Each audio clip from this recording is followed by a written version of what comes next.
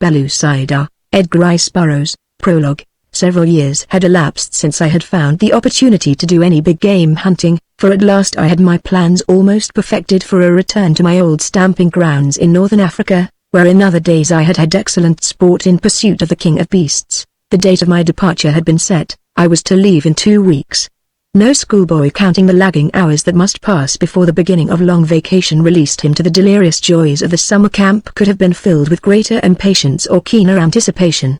And then came a letter that started me for Africa 12 days ahead of my schedule. Often am I in receipt of letters from strangers who have found something in a story of mine to commend or to condemn. My interest in this department of my correspondence is ever fresh. I opened this particular letter with all the zest of pleasurable anticipation with which I had opened so many others. The postmark, Algiers, had aroused my interest and curiosity, especially at this time, since it was Algiers that was presently to witness the termination of my coming sea voyage in search of sport and adventure.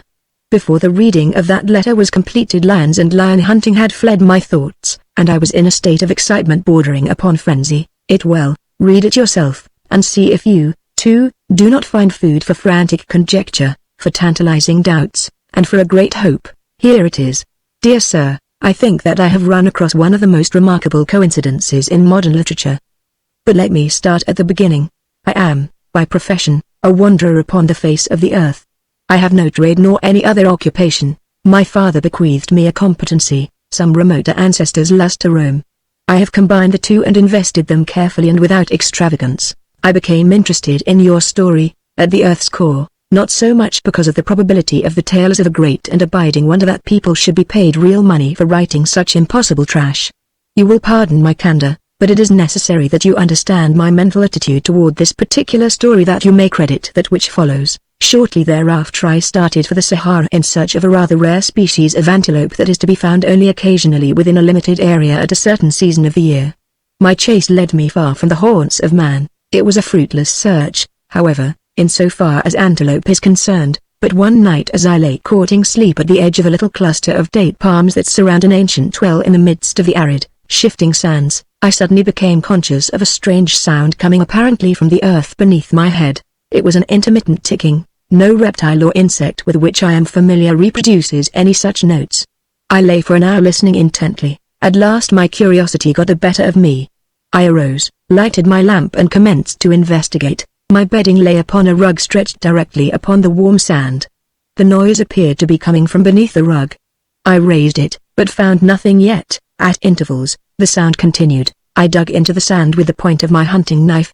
A few inches below the surface of the sand I encountered a solid substance that had the feel of wood beneath the sharp steel. Excavating about it, I unearthed a small wooden box.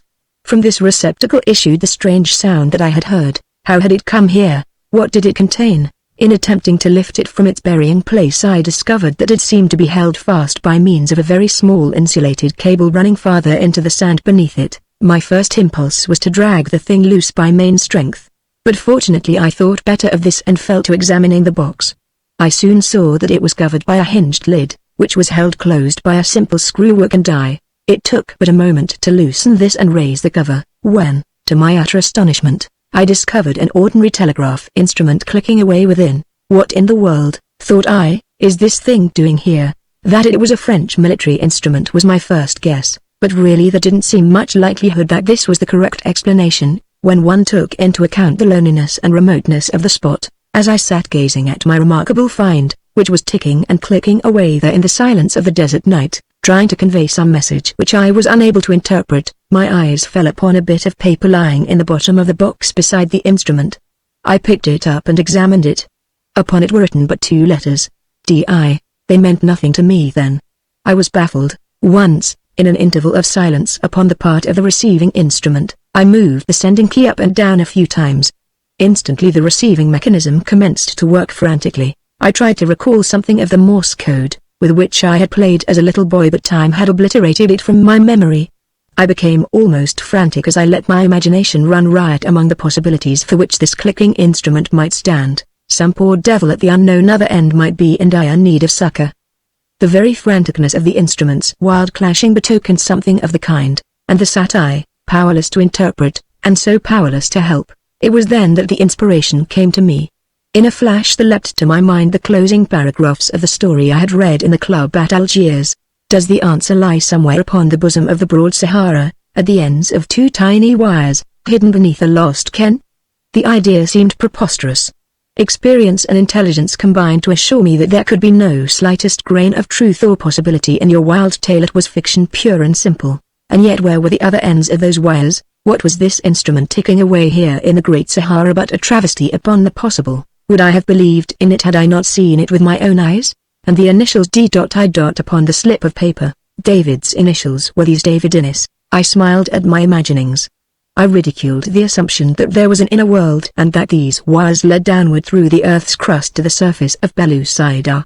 And yet, well, I sat there all night, listening to that tantalizing clicking, now and then moving the sending key just to let the other end know that the instrument had been discovered.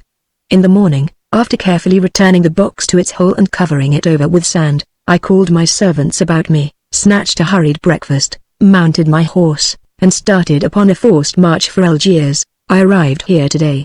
In writing you this letter I feel that I am making a fool of myself. There is no David Innes, there is no Diane the Beautiful, there is no world within a world. Pellucidar is but a realm of your imagination, nothing more. But the incident of the finding of that buried telegraph instrument upon the lonely Sahara is little short of uncanny. In view of your story of the adventures of David Innes, I have called it one of the most remarkable coincidences in modern fiction.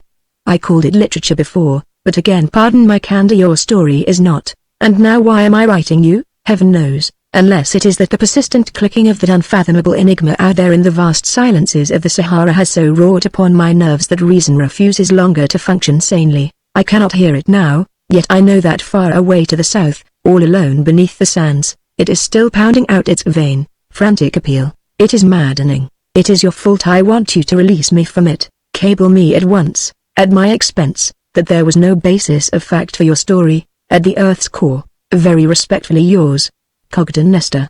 And Club, Algiers, June 1st. 10 minutes after reading this letter I had cabled Mr. Nestor as follows. Story true. Await me Algiers. As fast as train and boat would carry me, I sped toward my destination. For all those dragging days my mind was a whirl of mad conjecture, of frantic hope, of numbing fear. The finding of the telegraph instrument practically assured me that David Innes had driven Perry's iron mole back through the earth's crust to the buried world of Pellucidar. But what adventures had befallen him since his return? Had he found Diane the Beautiful, his half-savage mate, safe among his friends, or had who the sly one succeeded in his nefarious schemes to abduct her? Did Abner Perry, the lovable old inventor and paleontologist, still live? Had the federated tribes of Pellucidar succeeded in overthrowing the mighty Mahas, the dominant race of reptilian monsters, and their fierce, guerrilla-like soldiery, the savage Sagoths? I must admit that I was in a state bordering upon nervous prostration when I entered the Ant Club, in Algiers, and inquired for Mr. Nestor. A moment later I was ushered into his presence, to find myself clasping hands with the sort of chap that the world holds only too few of. He was a tall, smooth-faced man of about 30, clean-cut, straight, and strong, and weather-tanned to the hue of a desert Arab.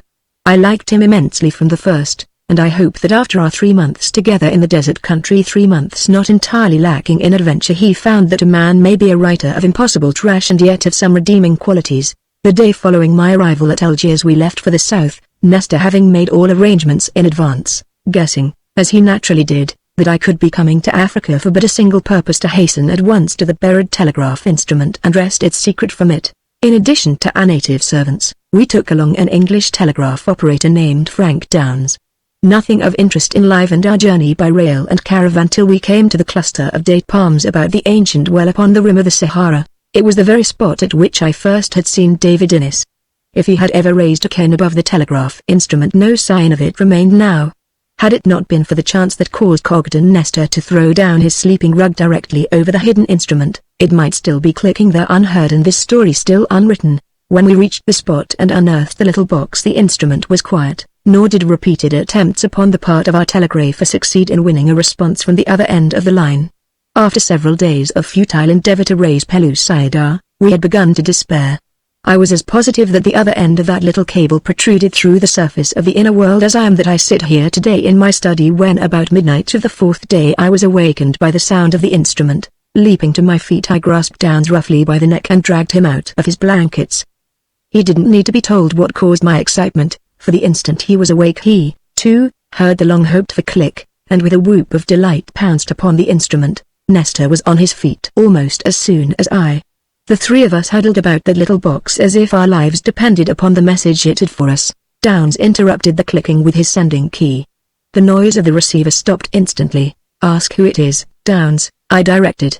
He did so, and while we awaited the Englishman's translation of the reply, I doubt if either Nestor or I breathed. "He says he's David Innes," said Downs. "He wants to know who we are." "Tell him," said I, "and that we want to know how he is and all that has befallen him since I last saw him." For 2 months I talked with David Innes almost every day, and as Downs translated, either Nestor or I took notes.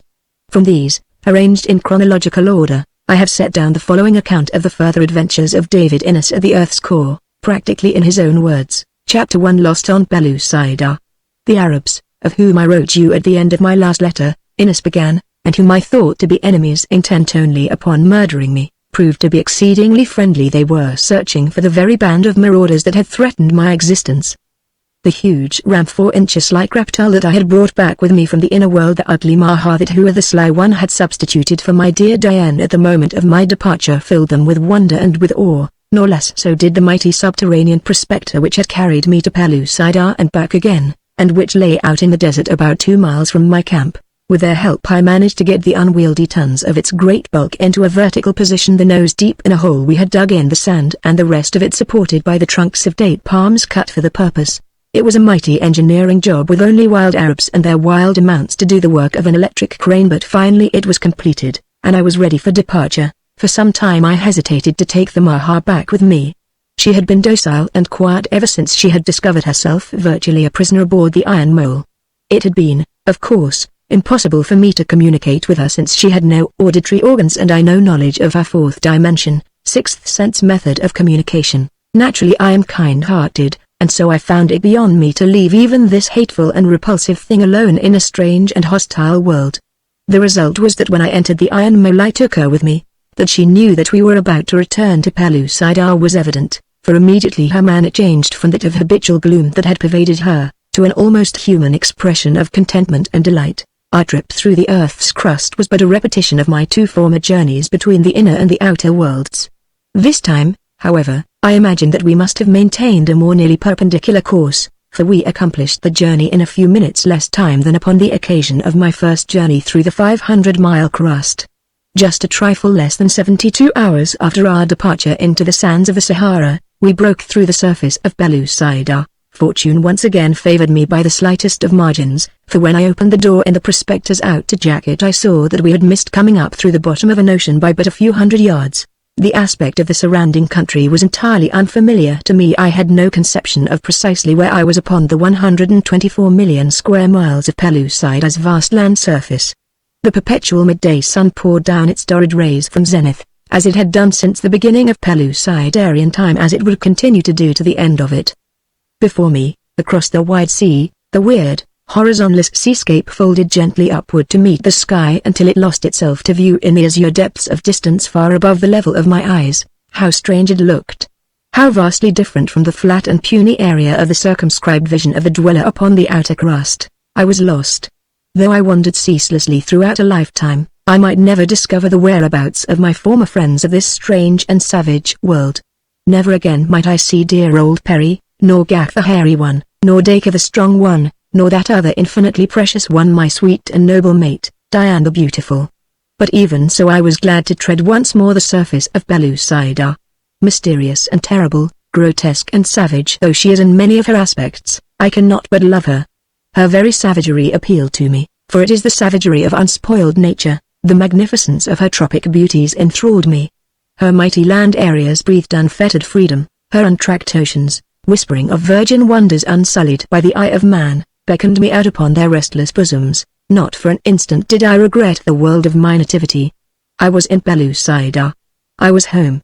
And I was content, as I stood dreaming beside the giant thing that had brought me safely through the earth's crust, my traveling companion.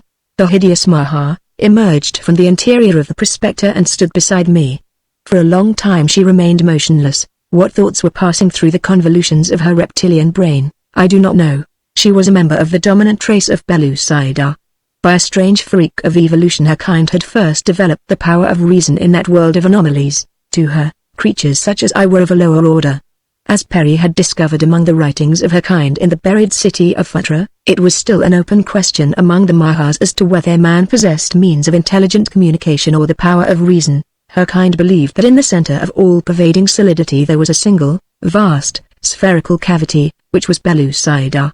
This cavity had been left there for the sole purpose of providing a place for the creation and propagation of the Maha race. Everything within it had been put there for the uses of the Maha. I wondered what this particular Maha might think now.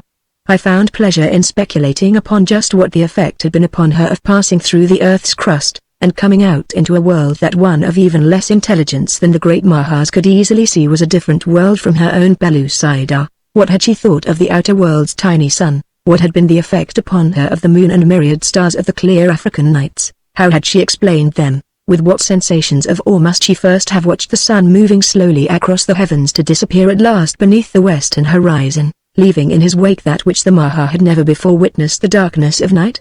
For upon Pellucidar there is no night. The stationary sun hangs forever in the center of the Pellucidarian sky directly overhead. Then, too, she must have been impressed by the wondrous mechanism of the prospector which had bored its way from world to world and back again. And that it had been driven by a rational being must also have occurred to her, too. She had seen me conversing with other men upon the earth's surface. She had seen the arrival of the caravan of books and arms, and ammunition, and the balance of the heterogeneous collection which I had crammed into the cabin of the iron mole for transportation to Pellucidar. She had seen all these evidences of a civilization and brain power transcending in scientific achievement anything that our race had produced. Nor once had she seen a creature of her own kind. There could have been but a single deduction in the mind of the Maha: there were other worlds than Pellucidar, and the Gylak was a rational being. Now the creature at my side was creeping slowly toward the nearby sea. At my hip hung a long-barreled six-shooter. Somehow I had been unable to find the same sensation of security in the newfangled automatics that had been perfected since my first departure from the outer world, and in my hand was a heavy express rifle. I could have shot the Maha with ease, for I knew intuitively that she was escaping, but I did not. I felt that if she could return to her own kind with the story of her adventures, the position of the human race within Pellucidar would be advanced immensely at a single stride, for at once man would take his proper place in the considerations of the reptilia. At the edge of the sea the creature paused and looked back at me. Then she slid sinuously into the surf. For several minutes I saw no more of her as she luxuriated in the cool depths. Then 100 yards from shore she rose, and there for another short while she floated upon the surface. Finally she spread her giant wings, flapped them vigorously a score of times, and rose above the blue sea. A single time she circled far aloft, and then straight as an arrow she sped away. I watched her until the distant haze enveloped her and she had disappeared. I was alone. My first concern was to discover where within Pellucidar I might be and in what direction lay the land of the Sarians where Gak the Hairy One ruled. But how was I to guess in which direction lay Sari? And if I set out to search, what then? Could I find my way back to the prospector with its priceless freight of books, firearms, ammunition, scientific instruments, and still more books, its great library of reference works upon every conceivable branch of applied sciences? And if I could not, of what value was all this vast storehouse of potential civilization and progress to be to the world of my adoption? Upon the other hand, if I remained here alone with it, what could I accomplish single-handed? Nothing. But where there was no east, no west, no north, no south, no stars, no moon, and only a stationary midday sun, how was I to find my way back to this spot should ever I get out of sight of it? I didn't know. For a long time I stood buried in deep thought, when it occurred to me to try out one of the compasses I had brought and ascertain if it remained steadily fixed upon an unvarying pole. I re-entered the prospector and fetched a compass without, moving a considerable distance from the prospector that the needle might not be influenced by its great bulk of iron and steel. I turned the delicate instrument about in every direction. Always and steadily the needle remained rigidly fixed upon a point straight out to sea, apparently pointing toward a large island some 10 or 20 miles distant. This then should be north. I drew my notebook from my pocket and made a careful topographical sketch of the locality within the range of my vision. Due north lay the island, far out upon the shimmering sea. The spot I had chosen for my observations was the top of a large, flat boulder which rose 6 or 8 feet above the turf. This spot I called Greenwich. The boulder was the Royal Observatory. I had made a start. I cannot tell you what a sense of relief was imparted to me by the simple fact that there was at least one spot within Pellucidar with a familiar name and a place upon a map. It was with almost childish joy that I made a little circle in my notebook and traced the word Greenwich beside it. Now I felt I might start out upon my search with some assurance of finding my way back again to the prospector. I decided that at first I would travel directly south in the hope that I might in that direction find some familiar landmark. It was as good a direction as any.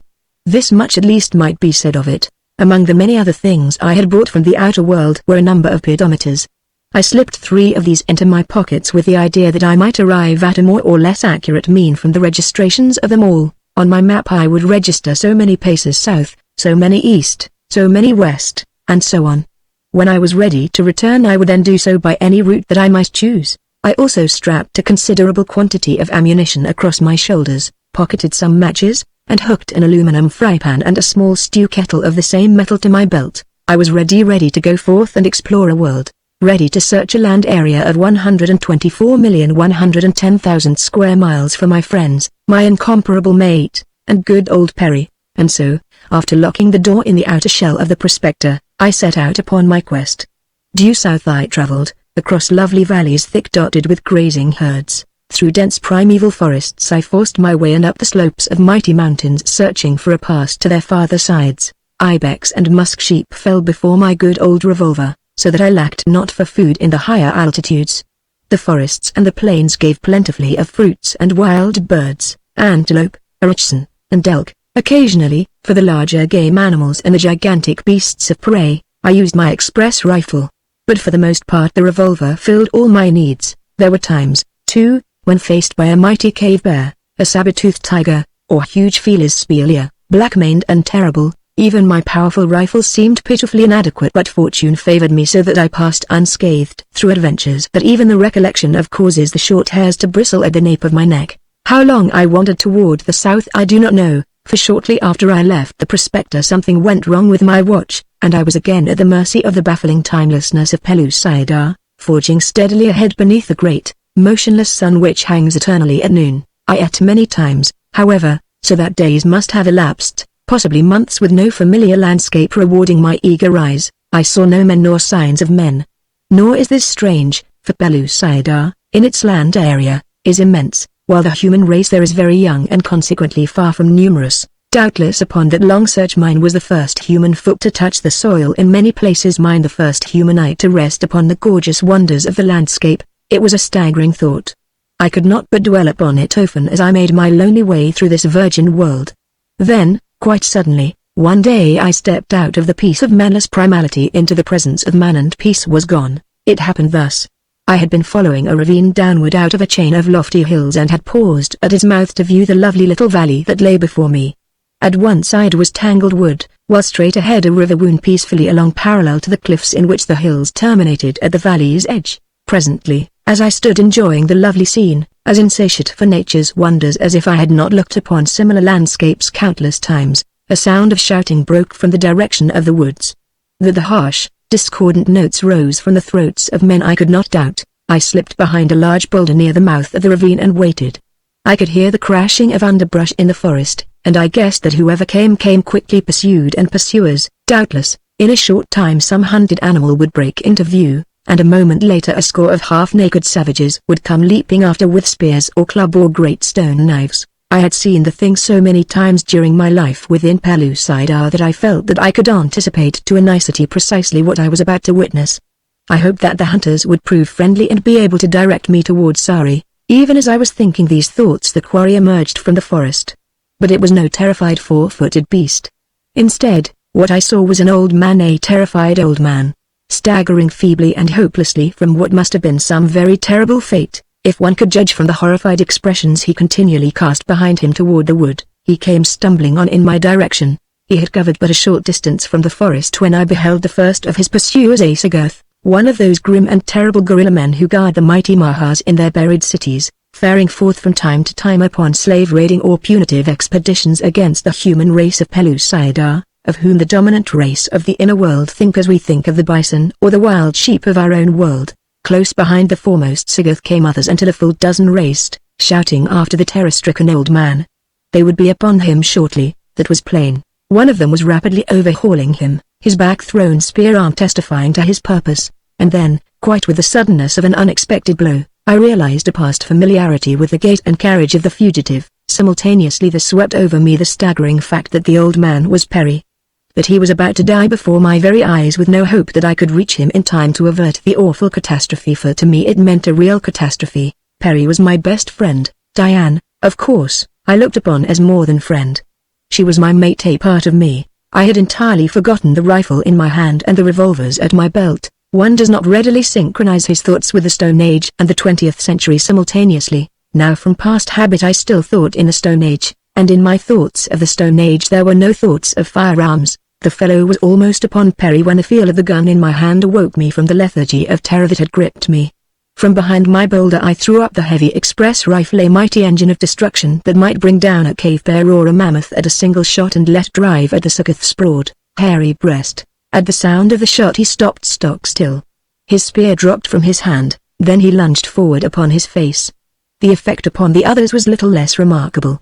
Perry alone could have possibly guessed the meaning of the loud report or explained its connection with the sudden collapse of the Suggoth. The other guerrilla men halted for but an instant. Then with renewed shrieks of rage they sprang forward to finish Perry. At the same time I stepped from behind my boulder, drawing one of my revolvers that I might conserve the more precious ammunition of the express rifle. Quickly I fired again with the lesser weapon. Then it was that all eyes were directed toward me. Another Suggoth fell to the bullet from the revolver, but it did not stop his companions. They were out for revenge as well as blood now, and they meant to have both. As I ran forward toward Perry I fired 4 more shots, dropping 3 of our antagonists. Then at last the remaining 7 wavered. It was too much for them, this roaring death that leapt, invisible, upon them from a great distance. As they hesitated I reached Perry's side. I have never seen such an expression upon any man's face as that upon Perry's when he recognized me. I have no words wherewith to describe it. There was not time to talk then, scarce for a greeting.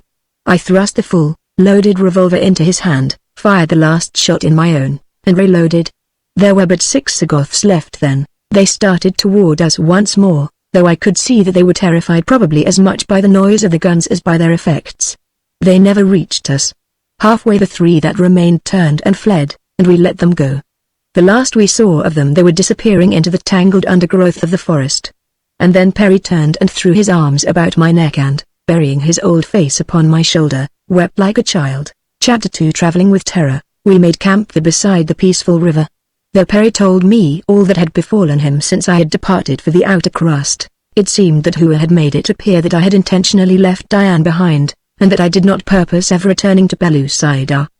He told them that I was of another world and that I had tired of this and of its inhabitants. To Diane he had explained that I had a mate in the world to which I was returning, that I had never intended taking Diane the Beautiful back with me, and that she had seen the last of me. Shortly afterward Diane had disappeared from the camp, nor had Perry seen or heard aught of her since. He had no conception of the time that had elapsed since I had departed, but guessed that many years had dragged their slow way into the past. Hua, too, had disappeared very soon after Diane had left.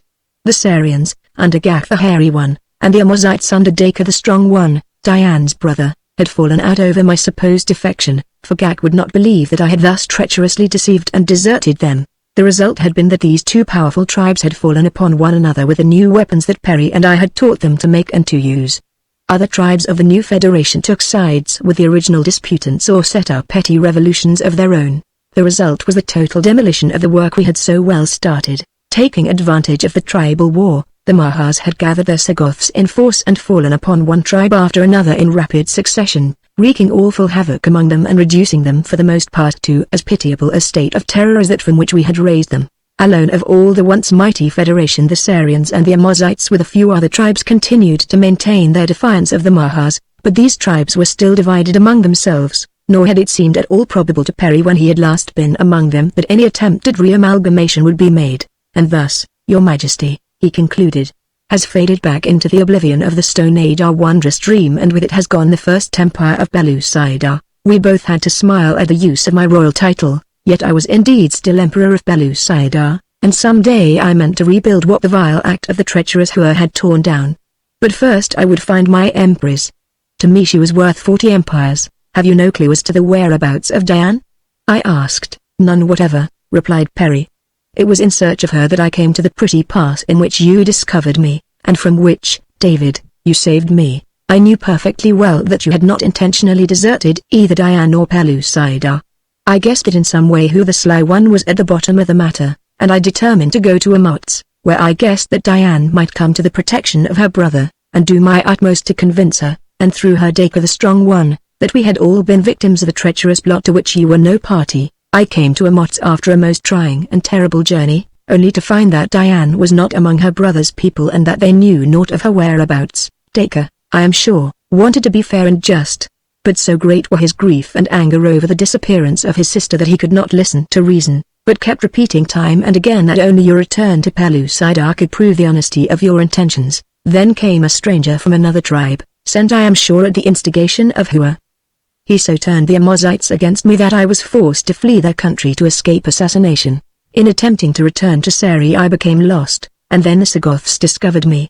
For a long time I eluded them, hiding in caves and wading in rivers to throw them off my trail. I lived on nuts and fruits and the edible roots that chance threw in my way. I traveled on, in what directions I could not even guess, and at last I could elude them no longer, and the end came as I had long foreseen that it would come. Except that I had not foreseen that you would be there to save me. We rested in our camp until Perry had regained sufficient strength to travel again.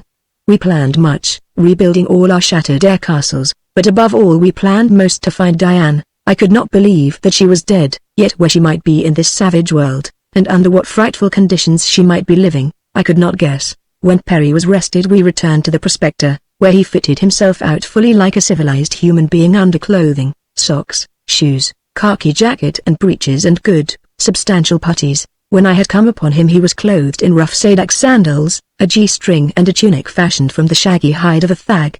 Now he wore real clothing again for the first time since the ape folk had stripped us of our apparel that long gone day that had witnessed our advent within Pellucidar.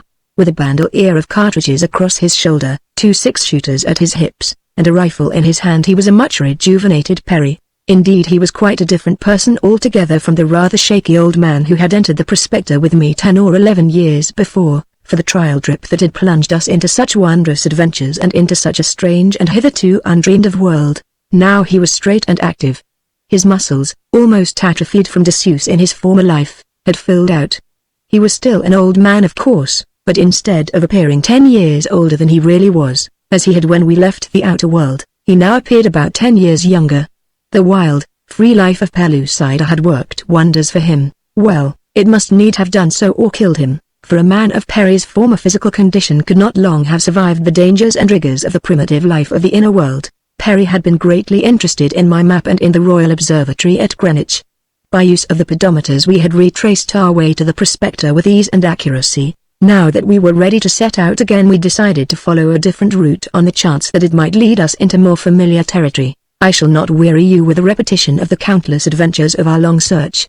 Encounters with wild beasts of gigantic size were of almost daily occurrence, but with our deadly express rifles we ran comparatively little risk when one recalls that previously we had both traversed this world of frightful dangers inadequately armed with crude, primitive weapons and all but naked. We ate and slept many times, so many that we lost count, and so I do not know how long we roamed, though our map shows the distances and directions quite accurately.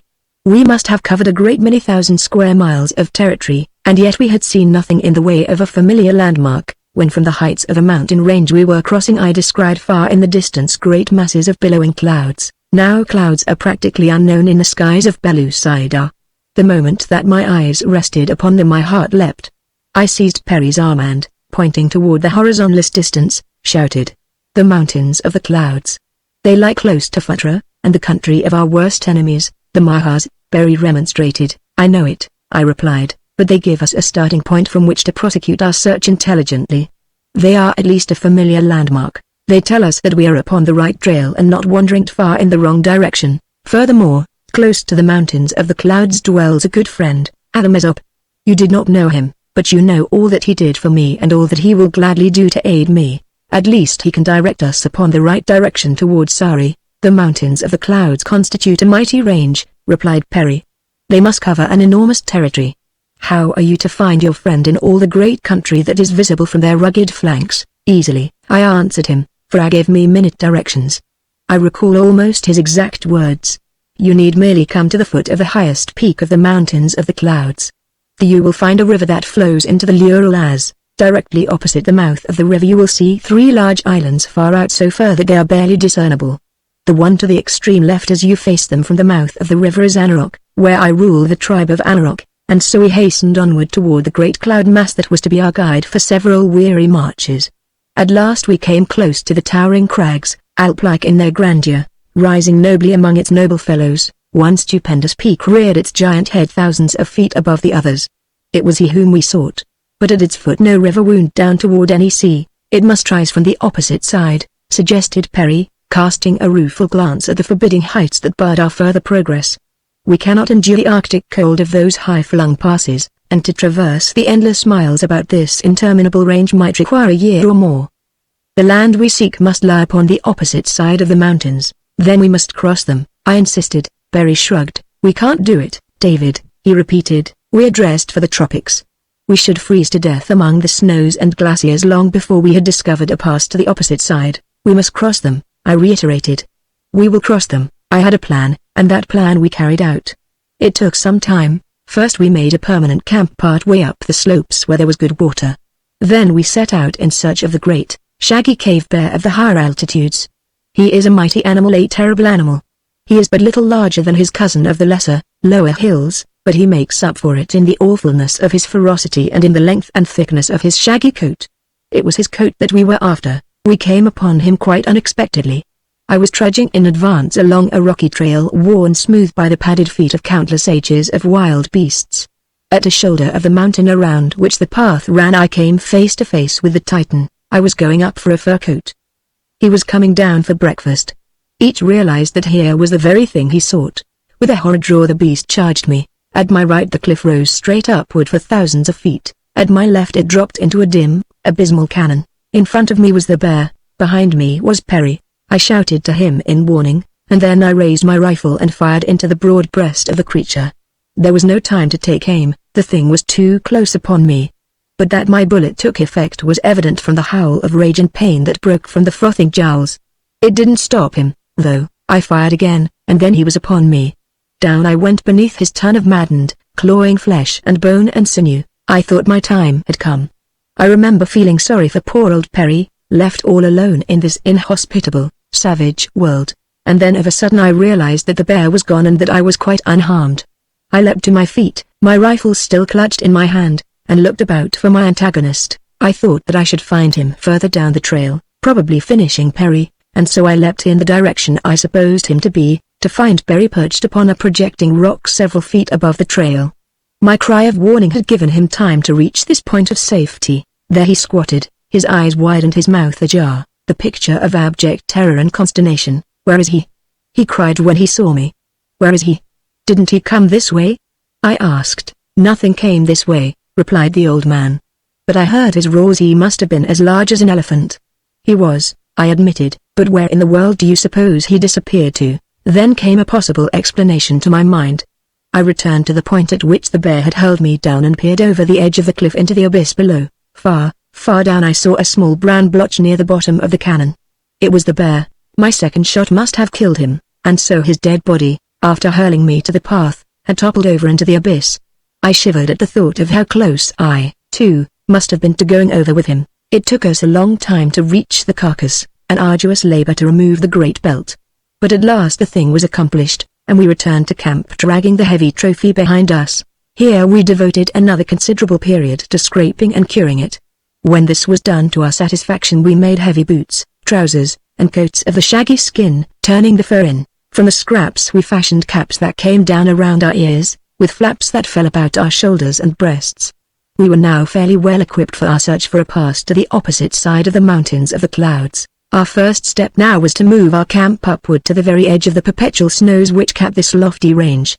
Here we built a snug, secure little hut, which we provisioned and stored with fuel for its diminutive fireplace. With our hut as a base we sallied forth in search of a pass across the range. Our every move was carefully noted upon our maps which we now kept in duplicate. By this means we were saved tedious and unnecessary retracing of ways already explored. Systematically we worked upward in both directions from our base, and when we had at last discovered what seemed might prove a feasible pass, we moved our belongings to a new hut further up. It was hard work, cold, bitter, cruel work. Not a step did we take in advance, but the grim reaper strode silently in our tracks. There were the great cave bears in the timber, and gaunt, lean wolves, huge creatures twice the size of our Canadian timber wolves. Farther up we were assailed by enormous white bears, hungry, devilish fellows, who came roaring across the rough glacier tops at the first glimpse of us, or stalked us stealthily by scent when they had not yet seen us. It is one of the peculiarities of life within Pellucidar that man is more often the hunted than the hunter. Myriad are the huge-bellied carnivora of this primitive world. Never, from birth to death, are those great bellies sufficiently filled, so always are the mighty owners prowling about in search of meat, terribly armed for battle as they are. Man presents to them in his primal state an easy prey, slow of foot, puny of strength, ill-equipped by nature with natural weapons of defense. The bears looked upon us as easy meat. Only our heavy rifles saved us from prompt extinction. Poor Perry never was a raging lion at heart, and I am convinced that the terrors of that awful period must have caused him poignant mental anguish. When we were abroad pushing our trail farther and further toward the distant break which, we assumed, marked a feasible way across the range, we never knew at what second some great engine of clawed and fanged destruction might rush upon us from behind, or lie in wait for us beyond a nice hummock or a jutting shoulder of the craggy steeps. The roar of our rifles was constantly shattering the world-old silence of stupendous cannons upon which the eye of man had never before gazed. And when in the comparative safety of our hut we lay down to sleep, the great beasts roared and fought without the walls, clawed and battered at the door, or rushed their colossal frames headlong against the hut's sides until it rocked and trembled the impact. Yes, it was a gay life. Perry had got to taking stock of our ammunition each time we returned to the hut. It became something of an obsession with him. He'd count our cartridges one by one and then try to figure how long it would be before the last was expended, and we must either remain in the hut until we starved to death or venture forth, empty, to fill the belly of some hungry bear. I must admit that I, too, felt worried, for our progress was indeed snail-like, and our ammunition could not last forever. In discussing the problem, finally we came to the decision to burn our bridges behind us and make one last supreme effort to cross the divide. It would mean that we must go without sleep for a long period, and with the further chance that when the time came that sleep could no longer be denied, we might still be high in the frozen regions of perpetual snow and ice, where sleep would mean certain death, exposed as we would be to the attacks of wild beasts and without shelter from the hideous cold. But we decided that we must take these chances, and so at last we set forth from our hut for the last time, carrying such necessities as we felt we could least afford to do without. The bears seemed unusually troublesome and determined that time, and as we clambered slowly upward beyond the highest point to which we had previously attained, the cold became infinitely more intense. Presently, with two great bears dogging our footsteps, we entered a dense fog. We had reached the heights that are so often cloud-wrapped for long periods. We could see nothing a few paces beyond our noses. We dared not turn back into the teeth of the bears which we could hear grunting behind us.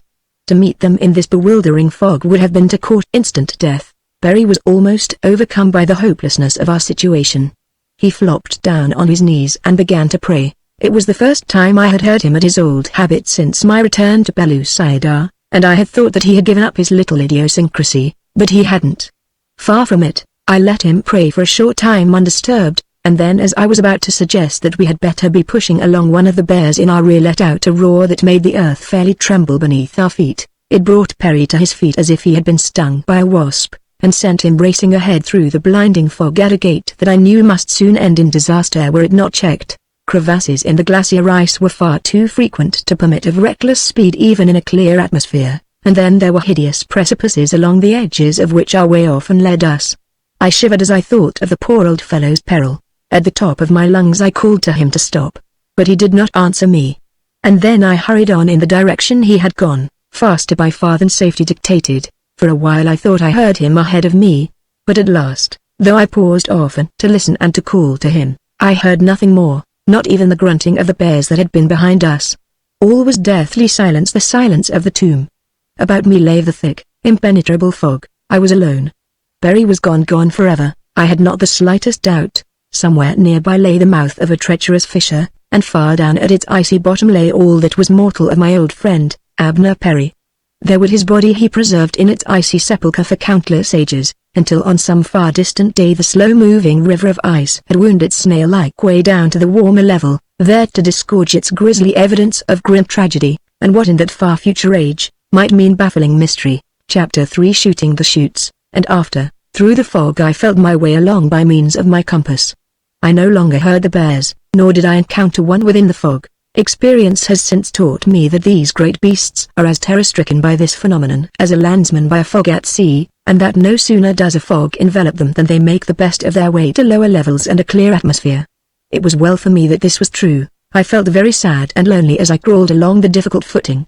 My own predicament weighed less heavily upon me than the loss of Perry, for I loved the old fellow. That I should ever win the opposite slopes of the range I began to doubt, for though I am naturally sanguine, I imagined that the bereavement which had befallen me had cast such a gloom over my spirits that I could see no slightest ray of hope for the future. Then, too, the blighting, grey oblivion of the cold, damp clouds through which I wandered was distressing. Hope thrives best in sunlight, and I am sure that it does not thrive at all in a fog. But the instinct of self-preservation is stronger than hope. It thrives, fortunately, upon nothing. It takes root upon the brink of the grave, and blossoms in the jaws of death.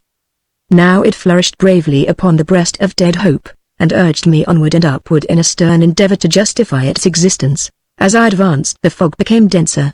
I could see nothing beyond my nose. Even the snow and ice-sight rod were invisible. I could not see below the breast of my bearskin coat. I seemed to be floating in a sea of vapor. To go forward over a dangerous glacier under such conditions was little short of madness, but I could not have stopped going had I known positively that death lay 2 paces before my nose.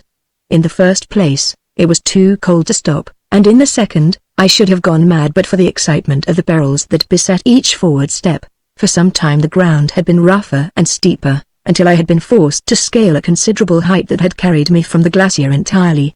I was sure from my compass that I was following the right general direction, and so I kept on. Once more the ground was level. From the wind that blew about me I guessed that I must be upon some exposed peak of ridge, and then quite suddenly I stepped out into space.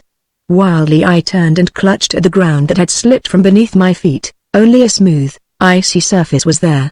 I found nothing to clutch or stay my fall, and a moment later so great was my speed that nothing could have stayed me. As suddenly as I had pitched into space, with equal suddenness did I emerge from the fog, out of which I shot like a projectile from a cannon into clear daylight.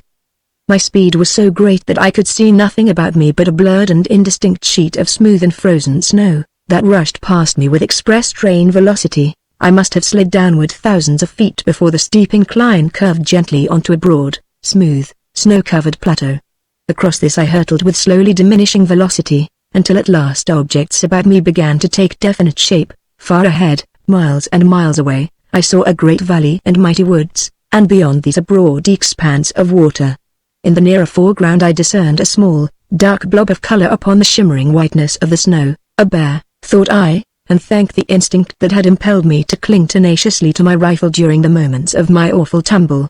At the rate I was going it would be but a moment before I should be quite abreast the thing, nor was it long before I came to a sudden stop in soft snow, upon which the sun was shining, not 20 paces from the object of my most immediate apprehension. It was standing upon its hind legs waiting for me.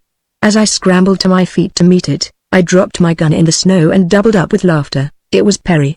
The expression upon his face, combined with the relief I felt at seeing him again safe and sound, was too much for my overwrought nerves. "David," he cried. "David, my boy. God has been good to an old man. He has answered my prayer." It seems that Perry in his mad flight had plunged over the brink at about the same point as that at which I had stepped over it a short time later. Chance had done for us what long periods of rational labor had failed to accomplish. We had crossed the divide. We were upon the side of the mountains of the clouds that we had for so long been attempting to reach. We looked about. Below us were green trees and warm jungles. In the distance was a great sea, the Urals, I said, pointing toward its blue-green surface. Somehow, the gods alone can explain it. Perry, too, had clung to his rifle during his mad descent of the icy slope. For that there was cause for great rejoicing. Neither of us was worse for his experience, so after shaking the snow from our clothing, we set off at a great rate down toward the warmth and comfort of the forest and the jungle. The going was easy by comparison with the awful obstacles we had had to encounter upon the opposite side of the divide. There were beasts, of course, but we came through safely, before we halted to eat or rest. We stood beside a little mountain brook beneath the wondrous trees of the primeval forest in an atmosphere of warmth and comfort. It reminded me of an early June day in the Maine woods. We fell to work with our short axes and cut enough small trees to build a rude protection from the fiercer beasts. Then we lay down to sleep. How long we slept I do not know. Berry says that inasmuch as there is no means of measuring time within Pellucidar, there can be no such thing as time here, and that we may have slept an outer earthly year, or we may have slept but a second, but this I know. We had stuck the ends of some of the saplings into the ground in the building of our shelter, first stripping the leaves and branches from them, and when we awoke we found that many of them had thrust forth sprouts. Personally, I think that we slept at least a month, but who may say? The sun marked midday when we closed our eyes. It was still in the same position when we opened them, nor had it varied a hair's breadth in the interim. It is most baffling, this question of elapsed time within Pellucidar. Anyhow, I was famished when we awoke. I think that it was the pangs of hunger that awoke me. Ptarmigan and wild boar fell before my revolver within a dozen moments of my awakening. Berry soon had a roaring fire blazing by the brink of the little stream. It was a good and delicious meal we made. Though we did not eat the entire boar, we made a very large hole in him, while the ptarmigan was but a mouthful. Having satisfied our hunger, we determined to set forth at once in search of Anarok and my old friend, Adamazop. We each thought that by following the little stream downward, we should come upon the large river which I had told me emptied into the Lural as opposite his island. We did so, nor were we disappointed, for at last after a pleasant journey, and what journey would not be pleasant after the hardships we had endured among the peaks of the mountains of the clouds, we came upon a broad flood that rushed majestically onward in the direction of the great sea we had seen from the snowy slopes of the mountains. For 3 long marches we followed the left bank of the growing river, until at last we saw it roll its mighty volume into the vast waters of the sea. Far out across the rippling ocean we described 3 islands. The one to the left must be Anarok. At last we had come close to a solution of our problem. Their road to Sari, but how to reach the islands was now the foremost question in our minds. We must build a canoe. Perry is a most resourceful man. He has an axiom which carries the thought kernel that what man has done, man can do, and it doesn't cut any figure with Perry whether a fellow knows how to do it or not. He set out to make gunpowder once, shortly after our escape from Futra and at the beginning of the Confederation of the Wild Tribes of Pellucidar. He said that someone, without any knowledge of the fact that such a thing might be concocted, had once stumbled upon it by accident, and so he couldn't see why a fellow who knew all about powder except how to make it couldn't do as well. He worked mighty hard mixing all sorts of things together, until finally he evolved a substance that looked like powder. He had been very proud of the stuff, and had gone about the village of the Sarians exhibiting it to everyone who would listen to him, and explaining what its purpose was and what terrific havoc it would work, until finally the natives became so terrified of the stuff that they wouldn't come within a rod of Perry and his invention. Finally, I suggested that we experiment with it and see what it would do, so Perry built a fire, after placing the powder at a safe distance, and then touched a glowing ember to a minute particle of the deadly explosive. It extinguished the ember. Repeated experiments with it determined me that in searching for a high explosive, Perry had stumbled upon a fire extinguisher that would have made his fortune for him back in our own world, so now he set himself to work to build a scientific canoe. I had suggested that we construct a dugout, but Perry convinced me that we must build something more in keeping with our positions of supermen in this world of the Stone Age. We must impress these natives with our superiority, he explained. You must not forget, David, that you are Emperor of Pellucidar. As such you may not with dignity approach the shores of a foreign power in so crude a vessel as a dugout. I pointed out to Perry that it wasn't much more incongruous for the Emperor to cruise in a canoe, than it was for the Prime Minister to attempt to build one with his own hands. He had to smile at that. But in extenuation of his act he assured me that it was quite customary for Prime Ministers to give their personal attention to the building of imperial navies, and this, he said, is the Imperial Navy of His Serene Highness, David I, Emperor of the Federated Kingdoms of Pellucidar. I grinned, but Perry was quite serious about it. It had always seemed rather more or less of a joke to me that I should be addressed as Majesty and all the rest of it. Yet my imperial power and dignity had been a very real thing during my brief reign. 20 tribes had joined the Federation, and their chiefs had sworn eternal fealty to one another and to me. Among them were many powerful though savage nations. Their chiefs we had made kings, their tribal lands kingdoms. We had armed them with bows and arrows and swords, in addition to their own more primitive weapons. I had trained them in military discipline and in so much of the art of war as I had gleaned from extensive reading of the campaigns of Napoleon, von Moltke, Grant, and the ancients. We had marked out as best we could natural boundaries dividing the various kingdoms. We had warned tribes beyond these boundaries that they must not trespass, and we had marched against and severely punished those who had. We had met and defeated the Mahas and the Sagoths. In short, we had demonstrated our rights to empire, and very rapidly were we being recognized and heralded abroad when my departure for the outer world and Hua's treachery had set us back. But now I had returned. The work that fate had undone must be done again, and though I must needs smile at my imperial honors, I nonetheless felt the weight of duty and obligation that rested upon my shoulders. Slowly the Imperial Navy progressed toward completion. She was a wondrous craft, but I had my doubts about her. When I voiced them to Perry, he reminded me gently that my people for many generations had been mine owners, not shipbuilders, and consequently I couldn't be expected to know much about the matter. I was minded to inquire into his hereditary fitness to design battleships, but inasmuch as I already knew that his father had been a minister in a backwoods village far from the coast, I hesitated lest I offend the dear old fellow. He was immensely serious about his work, and I must admit that insofar as appearances went he did extremely well with the meager tools and assistants at his command. We had only 2 short axes and our hunting knives, yet with these we hewed trees, split them into planks, surfaced and fitted them. The navy was some 40 feet in length by 10 feet beam. Her sides were quite straight and fully 10 feet high for the purpose, explained Perry, of adding dignity to her appearance and rendering it less easy for an enemy to board her. As a matter of fact, I knew that he had had in mind the safety of her crew under javelin fire. The lofty sides made an admirable shelter. Inside she reminded me of nothing so much as a floating trench. There was also some slight analogy to a huge coffin. Her prow sloped sharply backward from the waterline quite like a line of battleship. Perry had designed her more for moral effect upon an enemy, I think, than for any real harm she might inflict, and so those parts which were to show were the most imposing. Below the waterline she was practically non-existent. She should have her considerable draft, but, as the enemy couldn't have seen it, Perry decided to do away with it, and so made her flat-bottomed. It was this that caused my doubts about her.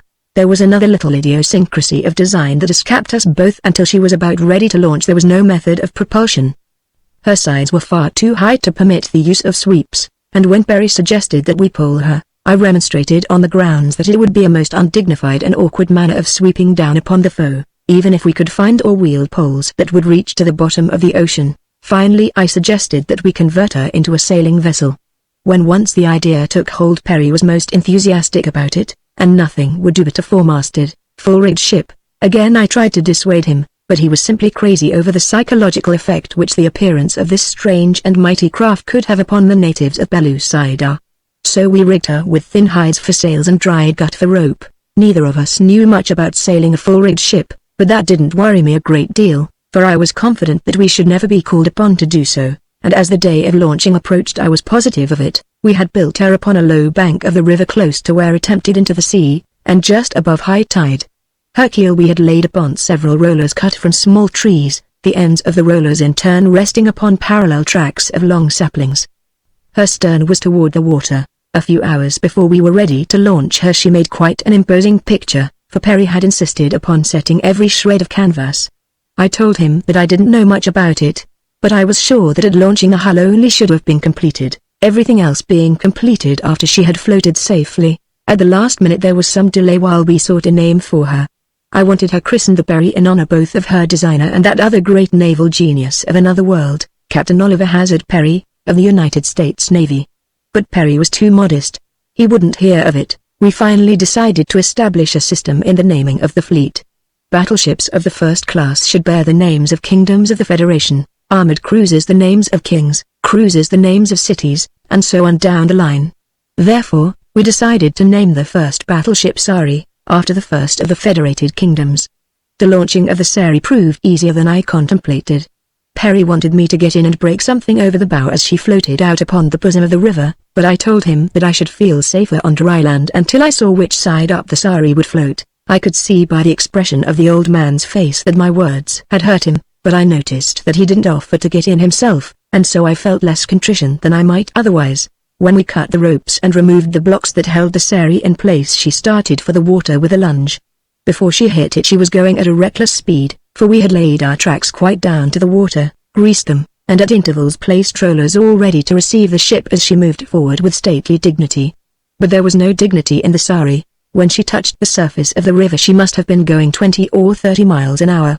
Her momentum carried her well out into the stream, until she came to a sudden halt at the end of the long line which we had had the foresight to attach to her bow and fasten to a largest tree upon the bank. The moment her progress was checked she promptly capsized. Perry was overwhelmed. I didn't upbraid him, nor remind him that I had told him so. His grief was so genuine and so apparent that I didn't have the heart to reproach him, even were I inclined to that particular sort of meanness. "Come, old man," I cried. "It's not as bad as it looks.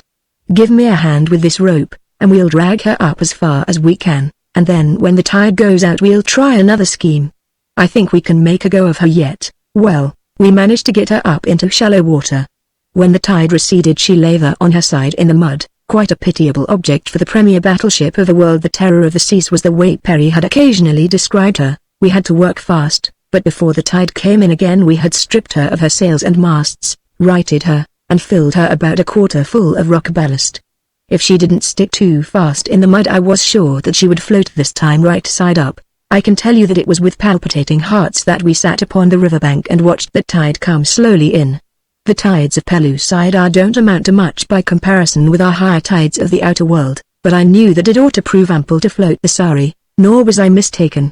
Finally we had the satisfaction of seeing the vessel rise out of the mud and float slowly upstream with the tide.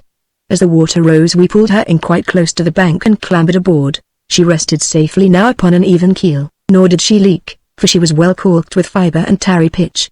We rigged up a single short mast in light sail, fastened planking down over the ballast to form a deck, worked her out into midstream with a couple of sweeps, and dropped our primitive stone anchor to await the turn of the tide that would bear us out to sea. While we waited we devoted the time to the construction of an upper deck, since the one immediately above the ballast was some 7 feet from the gunwale. The second deck was 4 feet above this. In it was a large, commodious hatch, leading to the lower deck. The sides of the ship rose 3 feet above the upper deck, forming an excellent breastwork, which we loopholed at intervals that we might lie prone and fire upon an enemy. Though we were sailing out upon a peaceful mission in search of my friend R, we knew that we might meet with people of some other island who would prove unfriendly. At last the tide turned. We weighed anchor.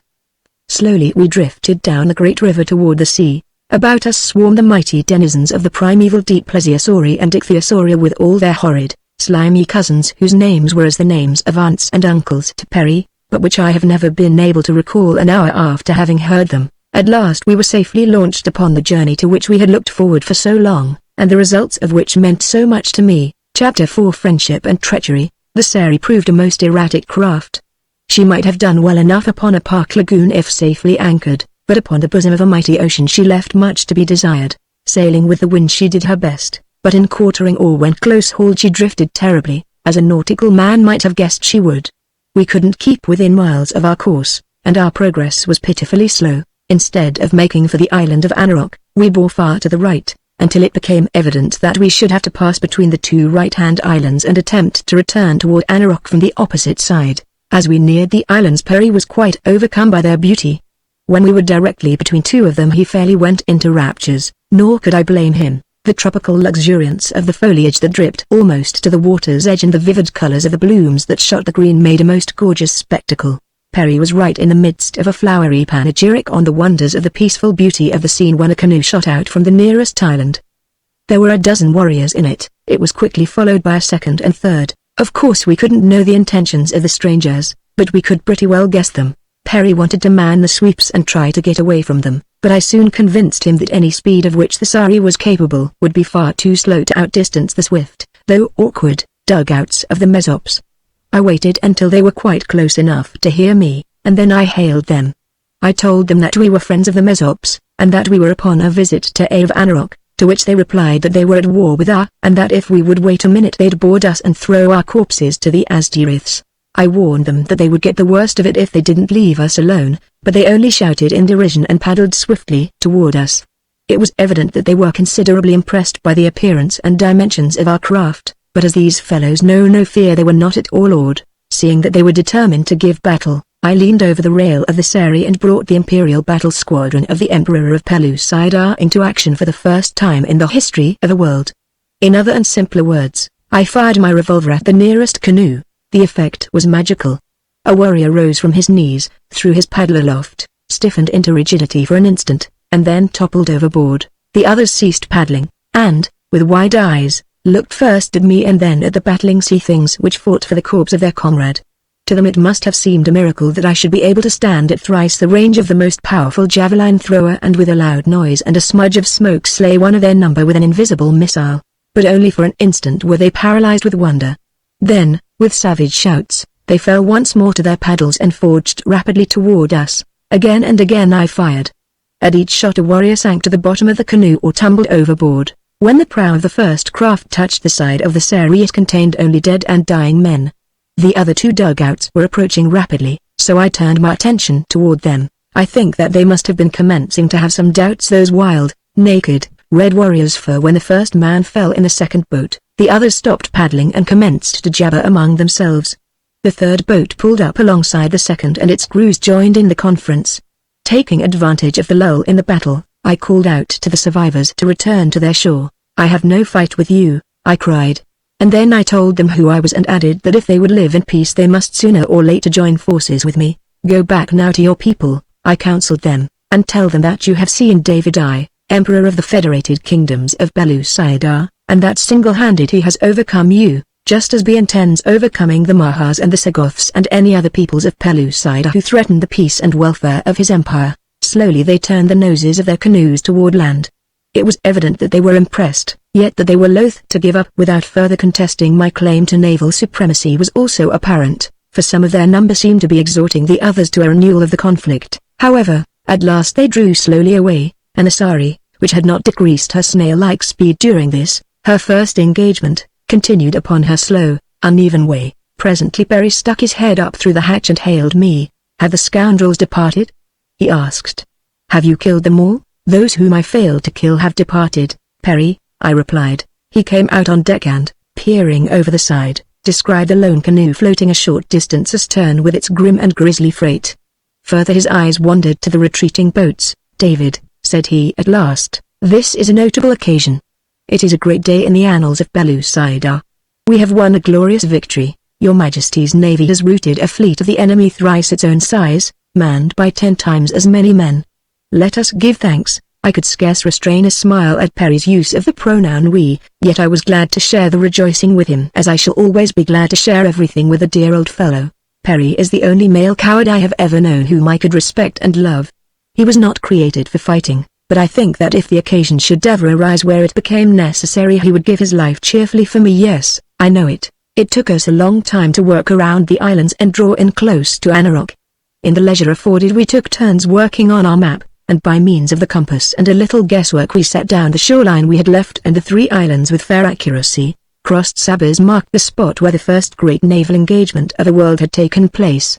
In a notebook we jotted down, as had been our custom, details that would be of historical value later. Opposite Anarok we came to anchor quite close to shore. I knew from my previous experience with the tortuous trails of the island that I could never find my way inland to the hidden tree village of the Mesop chieftain. So we remained aboard the Sari, firing our express rifles at intervals to attract the attention of the natives. After some 10 shots had been fired at considerable intervals a body of copper-colored warriors appeared upon the shore. They watched us for a moment and then I hailed them, asking the whereabouts of my old friend R. They did not reply at once, but stood with their heads together in serious and animated discussion. Continually they turned their eyes toward our strange craft. It was evident that they were greatly puzzled by our appearance as well as unable to explain the source of the loud noises that had attracted their attention to us. At last one of the warriors addressed us. "Who are you who seek her?" he asked. "What would you of our chief?" "We are friends," I replied. "I am David. Tell her that David, whose life he once saved from a Scythic, has come again to visit him. If you will send out a canoe we will come ashore. We cannot bring our great warship closer in." Again they talked for a considerable time. Then 2 of them entered a canoe that several dragged from its hiding place in the jungle and paddled swiftly toward us. They were magnificent specimens of manhood. Perry had never seen a member of this red race close to before. In fact, the dead men in the canoe we had left astern after the battle and the survivors who were paddling rapidly toward their shore were the first he ever had seen. He had been greatly impressed by their physical beauty and the promise of superior intelligence which their well-shaped skulls gave. The 2 who now paddled out received us into their canoe with dignified courtesy. To my inquiries relative to they explained that he had not been in the village when our signals were heard, but that runners had been sent out after him and that doubtless he was already upon his way to the coast. One of the men remembered me from the occasion of my former visit to the island. He was extremely agreeable the moment that he came close enough to recognize me. He said that I would be delighted to welcome me, and that all the tribe of Anarok knew of me by repute, and had received explicit instructions from their chieftain that if any of them should ever come upon me to show me every kindness and attention. Upon shore we were received with equal honor. While we stood conversing with our bronze friends, a tall warrior leapt suddenly from the jungle. It was As his eyes fell upon me, his face lighted with pleasure. He came quickly forward to greet me after the manner of his tribe. Toward Perry he was equally hospitable. The old man fell in love with the savage giant as completely as had I. Conducted us along the maze-like trail to his strange village, where he gave over one of the tree houses for our exclusive use. Perry was much interested in the unique habitation, which resembled nothing so much as a huge wasp's nest built around the bole of a tree well above the ground. After we had eaten and rested, came to see us with a number of his head men. They listened attentively to my story, which included a narrative of the events leading to the formation of the Federated Kingdoms, the battle with the Mahas, my journey to the outer world, and my return to Pellucidar and search for Sari and my mate. Told me that the Mesops had heard something of the Federation and had been much interested in it.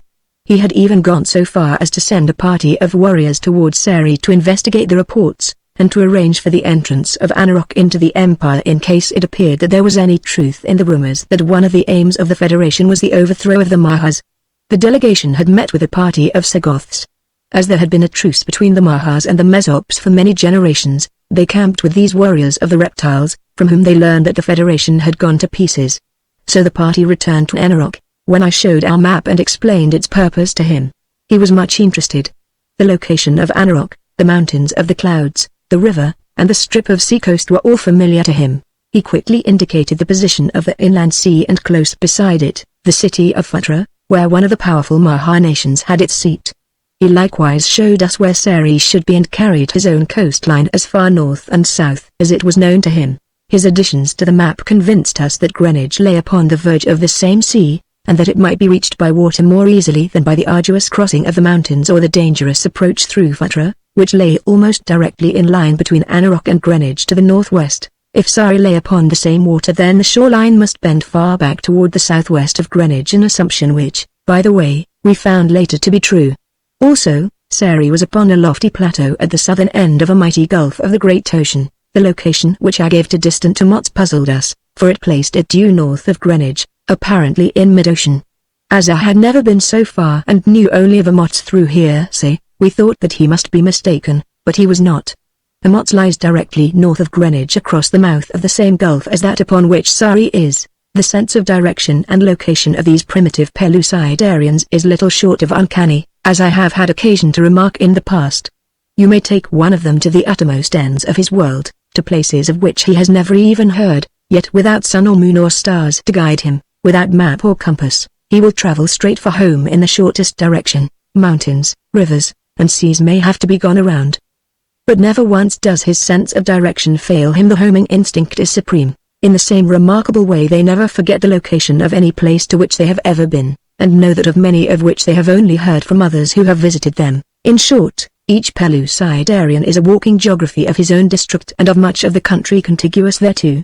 It always proved of the greatest aid to Perry and me. Nevertheless, we were anxious to enlarge our map, for we at least were not endowed with a homing instinct.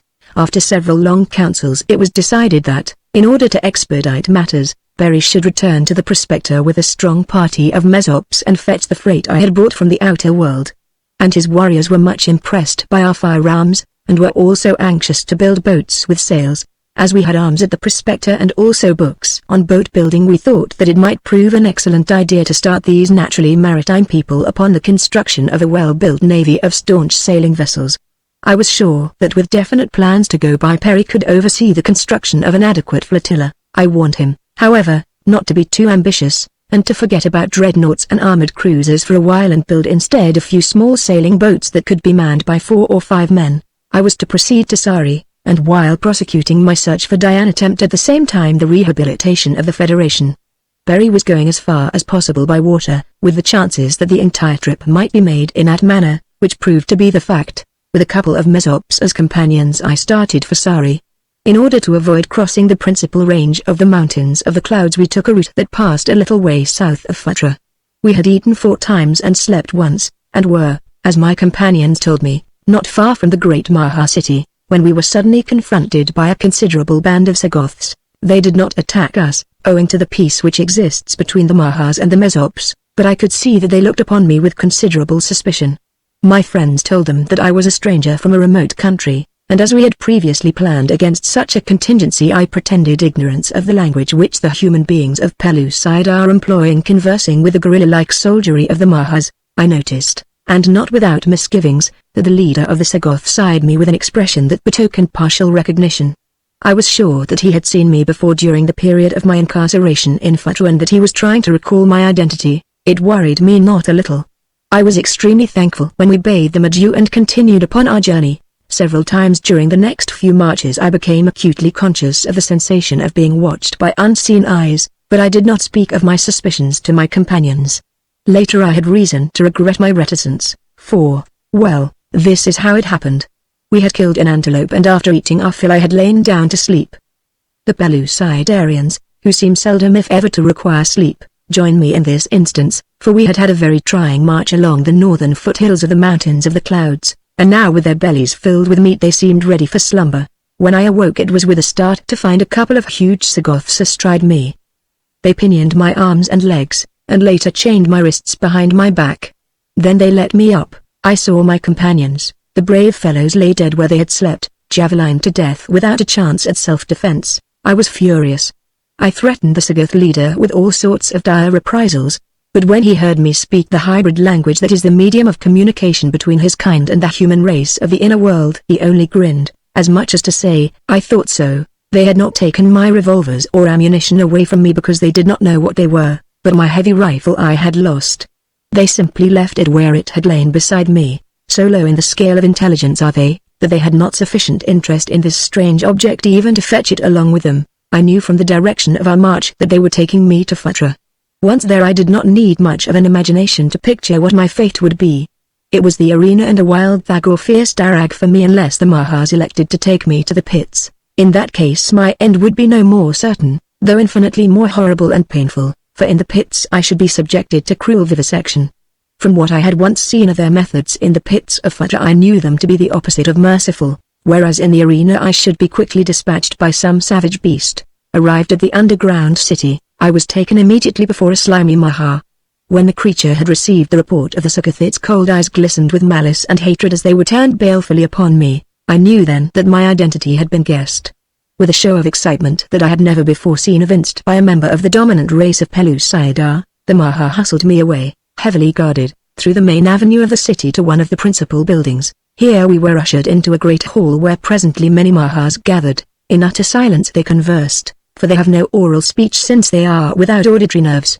Their method of communication Perry has likened to the projection of a sixth sense into a fourth dimension, where it becomes cognizable to the sixth sense of their audience. Be that as it may, however, it was evident that I was the subject of discussion, and from the hateful looks bestowed upon me not a particularly pleasant subject. How long I waited for their decision I do not know, but it must have been a very long time. Finally one of the Sagoths addressed me. He was acting as interpreter for his masters. The Mahas will spare your life, he said, and release you on one condition. And what is that condition? I asked, though I could guess its terms. That you return to them that which you stole from the pits of Phutra when you killed the 4 Mahas and escaped, he replied. I had thought that that would be it. The great secret upon which depended the continuance of the Maha race was safely hid where only Diane and I knew. I ventured to imagine that they would have given me much more than my liberty to have it safely in their keeping again, but after that what? Would they keep their promises? I doubted it. With the secret of artificial propagation once more in their hands, their numbers would soon be made so to overrun the world of Pellucidar that there could be no hope for the eventual supremacy of the human race, the cause for which I so devoutly hoped, for which I had consecrated my life, and for which I was not willing to give my life. Yes. In that moment as I stood before the heartless tribunal I felt that my life would be a very little thing to give could it save to the human race of Pellucidar the chance to come into its own by ensuring the eventual extinction of the hated, powerful Mahas. Come! Exclaimed the Sagoths. The mighty Mahas await your reply. You may say to them, I answered, that I shall not tell them where the great secret is hid. When this had been translated to them, there was a great beating of reptilian wings, gaping of sharp-fanged jaws, and hideous hissing. I thought that they were about to fall upon me on the spot, and so I laid my hands upon my revolvers. But at length they became more quiet and presently transmitted some command to my Sagoth guard, the chief of which laid a heavy hand upon my arm and pushed me roughly before him from the audience chamber. They took me to the pits, where I lay carefully guarded. I was sure that I was to be taken to the vivisection laboratory, and it required all my courage to fortify myself against the terrors of so fearful a death. In Pellucidar, where there is no time, death agonies may endure for eternities. Accordingly, I had to steel myself against an endless doom, which now stared me in the face. Chapter 5 Surprises. But at last the allotted moment arrived, the moment for which I had been trying to prepare myself, for how long I could not even guess. A great Sagoth came and spoke some words of command to those who watched over me.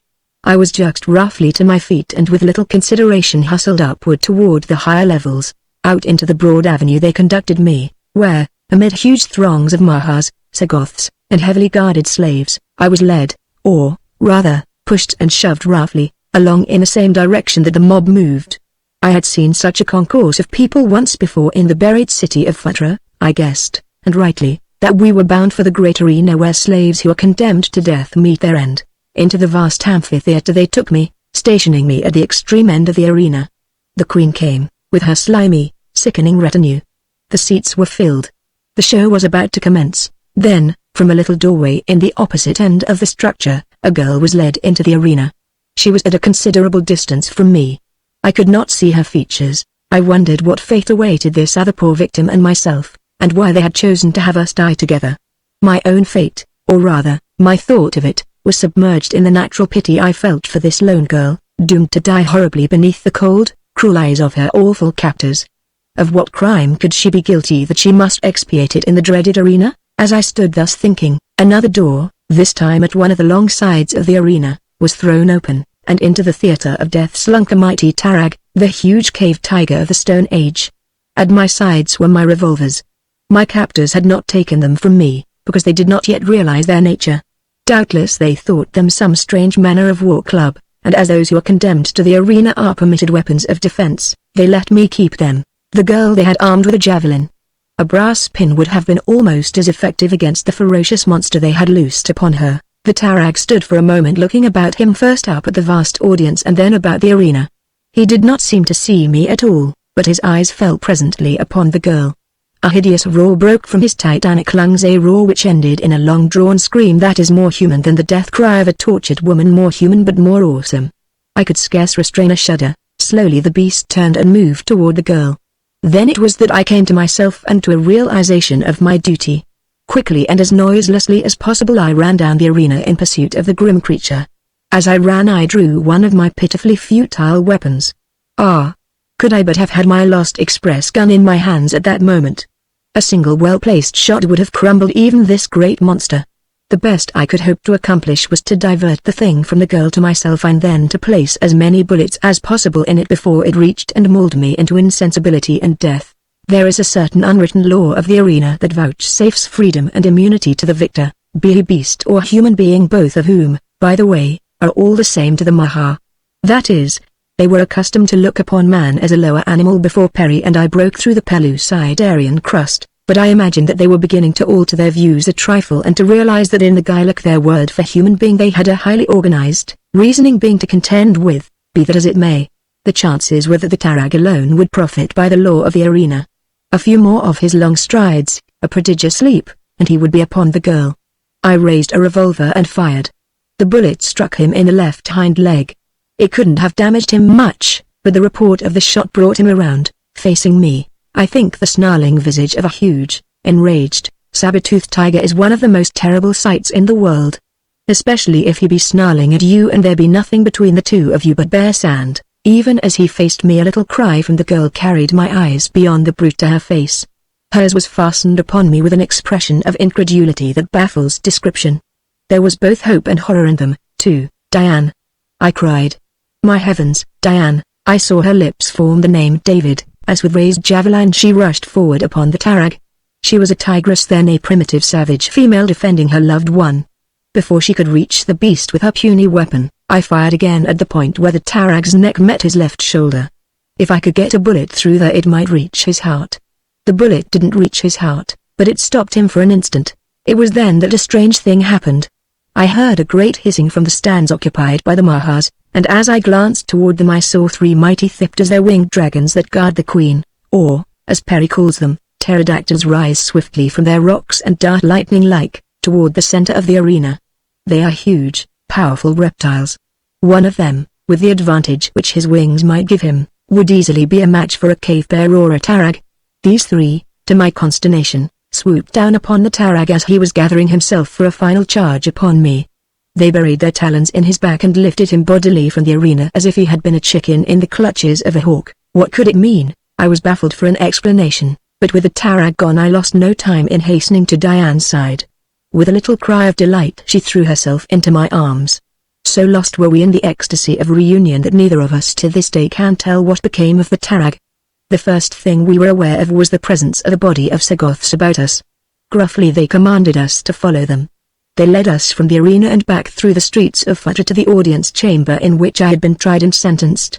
Here we found ourselves facing the same cold, cruel tribunal. Again a Sagoth acted as interpreter. He explained that our lives had been spared because at the last moment Tualsa had returned to Futra, and seeing me in the arena had prevailed upon the queen to spare my life. Who is Tualsa? I asked. A Maha whose last male ancestor was ages ago the last of the male rulers among the Mahas, he replied. Why should she wish to have my life spared? He shrugged his shoulders and then repeated my question to the Maha spokesman. When the latter had explained in the strange sign language that passes for speech between the Mahas and their fighting men, the Sagoth turned again to me. For a long time you had Tualsa in your power, he explained. You might easily have killed her or abandoned her in a strange world, but you did neither. You did not harm her, and you brought her back with you to Pellucidar and set her free to return to Futra. This is your reward. Now I understood. The Maha who had been my involuntary companion upon my return to the outer world was Tualsa. This was the first time that I had learned the lady's name. I thanked fate that I had not left her upon the sands of the Sahara or put a bullet in her, as I had been tempted to do. I was surprised to discover that gratitude was a characteristic of the dominant race of Pellucidar.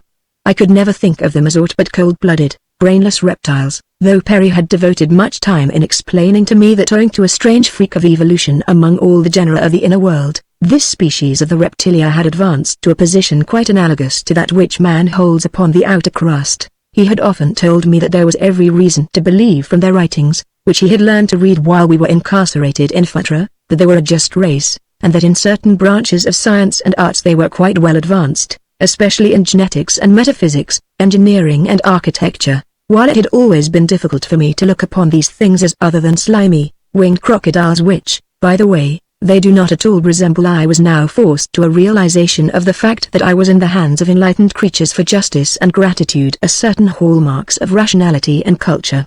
But what they purposed for us further was of most imminent interest to me. They might save us from the Tarag and yet not free us.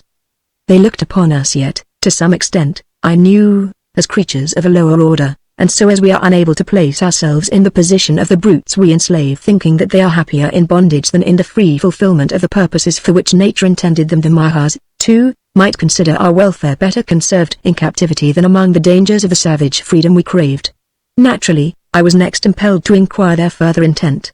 To my question, put through the Sagoth interpreter, I received the reply that having spared my life they considered that Tualsa's debt of gratitude was cancelled. They still had against me, however, the crime of which I had been guilty, the unforgivable crime of stealing the great secret. They, therefore, intended holding Diane and me prisoners until the manuscript was returned to them. They would, they said, send an escort of Sagoths with me to fetch the precious document from its hiding place, keeping Diane at Futra as a hostage and releasing us both the moment that the document was safely restored to their queen. There was no doubt but that they had the upper hand. However, there was so much more at stake than the liberty or even the lives of Diane and myself, that I did not deem it expedient to accept their offer without giving the matter careful thought. Without the great secret this malless race must eventually become extinct. For ages they had fertilized their eggs by an artificial process, the secret of which lay hidden in the little cave of a far-off valley where Diane and I had spent our honeymoon. I was none too sure that I could find the valley again, nor that I cared to. So long as the powerful reptilian race of Pellucidar continued to propagate, Just so long would the position of man within the inner world be jeopardized. There could not be two dominant races. I said as much to Diane. You used to tell me, she replied, of the wonderful things you could accomplish with the inventions of your own world. Now you have returned with all that is necessary to place this great power in the hands of the men of Pellucidar. You told me of great engines of destruction which would cast a bursting ball of metal among our enemies, killing hundreds of them at one time. You told me of mighty fortresses of stone which 1,000 men armed with big and little engines such as these could hold forever against 1,000,000 Sagoths. You told me of great canoes which moved across the water without paddles, and which spat death from holes in their sides. All these may now belong to the men of Pellucidar. Why should we fear the Mahas? Let them breed. Let their numbers increase by thousands. They will be helpless before the power of the Emperor of Pellucidar. But if you remain a prisoner in Phutra, what may we accomplish? What could the men of Pellucidar do without you to lead them? They would fight among themselves, and while they fought the Mahas would fall upon them, and even though the Maha race should die out, of what value would the emancipation of the human race be to them without the knowledge, which you alone may wield, to guide them toward the wonderful civilization of which you have told me so much that I long for its comforts and luxuries as I never before longed for anything? No, David, the Mahas cannot harm us if you are at liberty. Let them have their secret that you and I may return to our people, and lead them to the conquest of all Pellucidar. It was plain that Diane was ambitious, and that her ambition had not dulled her reasoning faculties. She was right. Nothing could be gained by remaining bottled up in Phutra for the rest of our lives. It was true that Perry might do much with the contents of the prospector, or iron mole, in which I had brought down the implements of outer world civilization, but Perry was a man of peace. He could never quell the warring factions of the disrupted Federation. He could never win new tribes to the Empire. He would fiddle around manufacturing gunpowder and trying to improve upon it until someone blew him up with his own invention. He wasn't practical. He never would get anywhere without a balance wheel, without someone to direct his energies. Perry needed me and I needed him. If we were going to do anything for Pellucidar we must be free to do it together. The outcome of it all was that I agreed to the Maha's proposition. They promised that Diane would be well treated and protected from every indignity during my absence. So I set out with 100 Sagoths in search of the little valley which I had stumbled upon by accident, and which I might and might not find again. We traveled directly towards Sari. Stopping at the camp where I had been captured, I recovered my express rifle, for which I was very thankful. I found it lying where I had left it when I had been overpowered in my sleep by the Sagoths who had captured me and slain my Mesop companions. On the way I added materially to my map, an occupation which did not elicit from the Sagoths even a shadow of interest. I felt that the human race of Pellucidar had little to fear from these guerrilla men. They were fighters, that was all. We might even use them later ourselves in this same capacity. They had not sufficient brain power to constitute a menace to the advancement of the human race. As we neared the spot where I hoped to find the little valley I became more and more confident of success. Every landmark was familiar to me, and I was sure now that I knew the exact location of the cave. It was at about this time that I sighted a number of the half-naked warriors of the human race of Pellucidar. They were marching across our front. At sight of us they halted. That there would be a fight I could not doubt. These Sagoths would never permit an opportunity for the capture of slaves for their Maha masters to escape them. I saw that the men were armed with bows and arrows, long lances and swords, so I guessed that they must have been members of the Federation, for only my people had been thus equipped. Before Perry and I came, the men of Pellucidar had only the crudest weapons wherewith to slay one another. The Sagoths, too, were evidently expecting battle. With savage shouts they rushed forward toward the human warriors. Then a strange thing happened.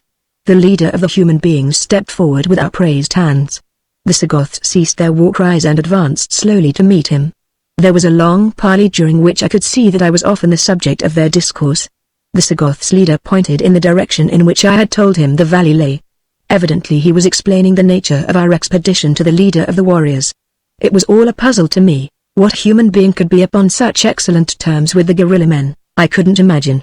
I tried to get a good look at the fellow, but the Sagoths had left me in the rear with a guard when they had advanced to battle, and the distance was too great for me to recognize the features of any of the human beings. Finally the parley was concluded and the men continued on their way while the Sagoths returned to where I stood with my guard. It was time for eating, so we stopped where we were and made our meal. The Sagoths didn't tell me who it was they had met, and I did not ask, though I must confess that I was quite curious. They permitted me to sleep at this halt. Afterward we took up the last leg of our journey. I found the valley without difficulty and led my guard directly to the cave. At its mouth the Sagoths halted and I entered alone. I noticed as I felt about the floor in the dim light that there was a pile of fresh-turned rubble there. Presently my hands came to the spot where the great secret had been buried. There was a cavity where I had carefully smoothed the earth over the hiding place of the document. The manuscript was gone. Frantically I searched the whole interior of the cave several times over, but without other result than a complete confirmation of my worst fears. Someone had been here ahead of me and stolen the great secret. The one thing within Pellucidar which might free Diane and me was gone, nor was it likely that I should ever learn its whereabouts. If a Maha had found it, which was quite improbable, the chances were that the dominant trace would never divulge the fact that they had recovered the precious document.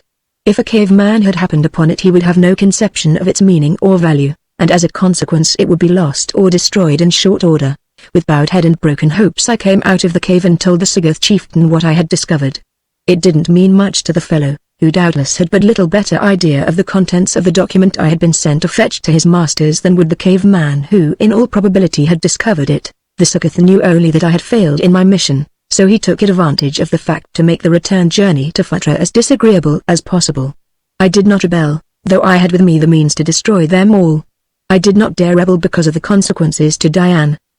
I intended demanding her release on the grounds that she was in no way guilty of the theft, and that my failure to recover the document had not lessened the value of the good faith I had had in offering to do so. The Mahas might keep me in slavery if they chose, but Diane should be returned safely to her people. I was full of my scheme when we entered Futra and I was conducted directly to the great audience chamber. The Mahas listened to the report of the Sagoth chieftain, and so difficult is it to judge their emotions from their almost expressionless countenance, that I was at a loss to know how terrible might be their wrath as they learned that their great secret, upon which rested the fate of their race, might now be irretrievably lost. Presently I could see that she who presided was communicating something to the Sagoth interpreter, doubtless something to be transmitted to me which might give me a forewarning of the fate which lay in store for me.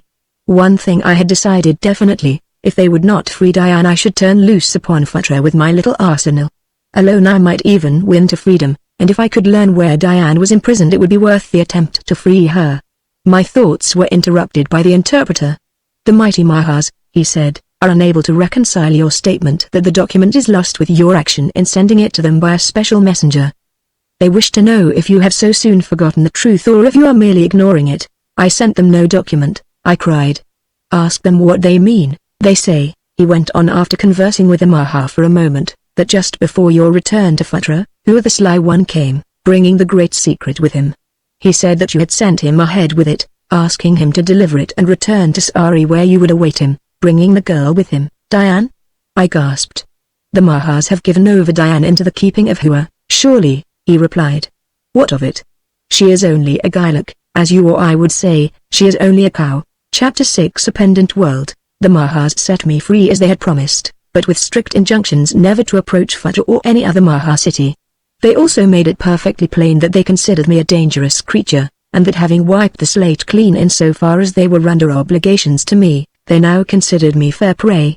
Should I again fall into their hands, they intimated it would go ill with me. They would not tell me in which direction Hua had set forth with Diane, so I departed from Futra, filled with bitterness against the Mahas, and rage toward the sly one who had once again robbed me of my greatest treasure. At first I was minded to go directly back to Enarok, but upon second thought turned my face toward Sari, as I felt that somewhere in that direction Hua would travel, his own country lying in that general direction.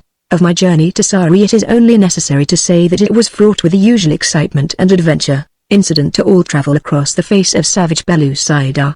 The dangers, however, were greatly reduced through the medium of my armament. I often wondered how it had happened that I had ever survived the first 10 years of my life within the inner world, when, naked and primitively armed, I had traversed great areas of her beast-ridden surface. With the aid of my map, which I had kept with great care during my march with the Sagoths in search of the great secret, I arrived at Sari at last. As I topped a lofty plateau in whose rocky cliffs the principal tribe of Sarians find their cave homes, a great hue and cry arose from those who first discovered me. Like wasps from their nests the hairy warriors poured from their caves. The bows with their poison-tipped arrows, which I had taught them to fashion and to use, were raised against me. Swords of Hamadine, another of my innovations, menaced me, as with lusty shouts the horde charged down. It was a critical moment. Before I should be recognized I might be dead. It was evident that all semblance of intertribal relationship had ceased with my going, and that my people had reverted to their former savage, suspicious hatred of all strangers. My garb must have puzzled them, too, for never before of course had they seen a man clothed in khaki and puttees. Leaning my express rifle against my body, I raised both hands aloft. It was the peace sign that is recognized everywhere upon the surface of Pellucidar. The charging warriors paused and surveyed me. I looked for my friend Gak, the hairy one, king of Sari, and presently I saw him coming from a distance. Ah, but it was good to see his mighty, hairy form once more. A friend was Gak, a friend well worth the having, and it had been some time since I had seen the friend. Shouldering his way through the throng of warriors, the mighty chieftain advanced toward me. There was an expression of puzzlement upon his fine features. He crossed the space between the warriors and myself, halting before me. I did not speak. I did not even smile. I wanted to see if Gak, my principal lieutenant, would recognize me. For some time he stood there looking me over carefully. His eyes took in my large pith helmet, my khaki jacket, and bandoliers of cartridges, the two revolvers swinging at my hips, the large rifle resting against my body. Still I stood with my hands above my head. He examined my puttees and my strong tan shoes, a little the worse for wear now.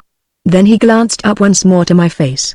As his gaze rested there quite steadily for some moments, I saw recognition tinged with awe creep across his countenance. Presently without a word he took one of my hands in his and dropping to one knee raised my fingers to his lips.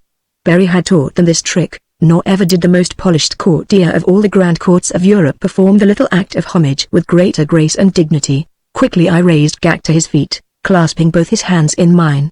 I think there must have been tears in my eyes then. I know I felt too full for words. The king of Sari turned toward his warriors. Our emperor has come back, he announced.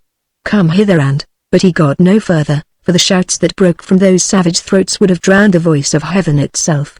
I had never guessed how much they thought of me. As they clustered around, almost fighting for the chance to kiss my hand, I saw again the vision of empire which I had thought faded forever. With such as these I could conquer a world. With such as these I would conquer one. If the Sarians had remained loyal, so too would the Amosites be loyal still, and the Kalians, and the Suvians, and all the great tribes who had formed the federation that was to emancipate the human race of Pellucidar. Berry was safe with the Mesops, I was safe with the Sarians. Now if Diane were but safe with me the future would look bright indeed. It did not take long to outline to Gak all that had befallen me since I had departed from Pellucidar, and to get down to the business of finding Diane, which to me at that moment was of even greater importance than the very empire itself. When I told him that Hua had stolen her, he stamped his foot in rage. It is always the sly one, he cried. It was Hua who caused the first trouble between you and the beautiful one. It was Hua who betrayed our trust, and all but caused our recapture by the Sagoths that time we escaped from Phutra. It was Hua who tricked you and substituted Omaha for Diane when you started upon your return journey to your own world. It was Hua who schemed and lied until he had turned the kingdoms one against another and destroyed the Federation. When we had him in our power, we were foolish to let him live. Next time, Gak did not need to finish his sentence. He has become a very powerful enemy now, I replied. That he is allied in some way with the Mahas is evidenced by the familiarity of his relations with the Sagoths who were accompanying me in search of the great secret, for it must have been Hua whom I saw conversing with them just before we reached the valley. Doubtless they told him of our quest and he hastened on ahead of us, discovered the cave and stole the document. Well does he deserve his appellation of the Sly One. With Gak and his head men I held a number of consultations. The upshot of them was a decision to combine our search for Diane with an attempt to rebuild the crumbled Federation. To this end 20 warriors were dispatched in pairs to 10 of the leading kingdoms, with instructions to make every effort to discover the whereabouts of Hua and Diane, while prosecuting their missions to the chieftains to whom they were sent. Gak was to remain at home to receive the various delegations which we invited to come to Sari on the business of the Federation. 400 warriors were started for Anarok to fetch Perry and the contents of the prospector, to the capital of the empire, which was also the principal settlements of the Sarians. At first it was intended that I remain at Sari, that I might be in readiness to hasten forth at the first report of the discovery of Diane, but I found the inaction in the face of my deep solicitude for the welfare of my mate so galling that scarce had the several units departed upon their missions before I, too, chafed to be actively engaged upon the search. It was after my second sleep, subsequent to the departure of the warriors, as I recall that I at last went to Gak with the admission that I could no longer support the intolerable longing to be personally upon the trail of my lost love. Gak tried to dissuade me, though I could tell that his heart was with me in my wish to be away and really doing something. It was while we were arguing upon the subject that a stranger, with hands above his head, entered the village. He was immediately surrounded by warriors and conducted to Gak's presence. The fellow was a typical caveman, squat, muscular, and hairy, and of a type I had not seen before. His features, like those of all the primeval men of Pellucidar, were regular and fine. His weapons consisted of a stone axe and knife and a heavy knobbed bludgeon of wood. His skin was very white. "Who are you?" asked Gak. "And whence come you?" "I am Kolk, son of Gork, who is chief of the Thurians," replied the stranger. "From Thuria I have come in search of the land of Amots, where dwells Dacre, the strong one, who stole my sister, Kanda, the graceful one, to be his mate. We of Thuria had heard of a great chieftain who has bound together many tribes, and my father has sent me to Dacre to learn if there be truth in these stories, and if so to offer the services of Thuria to him whom we have heard called Emperor." "The stories are true," replied Gak, "and here is the Emperor of whom you have heard. You need travel no farther." Kolk was delighted. He told us much of the wonderful resources of Thuria, the land of awful shadow, and of his long journey in search of Amots. "And why?" I asked. "Does Gork, your father, desire to join his kingdom to the empire?" "There are 2 reasons," replied the young man. "Forever have the Mahas, who dwell beyond the Lidai plains which lie at the farther rim of the land of awful shadow, taken heavy toll of our people, whom they either force into lifelong slavery or fatten for their feasts. We have heard that the great emperor makes successful war upon the Mahas, against whom we should be glad to fight. Recently has another reason come. Upon a great island which lies in the Sojaraz, but a short distance from our shores, a wicked man has collected a great band of outcast warriors of all tribes. Even are there many Sagoths among them, sent by the Mahas to aid the wicked one. This band makes raids upon our villages, and it is constantly growing in size and strength, for the Mahas give liberty to any of the male prisoners who will promise to fight with this band against the enemies of the Mahas. It is the purpose of the Mahas thus to raise a force of our own kind to combat the growth and menace of the new empire of which I have come to seek information. All this we learned from one of our own warriors who had pretended to sympathize with this band and had then escaped at the first opportunity. Who could this man be?" I asked Gak, "who leads so vile a movement against his own kind?" "His name is Hua," spoke up Kolk, answering my question. Gak and I looked at each other. Relief was written upon his countenance and I know that it was beating strongly in my heart. At last we had discovered a tangible clue to the whereabouts of Hua, and with the clue a guide, but when I broached the subject to Kolk he demurred. He had come a long way, he explained, to see his sister and to confer with Dacre. Moreover, he had instructions from his father which he could not ignore lightly. But even so he would return with me and show me the way to the island of the Thurian shore if by doing so we might accomplish anything. "But we cannot," he urged. "Hua is powerful. He has thousands of warriors. He has only to call upon his Maha allies to receive a countless horde of Sagoths to do his bidding against his human enemies. Let us wait until you may gather an equal horde from the kingdoms of your empire. Then we may march against Hua with some show of success. But first must you lure him to the mainland, for who among you knows how to construct the strange things that carry Hua and his band back and forth across the water? We are not island people. We do not go upon the water. We know nothing of such things." I couldn't persuade him to do more than direct me upon the way. I showed him my map, which now included a great area of country extending from Anarok upon the east to Seri upon the west, and from the river south of the mountains of the clouds north to Amots. As soon as I had explained it to him he drew a line with his finger, showing a seacoast far to the west and south of Sari, and a great circle which he said marked the extent of the land of awful shadow in which lay Thuria. The shadow extended southeast of the coast out into the sea halfway to a large island, which he said was the seat of Hua's traitorous government. The island itself lay in the light of a noonday sun. Northwest of the coast and embracing a part of Thuria lay the Lidai plains, upon the northwestern verge of which was situated the Maha city which took such heavy toll of the Thurians. Thus were the unhappy people now between 2 fires, with Hua upon one side and the Mahas upon the other. I did not wonder that they sent out an appeal for succor. Though Gak and Kolk both attempted to dissuade me, I was determined to set out at once, nor did I delay longer than to make a copy of my map to be given to Perry that he might add to his that which I had set down since we parted. I left a letter for him as well, in which among other things I advanced the theory that the Sojaraz, or Great Sea, which Kolk mentioned as stretching eastward from Thuria, might indeed be the same mighty ocean as that which, swinging around the southern end of a continent ran northward along the shore opposite Phutra, mingling its waters with a huge gulf upon which lay Sari, Amots, and Greenwich. Against this possibility I urged him to hasten the building of a fleet of small sailing vessels, which we might utilize should I find it impossible to entice Hua's horde to the mainland. I told Gak what I had written, and suggested that as soon as he could he should make new treaties with the various kingdoms of the empire, collect an army and march toward Theria, this of course against the possibility of my detention through some cause or other. Kolk gave me a sign to his father, a lid-eye, or beast of burden, crudely scratched upon a bit of bone, and beneath the lid-eye a man and a flower, all very rudely done perhaps, but nonetheless effective, as I well knew from my long years among the primitive men of Pellucidar.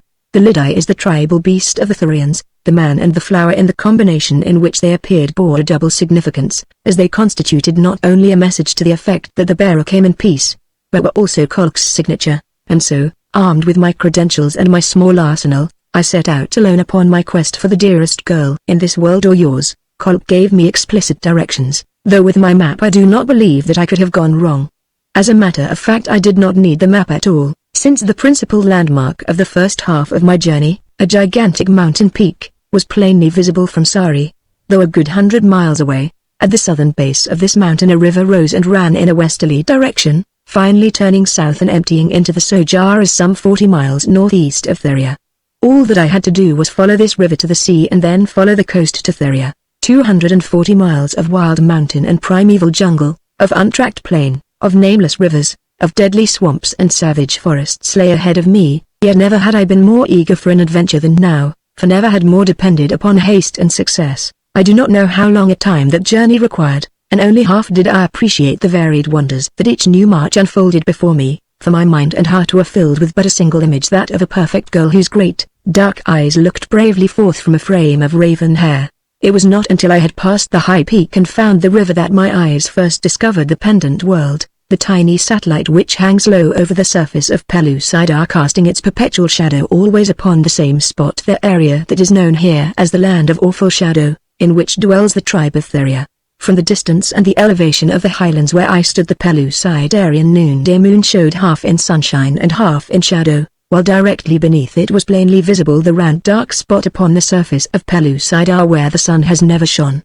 From where I stood the moon appeared to hang so low above the ground as almost to touch it, but later I was to learn that it floats a mile above the surface, which seems indeed quite close for a moon. Following the river downward I soon lost sight of the tiny planet as I entered the mazes of a lofty forest.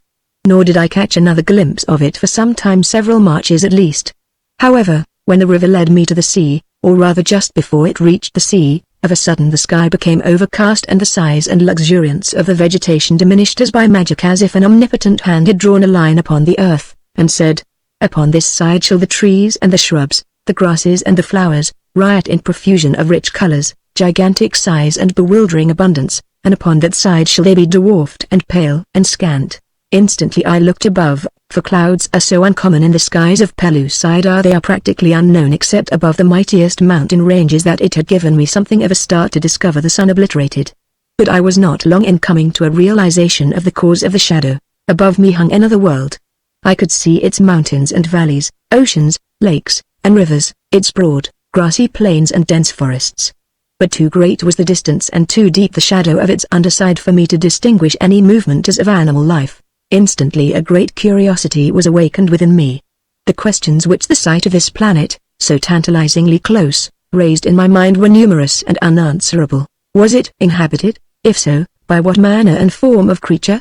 Were its people as relatively diminutive as their little world, or were they as disproportionately huge as the lesser attraction of gravity upon the surface of their globe would permit to their being? As I watched it, I saw that it was revolving upon an axis that lay parallel to the surface of Pellucidar, so that during each revolution its entire surface was once exposed to the world below and once bathed in the heat of the great sun above. The little world had that which Pellucidar could not have, a day and night, and greatest of boons to one outer earthly born, time. Here I saw a chance to give time to Pellucidar, using this mighty clock, revolving perpetually in the heavens, to record the passage of the hours for the earth below. Here should be located an observatory, from which might be flashed by wireless to every corner of the empire the correct time once each day. That this time would be easily measured I had no doubt, since so plain were the landmarks upon the undersurface of the satellite that it would be but necessary to erect a simple instrument and mark the instant of passage of a given landmark across the instrument. But then was not the time for dreaming. I must devote my mind to the purpose of my journey. So I hastened onward beneath the great shadow. As I advanced I could not but note the changing nature of the vegetation and the paling of its hues. The river led me a short distance within the shadow before it emptied into the Sojaraz. Then I continued in a southerly direction along the coast toward the village of Thuria, where I hoped to find Gork and deliver to him my credentials. I had progressed no great distance from the mouth of the river when I discerned, lying some distance at sea, a great island. This I assumed to be the stronghold of Hua, nor did I doubt that upon it even now was Diane. The way was most difficult, since shortly after leaving the river I encountered lofty cliffs split by numerous long, narrow fords, each of which necessitated a considerable detour. As the crow flies it is about 20 miles from the mouth of the river to Thuria, but before I had covered half of it I was fagged. There was no familiar fruit or vegetable growing upon the rocky soil of the cliff tops, and I would have fared ill for food had not a hair-broken cover almost beneath my nose. I carried bow and arrows to conserve my ammunition supply, but so quick was the little animal that I had no time to draw and fit a shaft. In fact my dinner was 100 yards away and going like the proverbial bat when I dropped my 6-shooter on it. It was a pretty shot and when coupled with a good dinner made me quite contented with myself. After eating I lay down and slept. When I awoke I was scarcely so self-satisfied, for I had not more than opened my eyes before I became aware of the presence, barely 100 yards from me, of a pack of some 20 huge wolf dogs, the things which Berry insisted upon calling hyenodons, and almost simultaneously I discovered that while I slept my revolvers, rifle, bow, arrows, and knife had been stolen from me, and the wolf dog pack was preparing to rush me. Chapter 7. From plight to plight. I have never been much of a runner, I hate running. But if ever a sprinter broke into smithereens all worlds records it was I that day when I fled before those hideous beasts along the narrow spit of rocky cliff between two narrow fords toward the Sojaraz. Just as I reached the verge of the cliff the foremost of the brutes was upon me. He leapt and closed his massive jaws upon my shoulder. The momentum of his flying body, added to that of my own, carried the two of us over the cliff. It was a hideous fall. The cliff was almost perpendicular. At its foot broke the sea against a solid wall of rock. We struck the cliff face once in our descent and then plunged into the salt sea. With the impact with the water the hyenodon released his hold upon my shoulder. As I came sputtering to the surface I looked about for some tiny foot or handhold where I might cling for a moment of rest and recuperation. The cliff itself offered me nothing, so I swam toward the mouth of the fjord. At the far end I could see that erosion from above had washed down sufficient trouble to form a narrow ribbon of beach. Toward this I swam with all my strength. Not once did I look behind me, since every unnecessary movement in swimming detracts so much from one's endurance speed. Not until I had drawn myself safely out upon the beach did I turn my eyes back toward the sea for the hyenodon. He was swimming slowly and apparently painfully toward the beach upon where I stood. I watched him for a long time, wondering why it was that such a dog-like animal was not a better swimmer. As he neared me I realized that he was weakening rapidly. I had gathered a handful of stones to be ready for his assault when he landed, but in a moment I let them fall from my hands. It was evident that the brute either was no swimmer or else was severely injured, for by now he was making practically no headway. Indeed, it was with quite apparent difficulty that he kept his nose above the surface of the sea. He was not more than 50 yards from shore when he went under. I watched the spot where he had disappeared, and in a moment I saw his head reappear. The look of dumb misery in his eyes struck a chord in my breast, for I love dogs. I forgot that he was a vicious, primordial wolf thing, a man-eater, a scourge, and a terror. I saw only the sad eyes that looked like the eyes of Raja, my dead collie of the outer world. I did not stop to weigh and consider. In other words, I did not stop to think, which I believe must be the way of men who do things in contradistinction to those who think much and do nothing. Instead, I leapt back into the water and swam out toward the drowning beast. At first he showed his teeth at my approach, but just before I reached him he went under for the second time, so that I had to dive to get him. I grabbed him by the scruff of the neck, and though he weighed as much as a Shetland pony, I managed to drag him to shore and well up upon the beach. Here I found that one of his forelegs was broken. The crash against the cliff face must have done it. By this time all the fight was out of him, so that when I had gathered a few tiny branches from some of the stunted trees that grew in the crevices of the cliff, and returned to him, he permitted me to set his broken leg and bind it in splints. I had to tear part of my shirt into bits to obtain a bandage, but at last the job was done. Then I sat stroking the savage head and talking to the beast in the mad-dog talk with which you are familiar, if you ever owned and loved a dog. When he is well, I thought, he probably will turn upon me and attempt to devour me. and against that eventuality I gathered together a pile of rocks and set to work to fashion a stone knife. We were bottled up at the head of the fjord as completely as if we had been behind prison bars. Before us spread the Sojaraz, and elsewhere about us rose unscalable cliffs. Fortunately a little rivulet trickled down the side of the rocky wall, giving us ample supply of fresh water, some of which I kept constantly beside the hyaenodon in a huge, bowl-shaped shell, of which there were countless numbers among the rubble of the beach. For food we subsisted upon shellfish and an occasional bird that I succeeded in knocking over with a rock, for long practice as a pitcher on prep school and varsity nines had made me an excellent shot with a hand-thrown missile. It was not long before the hyaenodon's leg was sufficiently mended to permit him to rise and hobble about on 3 legs. I shall never forget with what intent interest I watched his first attempt. Close at my hand lay my pile of rocks. Slowly the beast came to his 3 good feet. He stretched himself, lowered his head, and lapped water from the drinking shell at his side, turned and looked at me, and then hobbled off toward the cliffs. Thrice he traversed the entire extent of our prison, seeking, I imagine, a loophole for escape, but finding none he returned in my direction.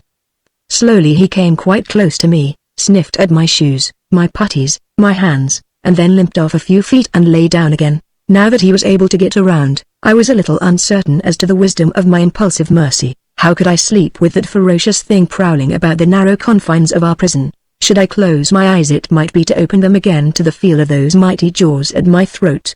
To say the least, I was uncomfortable. I have had too much experience with dumb animals to bank very strongly on any sense of gratitude which may be attributed to them by inexperienced sentimentalists.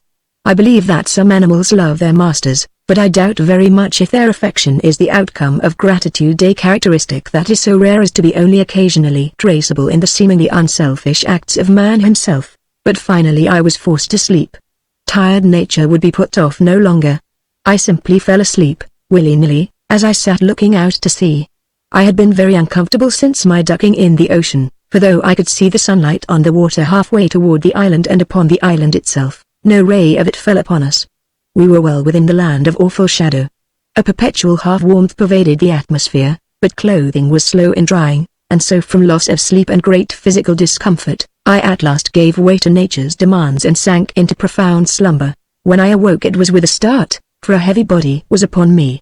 My first thought was that the hyaenodon had at last attacked me, but as my eyes opened and I struggled to rise, I saw that a man was astride me and 3 others bending close above him. I am no weakling and never have been. My experience in the hard life of the inner world has turned my thews to steel. Even such giants as Gag the Hairy One have praised my strength, but to it is added another quality which they lack: science. The man upon me held me down awkwardly, leaving me many openings, one of which I was not slow in taking advantage of, so that almost before the fellow knew that I was awake I was upon my feet with my arms over his shoulders and about his waist and had hurled him heavily over my head to the hard rubble of the beach, where he lay quite still. In the instant that I rose I had seen the hyaenodon lying asleep beside a boulder a few yards away. So nearly was he the color of the rock that he was scarcely discernible. Evidently the newcomers had not seen him. I had not more than freed myself from one of my antagonists before the other 3 were upon me. They did not work silently now, but charged me with savage cries, a mistake upon their part. The fact that they did not draw their weapons against me convinced me that they desired to take me alive, but I fought as desperately as if death loomed immediate and sure. The battle was short, for scarce had their first wild whoop reverberated through the rocky fjord, and they had closed upon me, then a hairy mass of demoniacal rage hurtled among us. It was the hyaenodon. In an instant he had pulled down one of the men, and with a single shake, terrier-like, had broken his neck. Then he was upon another. In their efforts to vanquish the wolf-dog the savages forgot all about me, thus giving me an instant in which to snatch a knife from the loin-string of him who had first fallen and account for another of them. Almost simultaneously the hyaenodon pulled down the remaining enemy, crushing his skull with a single bite of those fearsome jaws. The battle was over unless the beast considered me fair prey, too.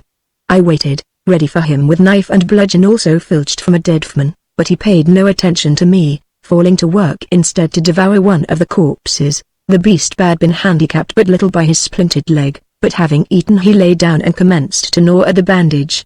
I was sitting some little distance away devouring shellfish, of which, by the way, I was becoming exceedingly tired. Presently, the hyaenodon arose and came toward me. I did not move. He stopped in front of me and deliberately raised his bandaged leg and pawed my knee. His act was as intelligible as words. He wished the bandage removed. I took the great paw in one hand and with the other hand untied and unwound the bandage, removed the splints and felt of the injured member. As far as I could judge, the bone was completely knit. The joint was stiff. When I bent it a little, the brute winced, but he neither growled nor tried to pull away. Very slowly and gently I rubbed the joint and applied pressure to it for a few moments. Then I set it down upon the ground. The hyaenodon walked around me a few times, and then lay down at my side, his body touching mine. I laid my hand upon his head. He did not move. Slowly, I scratched about his ears and neck and down beneath the fierce jaws. The only sign he gave was to raise his chin a trifle that I might better caress him. That was enough. From that moment I have never again felt suspicion of Raja, as I immediately named him. Somehow all sense of loneliness vanished. Too, I had a dog. I had never guessed precisely what it was that was lacking to life in Pellucidar. But now I knew it was the total absence of domestic animals. Man here had not yet reached a point where he might take the time from slaughter and escaping slaughter to make friends with any of the brute creation. I must qualify this statement a trifle and say that this was true of those tribes with which I was most familiar. The Thurians do domesticate the colossal Lidai, traversing the great Lidai plains upon the backs of these grotesque and stupendous monsters, and possibly there may also be other, far distant peoples within the great world, who have tamed others of the wild things of jungle, plain or mountain. The Thurians practice agriculture in a crude sort of way. It is my opinion that this is one of the earliest steps from savagery to civilization. The taming of wild beasts and their domestication follows. Perry argues that wild dogs were first domesticated for hunting purposes, but I do not agree with him. I believe that if their domestication were not purely the result of an accident, as, for example, my taming of the hyaenodon, it came about through the desire of tribes who had previously domesticated flocks and herds to have some strong, ferocious beast to guard their roaming property. However, I lean rather more strongly to the theory of accident. As I sat there upon the beach of the little fjord eating my unpalatable shellfish, I commenced to wonder how it had been that the four savages had been able to reach me, though I had been unable to escape from my natural prison. I glanced about in all directions, searching for an explanation. At last my eyes fell upon the bow of a small dugout protruding scarce a foot from behind a large boulder lying half in the water at the edge of the beach. At my discovery I leapt to my feet so suddenly that it brought Raja, growling and bristling, upon all fours in an instant. For the moment I had forgotten him.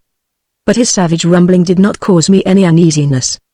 He glanced quickly about in all directions as if searching for the cause of my excitement. Then, as I walked rapidly down toward the dugout, he slunk silently after me. The dugout was similar in many respects to those which I had seen in use by the Mesops. In it were 4 paddles. I was much delighted, as it promptly offered me the escape I had been craving. I pushed it out into water that would float it, stepped in and called to Raja to enter. At first he did not seem to understand what I wished of him, but after I had paddled out a few yards he plunged through the surf and swam after me. When he had come alongside I grasped the scruff of his neck, and after a considerable struggle, in which I several times came near to overturning the canoe, I managed to drag him aboard, where he shook himself vigorously and squatted down before me. After emerging from the fjord, I paddled southward along the coast, where presently the lofty cliffs gave way to lower and more level country. It was here somewhere that I should come upon the principal village of the Thurians. When, after a time, I saw in the distance what I took to be huts in a clearing near the shore, I drew quickly into land. For though I had been furnished credentials by Kolk, I was not sufficiently familiar with the tribal characteristics of these people to know whether I should receive a friendly welcome or not, and in case I should not, I wanted to be sure of having a canoe hidden safely away so that I might undertake the trip to the island, in any event provided, of course, that I escaped the Thurians should they prove belligerent. At the point where I landed the shore was quite low. A forest of pale, scrubby ferns ran down almost to the beach. Here I dragged up the dugout, hiding it well within the vegetation, and with some loose rocks built again upon the beach to mark my cache. Then I turned my steps toward the Thurian village. As I proceeded I began to speculate upon the possible actions of Raja when we should enter the presence of other men than myself. The brute was padding softly at my side, his sensitive nose constantly at which and his fierce eyes moving restlessly from side to side. Nothing would ever take Raja unawares. The more I thought upon the matter the greater became my perturbation. I did not want Raja to attack any of the people upon whose friendship I so greatly depended, nor did I want him injured or slain by them. I wondered if Raja would stand for a leash. His head as he paced beside me was level with my hip. I laid my hand upon it caressingly. As I did so he turned and looked up into my face, his jaws parting and his red tongue lolling as you have seen your own dogs beneath a love pat. Just been waiting all your life to be tamed and loved, haven't you, old man? I asked. You're nothing but a good pup, and the man who put the hyeno in your name ought to be sued for libel. Raja bared his mighty fangs with upcurled, snarling lips and licked my hand. You're grinning, you old fraud, you. I cried. If you're not, I'll eat you. I'll bet a donut you're nothing but some kid's poor old Fidos, masquerading around as a real, live man-eater, Raja whined. And so we walked on together toward Thuria, I talking to the beast at my side, and he seeming to enjoy my company no less than I enjoyed his. If you don't think it's lonesome wandering all by yourself through savage, unknown Pellucidar, why, just try it, and you will not wonder that I was glad of the company of this first dog, this living replica of the fierce and now extinct hyenodon of the outer crust that hunted in savage packs the great elk across the snows of southern France, in the days when the mastodon roamed at will over the broad continent of which the British Isles were then a part, and perchance left his footprints and his bones in the sands of Atlantis as well. Thus I dreamed as we moved on toward Thuria. My dreaming was rudely shattered by a savage growl from Raja. I looked down at him. He had stopped in his tracks as one turned to stone. A thin ridge of stiff hair bristled along the entire length of his spine. His yellow-green eyes were fastened upon the scrubby jungle at our right. I fastened my fingers in the bristles at his neck and turned my eyes in the direction that his pointed. At first I saw nothing. Then a slight movement of the bushes riveted my attention. I thought it must be some wild beast, and was glad of the primitive weapons I had taken from the bodies of the warriors who had attacked me. Presently I distinguished two eyes peering at us from the vegetation. I took a step in their direction, and as I did so a youth arose and fled precipitately in the direction we had been going. Raja struggled to be after him, but I held tightly to his neck, an act which he did not seem to relish, for he turned on me with bared fangs. I determined that now was as good a time as any to discover just how deep was Raja's affection for me. One of us could be master, and logically I was the one. He growled at me. I cuffed him sharply across the nose. He looked at me for a moment in surprised bewilderment, and then he growled again. I made another feint at him, expecting that it would bring him at my throat, but instead he winced and crouched down. Raja was subdued. I stooped and patted him. Then I took a piece of the rope that constituted a part of my equipment and made a leash for him. Thus we resumed our journey toward Thuria. The youth who had seen us was evidently of the Thurians. That he had lost no time in racing homeward and spreading the word of my coming was evidenced when we had come within sight of the clearing, and the village. The first real village, by the way, that I had ever seen constructed by human Pellucidarians. There was a rude rectangle walled with logs and boulders, in which were 100 or more thatched huts of similar construction. There was no gate. Ladders that could be removed by night led over the palisade. Before the village were assembled a great concourse of warriors. Inside I could see the heads of women and children peering over the top of the wall, and also, further back, the long necks of Lidai, topped by their tiny heads. Lidai, by the way, is both the singular and plural form of the noun that describes the huge beasts of burden of the Thurians. They are enormous quadrupeds, 80 or 100 feet long, with very small heads perched at the top of very long, slender necks. Their heads are quite 40 feet from the ground. Their gait is slow and deliberate, but so enormous are their strides that, as a matter of fact, they covered the ground quite rapidly. Perry has told me that they are almost identical with the fossilized remains of the Diplodocus of the outer crust's Jurassic Age. I have to take his word for it, and I guess you will, unless you know more of such matters than I. As we came in sight of the warriors, the men set up a great jabbering. Their eyes were wide in astonishment only, I presume, because of my strange garmenture, but as well from the fact that I came in company with a Jalak, which is the Pellucidarian name of a hyenodon. Raja tugged at his leash, growling and showing his long white fangs. He would have liked nothing better than to be at the throats of the whole aggregation, but I held him in with the leash, though it took all my strength to do it. My free hand I held above my head, palm out, in token of the peacefulness of my mission. In the foreground I saw the youth who had discovered us, and I could tell from the way he carried himself that he was quite overcome by his own importance. The warriors about him were all fine-looking fellows, though shorter and squatter than the Sarians or the Amosites. Their color, too, was a bit lighter, owing, no doubt, to the fact that much of their lives is spent within the shadow of the world that hangs forever above their country. A little in advance of the others was a bearded fellow tricked out in many ornaments. I didn't need to ask to know that he was the chieftain doubtless Gor-Ork, further of Kolk.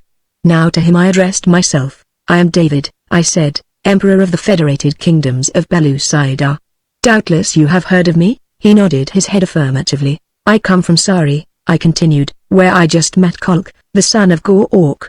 I bear a token from Kolk to his father, which will prove that I am a friend. Again the warrior nodded. I am Gork, he said.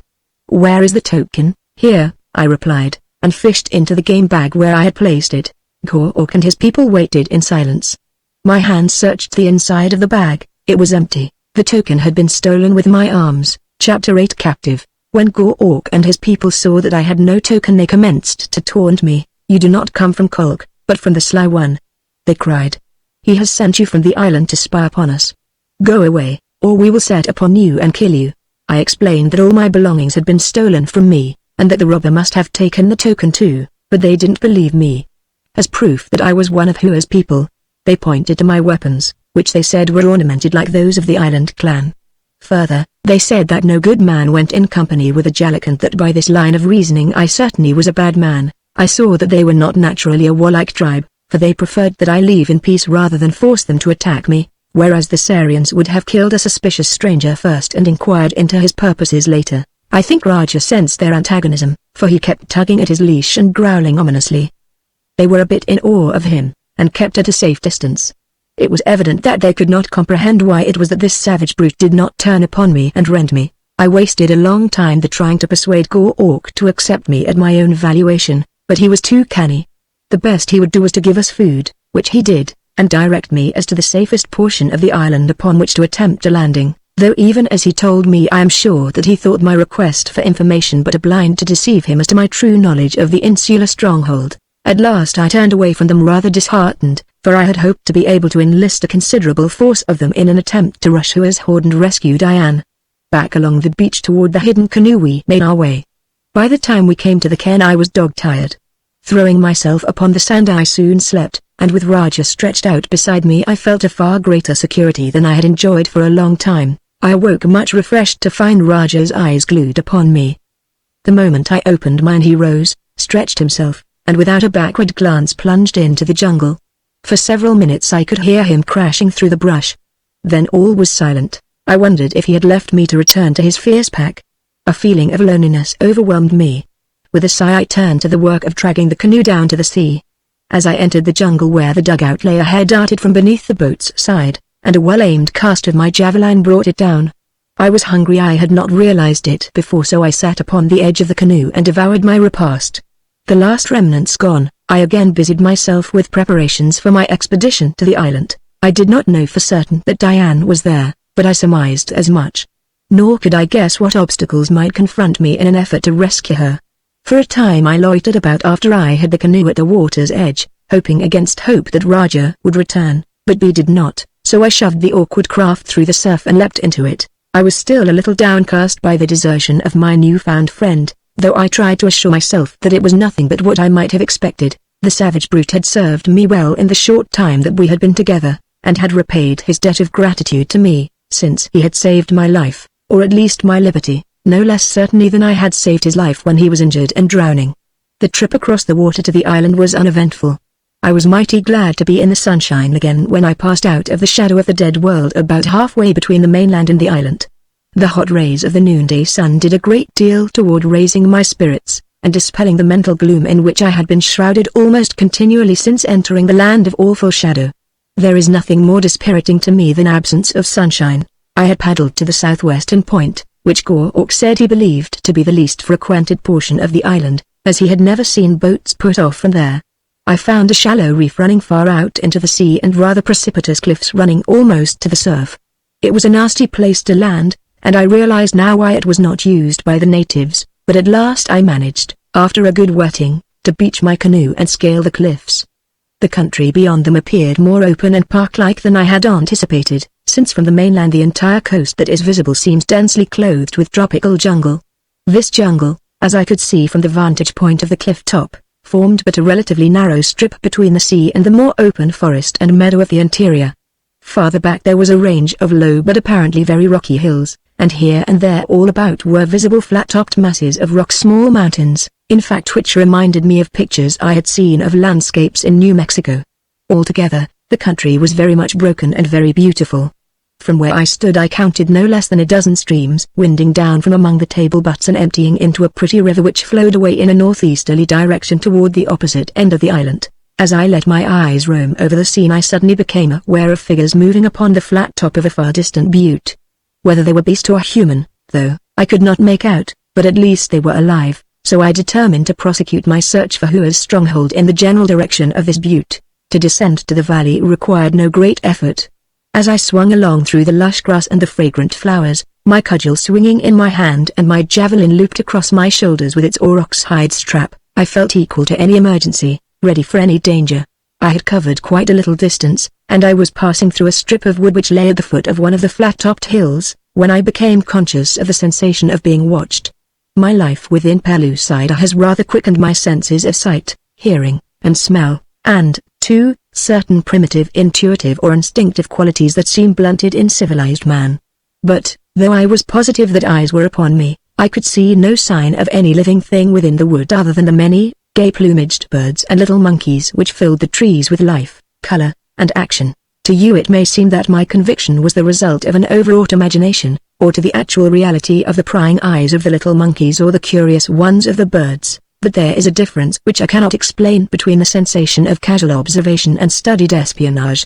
A sheep might gaze at you without transmitting a warning through your subjective mind, because you are in no danger from a sheep. But let a tiger gaze fixedly at you from ambush, and unless your primitive instincts are completely calloused you will presently commence to glance furtively about and be filled with vague, unreasoning terror. Thus was it with me then. I grasped my cudgel more firmly and unslung my javelin, carrying it in my left hand. I peered to left and right, but I saw nothing. Then, all quite suddenly, there fell about my neck and shoulders, around my arms and body, a number of pliant fiber ropes. In a jiffy I was trussed up as neatly as you might wish. One of the nooses dropped to my ankles and was jerked up with a suddenness that brought me to my face upon the ground. Then something heavy and hairy sprang upon my back. I fought to draw my knife, but hairy hands grasped my wrists and, dragging them behind my back, bound them securely. Next my feet were bound. Then I was turned over upon my back to look up into the faces of my captors. And what faces? Imagine if you can a cross between a sheep and a gorilla, and you will have some conception of the physiognomy of the creature that bent close above me, and of those of the half-dozen others that clustered about. There was the facial length and great eyes of the sheep, and the bull neck and hideous fangs of the gorilla. The bodies and limbs were both man and gorilla-like. As they bent over me they conversed in a monosyllabic tongue that was perfectly intelligible to me. It was something of a simplified language that had no need for aught but nouns and verbs, but such words as it included were the same as those of the human beings of Pellucidar. It was amplified by many gestures which filled in the speech gaps. I asked them what they intended doing with me, but, like our own North American Indians when questioned by a white man, they pretended not to understand me. One of them swung me to his shoulder as lightly as if I had been a shoat. He was a huge creature, as were his fellows, standing fully 7 feet upon his short legs and weighing considerably more than 1/4 of a ton. 2 went ahead of my bearer and 3 behind. In this order we cut to the right through the forest to the foot of the hill where precipitous cliffs appeared to bar our farther progress in this direction. But my escort never paused. Like ants upon a wall, they scaled that seemingly unscalable barrier, clinging, heaven knows how, to its ragged perpendicular face. During most of the short journey to the summit I must admit that my hair stood on end. Presently, however, we topped the thing and stood upon the level mesa which crowned it. Immediately from all about, out of burrows and rough, rocky layers, poured a perfect torrent of beasts similar to my captors. They clustered about, jabbering at my guards and attempting to get their hands upon me, whether from curiosity or a desire to do me bodily harm I did not know, since my escort with bared fangs and heavy blows kept them off. Across the mesa we went, to stop at last before a large pile of rocks in which an opening appeared. Here my guards set me upon my feet and called out a word which sounded like grgrgr, and which I later learned was the name of their king. Presently there emerged from the cavernous depths of the lair a monstrous creature, scarred from 100 battles, almost hairless and with an empty socket where one eye had been. The other eye, sheep-like in its mildness, gave the most startling appearance to the beast, which but for that single timid orb was the most fearsome thing that one could imagine. I had encountered the black, hairless, long-tailed ape things of the mainland, the creatures which Berry thought might constitute the link between the higher orders of apes and man, but these brute men of grgrgr seemed to set that theory back to zero. for there was less similarity between the black cat men and these creatures than there was between the latter and man, while both had many human attributes, some of which were better developed in one species and some in the other. The black apes were hairless and built thatched huts in their arboreal retreats. They kept domesticated dogs and ruminants, in which respect they were further advanced than the human beings of Pellucidar, but they appeared to have only a meager language, and sported long, ape-like tails. On the other hand, Grgr's people were, for the most part, quite hairy, but they were tailless and had a language similar to that of the human race of Pellucidar, nor were they arboreal. Their skins, where skin showed, were white. From the foregoing facts and others that I have noted during my long life within Pellucidar, which is now passing through an age analogous to some preglacial age of the outer crust, I am constrained to the belief that evolution is not so much a gradual transition from one form to another as it is an accident of breeding, either by crossing or the hazards of birth. In other words, it is my belief that the first man was a freak of nature, nor would one have to draw over strongly upon his credulity to be convinced that Grgr and his tribe were also freaks. The great man brute seated himself upon a flat rock, his throne, I imagine, just before the entrance to his lair. With elbows on knees and chin in palms he regarded me intently through his loan sheet by while one of my captors told of my taking. When all had been related, Grgr questioned me. I shall not attempt to quote these people in their own abbreviated tongue. You would have even greater difficulty in interpreting them than did I. Instead, I shall put the words into their mouths which will carry to you the ideas which they intended to convey. "You are an enemy," was Grgr's initial declaration. "You belong to the tribe of Hua." "Ah. So they knew Hua and he was their enemy." "Good. I am an enemy of Hua," I replied. "He has stolen my mate and I have come here to take her away from him and punish Hua." "How could you do that alone?" "I do not know," I answered, "but I should have tried had you not captured me." "What do you intend to do with me?" "You shall work for us. You will not kill me?" I asked. "We do not kill except in self-defense," he replied. "Self-defense and punishment. Those who would kill us and those who do wrong we kill. If we knew you were one of Hua's people we might kill you, for all Hua's people are bad people, but you say you are an enemy of Hua. You may not speak the truth, but until we learn that you have lied we shall not kill you." "You shall work. If you hate Hua," I suggested, "why not let me, who hate him, too, go and punish him?" For some time Grgr sat in thought. Then he raised his head and addressed my guard. "Take him to his work," he ordered. His tone was final. As if to emphasize it he turned and entered his burrow. My guard conducted me farther into the mesa, where we came presently to a tiny depression or valley, at one end of which gushed a warm spring. The view that opened before me was the most surprising that I have ever seen. In the hollow, which must have covered several hundred acres, were numerous fields of growing things, and working all about with crude implements or with no implements at all other than their bare hands were many of the brute men engaged in the first agriculture that I had seen within Pellucidar. They put me to work cultivating in a patch of melons. I never was a farmer nor particularly keen for this sort of work, and I am free to confess that time never had dragged so heavily as it did during the hour or the year one spent there at that work.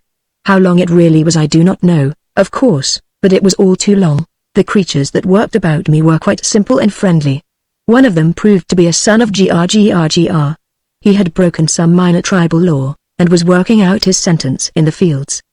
He told me that his tribe had lived upon this hilltop always, and that there were other tribes like them dwelling upon other hilltops. They had no wars and had always lived in peace and harmony, menaced only by the larger carnivora of the island, until my kind had come under a creature called Hua, and attacked and killed them when they chanced to descend from their natural fortresses to visit their fellows upon other lofty mesas. Now they were afraid that some day they would go in a body and fall upon Hua and his people and slay them all. I explained to him that I was Hua's enemy, and asked, when they were ready to go, that I be allowed to go with them, or, better still, that they let me go ahead and learn all that I could about the village where Hua dwelt so that they might attack it with the best chance of success. Grgr's son seemed much impressed by my suggestion.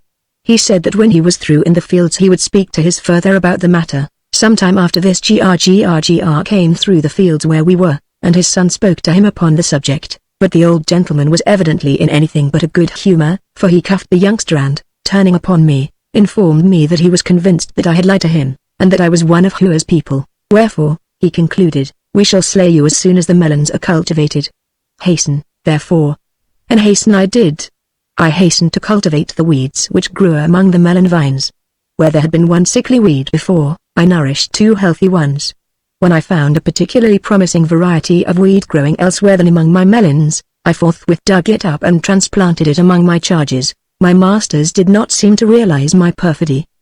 They saw me always laboring diligently in the melon patch, and as time enters not into the reckoning of Pellucidarians, even of human beings and much less of brutes and half-brutes, I might have lived on indefinitely through this subterfuge had not that occurred which took me out of the melon patch for good and all. Chapter 9. Whoas cutthroats appear. I had built a little shelter of rocks and brush where I might crawl in and sleep out of the perpetual light and heat of the noonday sun. When I was tired or hungry I retired to my humble cot. My masters never interposed the slightest objection. As a matter of fact, they were very good to me, nor did I see aught while I was among them to indicate that they are ever else than a simple, kindly folk when left to themselves.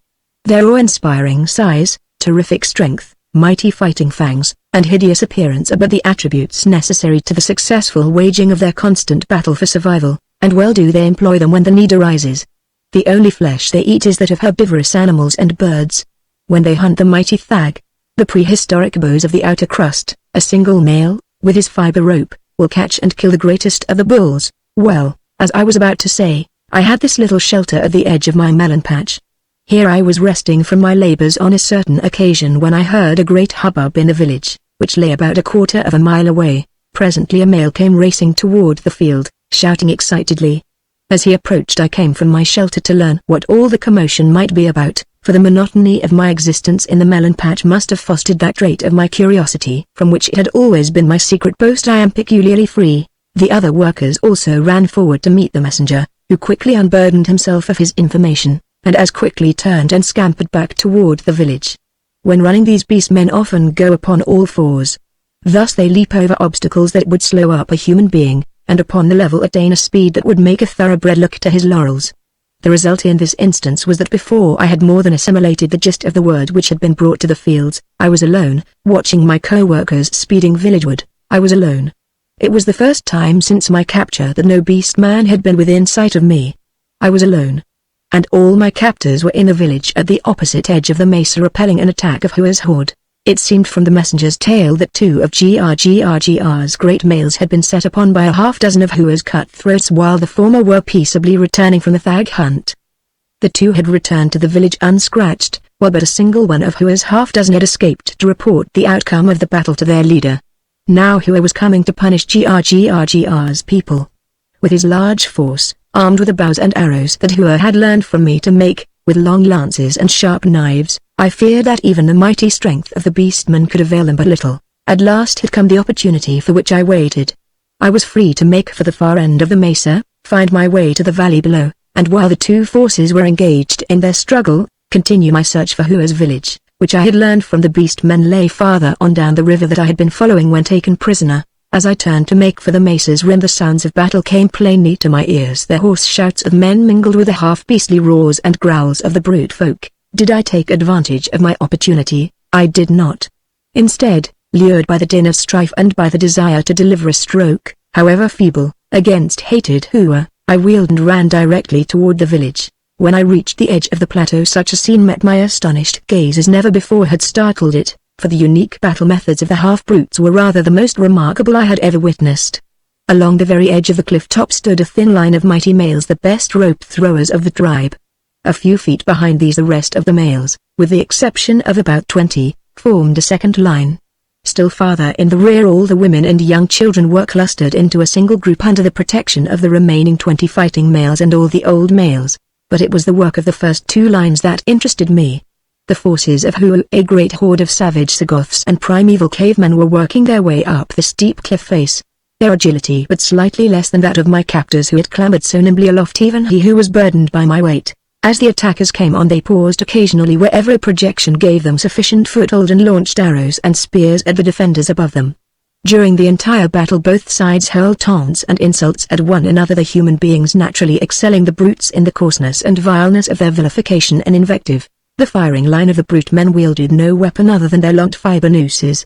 When a foeman came within range of them a noose would settle unerringly about him and he would be dragged, fighting and yelling, to the cliff top, unless, as occasionally occurred, he was quick enough to draw his knife and cut the rope above him, in which event he usually plunged downward to a no less certain death than that which awaited him above. Those who were hauled up within reach of the powerful clutches of the defenders had the nooses snatched from them and were catapulted back through the first line to the second, where they were seized and killed by the simple expedient of a single powerful closing of mighty fangs upon the backs of their necks.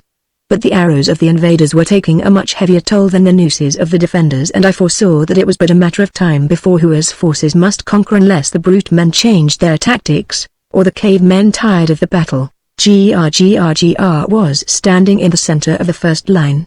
All about him were boulders and large fragments of broken rock. I approached him and without a word toppled a large mass of rock over the edge of the cliff. It fell directly upon the head of an archer, crushing him to instant death and carrying his mangled corpse with it to the bottom of the declivity, and on its way brushing 3 more of the attackers into the hereafter. Grr turned toward me in surprise. For an instant he appeared to doubt the sincerity of my motives. I felt that perhaps my time had come when he reached for me with one of his giant paws, but I dodged him, and running a few paces to the right hurled down another missile. It, too, did its allotted work of destruction. Then I picked up smaller fragments and with all the control and accuracy for which I had earned justly deserved fame in my collegiate days I rained down a hail of death upon those beneath me. Grr was coming toward me again. I pointed to the litter of rubble upon the cliff top. Hurl these down upon the enemy. I cried to him. Tell your warriors to throw rocks down upon them. At my words the others of the first line, who had been interested spectators of my tactics, seized upon great boulders or bits of rock, whichever came first to their hands, and, without waiting for a command from Grr, deluged the terrified cavemen with a perfect avalanche of stone. In less than no time the cliff face was stripped of enemies and the village of Grr was saved. Grr was standing beside me when the last of the cavemen disappeared in rapid flight down the valley. He was looking at me intently. Those were your people, he said. Why did you kill them? They were not my people, I returned. I have told you that before, but you would not believe me. Will you believe me now when I tell you that I hate Hu and his tribe as much as you do? Will you believe me when I tell you that I wish to be the friend of Grr? For some time he stood there beside me, scratching his head. Evidently it was no less difficult for him to readjust his preconceived conclusions than it is for most human beings, but finally the idea percolated which it might never have done had he been a man, or I might qualify that statement by saying had he been some men. Finally he spoke. Gilek, he said, you have made Grr ashamed. He would have killed you. How can he reward you? Set me free, I replied quickly. You are free, he said. You may go down when you wish, or you may stay with us. If you go you may always return. We are your friends. Naturally, I elected to go. I explained all over again to Grr the nature of my mission. He listened attentively. After I had done he offered to send some of his people with me to guide me to Hua's village. I was not slow in accepting his offer. First, however, we must eat. The hunters upon whom Hua's men had fallen had brought back the meat of a great thag. There would be a feast to commemorate the victory, a feast and dancing. I had never witnessed a tribal function of the brute folk, though I had often heard strange sounds coming from the village, where I had not been allowed since my capture. Now I took part in one of their orgies. It will live forever in my memory. The combination of bestiality and humanity was oftentimes pathetic, and again grotesque or horrible. Beneath the glaring noonday sun, in the sweltering heat of the mesa top, the huge, hairy creatures leapt in a great circle. They coiled and threw their fiber ropes. They hurled taunts and insults at an imaginary foe. They fell upon the carcass of the thag and literally tore it to pieces, and they ceased only when, gorged, they could no longer move. I had to wait until the processes of digestion had released my escort from its torpor. Some had eaten until their abdomens were so distended that I thought they must burst, for beside the thag there had been fully 100 antelopes of various sizes and varied degrees of decomposition, which they had unearthed from burial beneath the floors of their lairs to grace the banquet board. But at last we were started, 6 great males and myself. Grr had returned my weapons to me, and at last I was once more upon my oft-interrupted way toward my goal. Whether I should find Diane at the end of my journey or no I could not even surmise, but I was nonetheless impatient to be off, for if only the worst lay in store for me I wished to know even the worst at once. I could scarce believe that my proud mate would still be alive in the power of Hua. But time upon Pellucidar is so strange a thing that I realized that to her or to him only a few minutes might have elapsed since his subtle trickery had enabled him to steal her away from Phutra. Or she might have found the means either to repel his advances or escape him. As we descended the cliff we disturbed a great pack of large hyena-like beasts. Hyena spealers, Perry calls them, who were busy among the corpses of the cavemen fallen in battle. The ugly creatures were far from the cowardly things that our own hyenas are reputed to be. They stood their ground with bared fangs as we approached them. But, as I was later to learn, so formidable are the brute folk that there are few even of the larger carnivora that will not make way for them when they go abroad.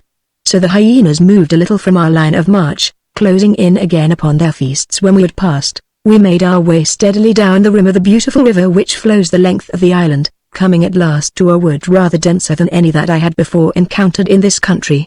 Well within this forest my escort halted. There, they said, and pointed ahead. We are to go no farther. Thus having guided me to my destination they left me. Ahead of me, through the trees, I could see what appeared to be the foot of a steep hill. Toward this I made my way. The forest ran to the very base of a cliff, in the face of which were the mouths of many caves. They appeared untenanted, but I decided to watch for a while before venturing farther.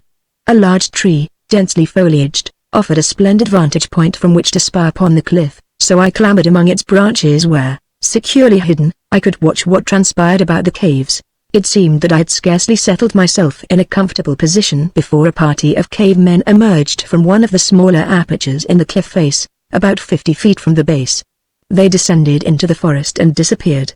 Soon after came several others from the same cave, and after them, at a short interval, a score of women and children, who came into the wood to gather fruit. There were several warriors with them, a guard, I presume. After this came other parties, and 2 or 3 groups who passed out of the forest and up the cliff face to enter the same cave. I could not understand it. All who came out had emerged from the same cave. All who returned re-entered it. No other cave gave evidence of habitation, and no cave but one of extraordinary size could have accommodated all the people whom I had seen pass in and out of its mouth. For a long time I sat and watched the coming and going of great numbers of the cave folk. Not once did one leave the cliff by any other opening save that from which I had seen the first party come, nor did any re-enter the cliff through another aperture. What a cave it must be, I thought, that houses an entire tribe. But dissatisfied of the truth of my surmise, I climbed higher among the branches of the tree that I might get a better view of other portions of the cliff. High above the ground I reached a point whence I could see the summit of the hill. Evidently it was a flat-top butte similar to that on which dwelt the tribe of Grgrgr. As I sat gazing at it a figure appeared at the very edge. It was that of a young girl in whose hair was a gorgeous bloom plucked from some flowering tree of the forest. I had seen her pass beneath me but a short while before and enter the small cave that had swallowed all of the returning tribesmen. The mystery was solved. The cave was but the mouth of a passage that led upward through the cliff to the summit of the hill. It served merely as an avenue from their lofty citadel to the valley below. No sooner had the truth flashed upon me than the realization came that I must seek some other means of reaching the village, for to pass unobserved through this well-traveled thoroughfare would be impossible. At the moment there was no one in sight below me, so I slid quickly from my arboreal watchtower to the ground and moved rapidly away to the right with the intention of circling the hill if necessary until I had found an unwatched spot where I might have some slight chance of scaling the heights and reaching the top unseen. I kept close to the edge of the forest, in the very midst of which the hill seemed to rise. Though I carefully scanned the cliff as I traversed its base, I saw no sign of any other entrance than that to which my guides had led me. After some little time the roar of the sea broke upon my ears. Shortly after I came upon the broad ocean which breaks at this point at the very foot of the great hill where Hua had found safe refuge for himself and his villains. I was just about to clamber along the jagged rocks which lie at the base of the cliff next to the sea, in search of some foothold to the top, when I chanced to see a canoe rounding the end of the island. I threw myself down behind a large boulder where I could watch the dugout and its occupants without myself being seen. They paddled toward me for a while and then, about 100 yards from me, they turned straight in toward the foot of the frowning cliffs.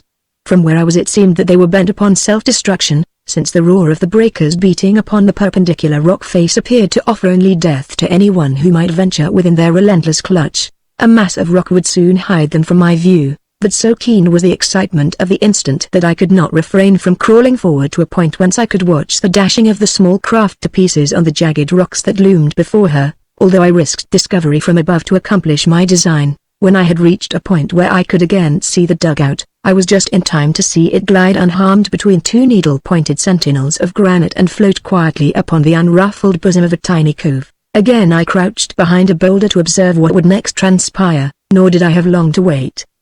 The dugout, which contained but 2 men, was drawn close to the rocky wall. A fiber rope, one end of which was tied to the boat, was made fast about a projection of the cliff face. Then the 2 men commenced the ascent of the almost perpendicular wall toward the summit several hundred feet above. I looked on in amazement, for, splendid climbers through the cavemen of Pellucidar, I never before had seen so remarkable a feat performed.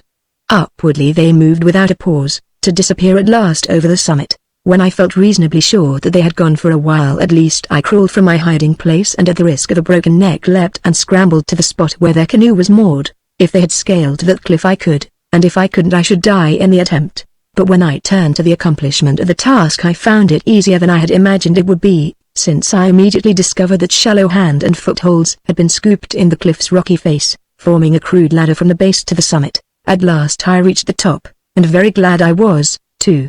Cautiously I raised my head until my eyes were above the cliff crest. Before me spread a rough mesa, liberally sprinkled with large boulders. There was no village in sight nor any living creature. I drew myself to level ground and stood erect. A few trees grew among the boulders. Very carefully I advanced from tree to tree and boulder to boulder toward the inland end of the mesa. I stopped often to listen and look cautiously about me in every direction. How I wished that I had my revolvers and rifle. I would not have to worm my way like a scared cat toward Hua's village, nor did I relish doing so now, but Diane's life might hinge upon the success of my venture, and so I could not afford to take chances. To have met suddenly with discovery and had a score or more of armed warriors upon me might have been very grand and heroic, but it would have immediately put an end to all my earthly activities, nor have accomplished aught in the service of Diane. Well, I must have traveled nearly a mile across that mesa without seeing a sign of anyone, when all of a sudden, as I crept around the edge of a boulder, I ran plump into a man, down on all fours like myself, crawling toward me. Chapter 10 The Raid on the Cave Prison. His head was turned over his shoulder as I first saw him. He was looking back toward the village. As I leapt for him his eyes fell upon me. Never in my life have I seen a more surprised mortal than this poor caveman. Before he could utter a single scream of warning or alarm I had my fingers on his throat and had dragged him behind the boulder, where I proceeded to sit upon him, while I figured out what I had best do with him. He struggled a little at first, but finally lay still, and so I released the pressure of my fingers at his windpipe, for which I imagine he was quite thankful. I know that I should have been. I hated to kill him in cold blood, but what else I was to do with him I could not see, for to turn him loose would have been merely to have the entire village aroused and down upon me in a moment. The fellow lay looking up at me with the surprise still deeply written on his countenance. At last, all of a sudden, a look of recognition entered his eyes. "I have seen you before," he said. "I saw you in the arena at the Maha's city of Futra when the Thibdas dragged the Tarag from you and your mate. I never understood that. Afterward they put me in the arena with 2 warriors from Gombule." He smiled in recollection. "It would have been the same had there been 10 warriors from Gombule. I slew them, winning my freedom. Look." He half turned his left shoulder toward me, exhibiting the newly healed scar of the Maha's branded mark. "Then," he continued, "as I was returning to my people I met some of them fleeing. They told me that one called Hua the Sly One had come and seized our village, putting our people into slavery. So I hurried hither to learn the truth, and, sure enough, here I found Hua and his wicked men living in my village, and my father's people but slaves among them. I was discovered and captured, but Hua did not kill me. I am the chief's son, and through me he hoped to win my father's warriors back to the village to help him in a great war he says that he will soon commence. Among his prisoners is Diane the Beautiful One, whose brother, Dacre the Strong One, chief of Amots, once saved my life when he came to Thria to steal a mate. I helped him capture her, and we are good friends. So when I learned that Diane the Beautiful One was Hua's prisoner, I told him that I could not aid him if he harmed her. Recently one of Hua's warriors overheard me talking with another prisoner. We were planning to combine all the prisoners, seize weapons, and when most of Hua's warriors were away, slay the rest and retake our hilltop. Had we done so we could have held it, for there are only 2 entrances, the narrow tunnel at one end and the steep path up the cliffs at the other. But when Hua heard what we had planned he was very angry, and ordered that I die. They bound me hand and foot and placed me in a cave until all the warriors should return to witness my death. But while they were away I heard someone calling me in a muffled voice which seemed to come from the wall of the cave. When I replied the voice, which was a woman's, told me that she had overheard all that had passed between me and those who had brought me thither, and that she was Dacre's sister and would find a way to help me. Presently a little hole appeared in the wall at the point from which the voice had come. After a time I saw a woman's hand digging with a bit of stone. Dacre's sister made a hole in the wall between the cave where I lay bound and that in which she had been confined, and soon she was by my side and had cut my bonds. We talked then, and I offered to make the attempt to take her away and back to the land of Sari, where she told me she would be able to learn the whereabouts of her mate. Just now I was going to the other end of the island to see if a boat lay there, and if the way was clear for our escape. Most of the boats are always away now, for a great many of Hua's men and nearly all the slaves are upon the island of trees, where Hua is having many boats built to carry his warriors across the water to the mouth of a great river which he discovered while he was returning from Fatu, a vast river that empties into the sea there. The speaker pointed toward the northeast. It is wide and smooth and slow running almost to the land of Sari, he added. And where is Diane the beautiful one now?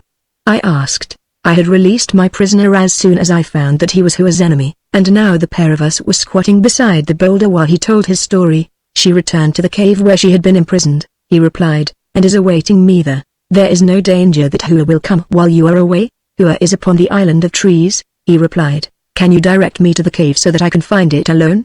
I asked. He said he could, and in the strange yet explicit fashion of the Pellucidarians he explained minutely how I might reach the cave where he had been imprisoned, and through the hole in its wall reach Diane. I thought it best for but one of us to return, since two could accomplish but little more than one and would double the risk of discovery. In the meantime he could make his way to the sea and guard the boat, which I told him lay there at the foot of the cliff. I told him to await us at the cliff top, and if Diane came alone to do his best to get away with her and take her to Sari, as I thought it quite possible that, in case of detection and pursuit, it might be necessary for me to hold off Hua's people while Diane made her way alone to where my new friend was to await her.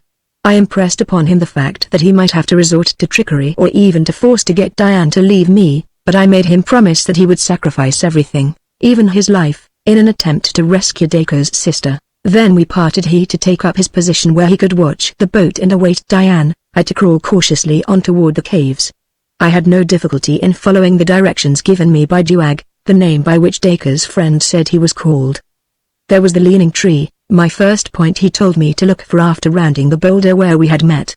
After that I crawled to the balanced rock, a huge boulder resting upon a tiny base no larger than the palm of your hand. From here I had my first view of the village of caves. A low bluff ran diagonally across one end of the mesa, and in the face of this bluff were the mouths of many caves. Zigzag trails led up to them, and narrow ledges scooped from the face of the soft rock connected those upon the same level. The cave in which Juag had been confined was at the extreme end of the cliff nearest me. By taking advantage of the bluff itself, I could approach within a few feet of the aperture without being visible from any other cave. There were few people about at the time, most of these were congregated at the foot of the far end of the bluff, where they were so engrossed in excited conversation that I felt but little fear of detection. However, I exercised the greatest care in approaching the cliff. After watching for a while until I caught an instant when every head was turned away from me, I darted, rabbit-like, into the cave.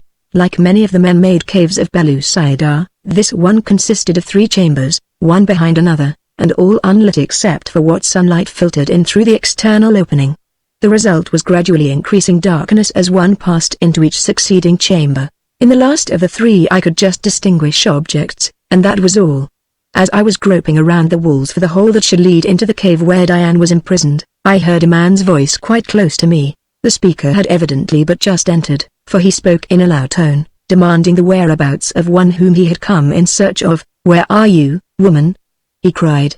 "Hua has sent for you," and then a woman's voice answered him. "And what does Hua want of me?" The voice was Diane's. I groped in the direction of the sounds, feeling for the hole. "He wishes you brought to the island of trees," replied the man, "for he is ready to take you as his mate." "I will not go," said Diane. "I will die first. I am sent to bring you, and bring you I shall." I could hear him crossing the cave toward her. Frantically I clawed the wall of the cave in which I was in an effort to find the elusive aperture that would lead me to Diane's side. I heard the sound of a scuffle in the next cave. Then my fingers sank into loose rock and earth in the side of the cave. In an instant I realized why I had been unable to find the opening while I had been lightly feeling the surface of the walls. Diane had blocked up the hole she had made lest it arouse suspicion and lead to an early discovery of Juag's escape. Plunging my weight against the crumbling mass, I sent it crashing into the adjoining cavern. With it came I, David, Emperor of Pellucidar.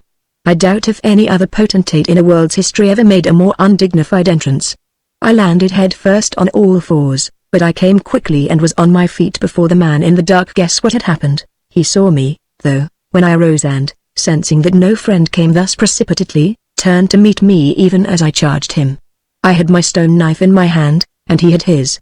In the darkness of the cave there was little opportunity for a display of science, though even at that I venture to say that we fought a very pretty duel. Before I came to Pellucidar I do not recall that I ever had seen a stone knife, and I am sure that I never fought with a knife of any description. But now I do not have to take my hat off to any of them when it comes to wielding that primitive yet wicked weapon. I could just see Diane in the darkness, but I knew that she could not see my features or recognize me, and I enjoyed in anticipation, even while I was fighting for her life and mine, a dear joy when she should discover that it was I who was her deliverer. My opponent was large, but he also was active and no mean knife man. He caught me once fairly in the shoulder. I carry the scar yet, and shall carry it to the grave. And then he did a foolish thing, for as I leapt back to gain a second in which to calm the shock of the wound he rushed after me and tried to clinch. He rather neglected his knife for the moment in his greater desire to get his hands on me. Seeing the opening, I swung my left fist fairly to the point of his jaw. Down he went. Before ever he could scramble up again I was on him and had buried my knife in his heart. Then I stood up and there was Diane facing me and peering at me through the dense gloom. "You are not Juag," she exclaimed. "Who are you?" I took a step toward her, my arms outstretched. "It is I, Diane," I said. "It is David."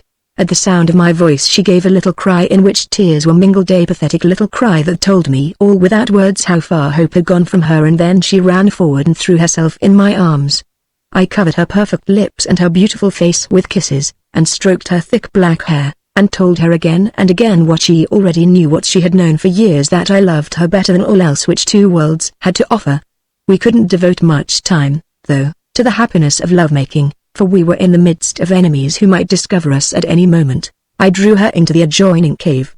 Thence we made our way to the mouth of the cave that had given me entrance to the cliff. Here I reconnoitered for a moment, and seeing the coast clear, ran swiftly forth with Diane at my side. We dodged around the cliff end, then paused for an instant, listening. No sound reached our ears to indicate that any had seen us, and we moved cautiously onward along the way by which I had come. As we went Diane told me that her captors had informed her how close I had come in search of her even to the land of awful shadow, and how one of Hua's men who knew me had discovered me asleep and robbed me of all my possessions. And then how Hua had sent 4 others to find me and take me prisoner. But these men, she said, had not yet returned, or at least she had not heard of their return. "Nor will you ever," I responded, "for they have gone to that place whence none ever returns." I then related my adventure with these 4. We had come almost to the cliff edge where Juag should be awaiting us when we saw 2 men walking rapidly toward the same spot from another direction. They did not see us, nor did they see Juag, whom I now discovered hiding behind a low bush close to the verge of the precipice which drops into the sea at this point. As quickly as possible, without exposing ourselves too much to the enemy, we hastened forward that we might reach Juag as quickly as they. But they noticed him first and immediately charged him, for one of them had been his guard, and they had both been sent to search for him, his escape having been discovered between the time he left the cave and the time when I reached it. Evidently they had wasted precious moments looking for him in other portions of the mesa. When I saw that the 2 of them were rushing him, I called out to attract their attention to the fact that they had more than a single man to cope with. They paused at the sound of my voice and looked about. When they discovered Diane and me they exchanged a few words, and one of them continued toward Juag while the other turned upon us. As he came nearer I saw that he carried in his hand one of my 6-shooters, but he was holding it by the barrel, evidently mistaking it for some sort of war club or tomahawk. I could scarce refrain a grin when I thought of the wasted possibilities of that deadly revolver in the hands of an untutored warrior of the Stone Age. Had he but reversed it and pulled the trigger he might still be alive. Maybe he is for all I know, since I did not kill him then. When he was about 20 feet from me I flung my javelin with a quick movement that I had learned from Gak.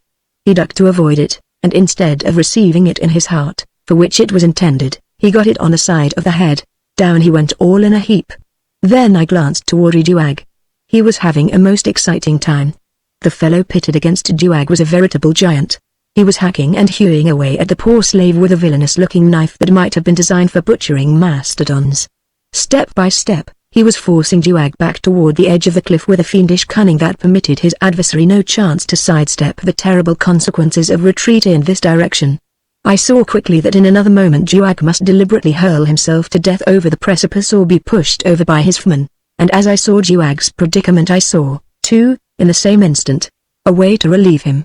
Leaping quickly to the side of the fellow I had just felled, I snatched up my fallen revolver.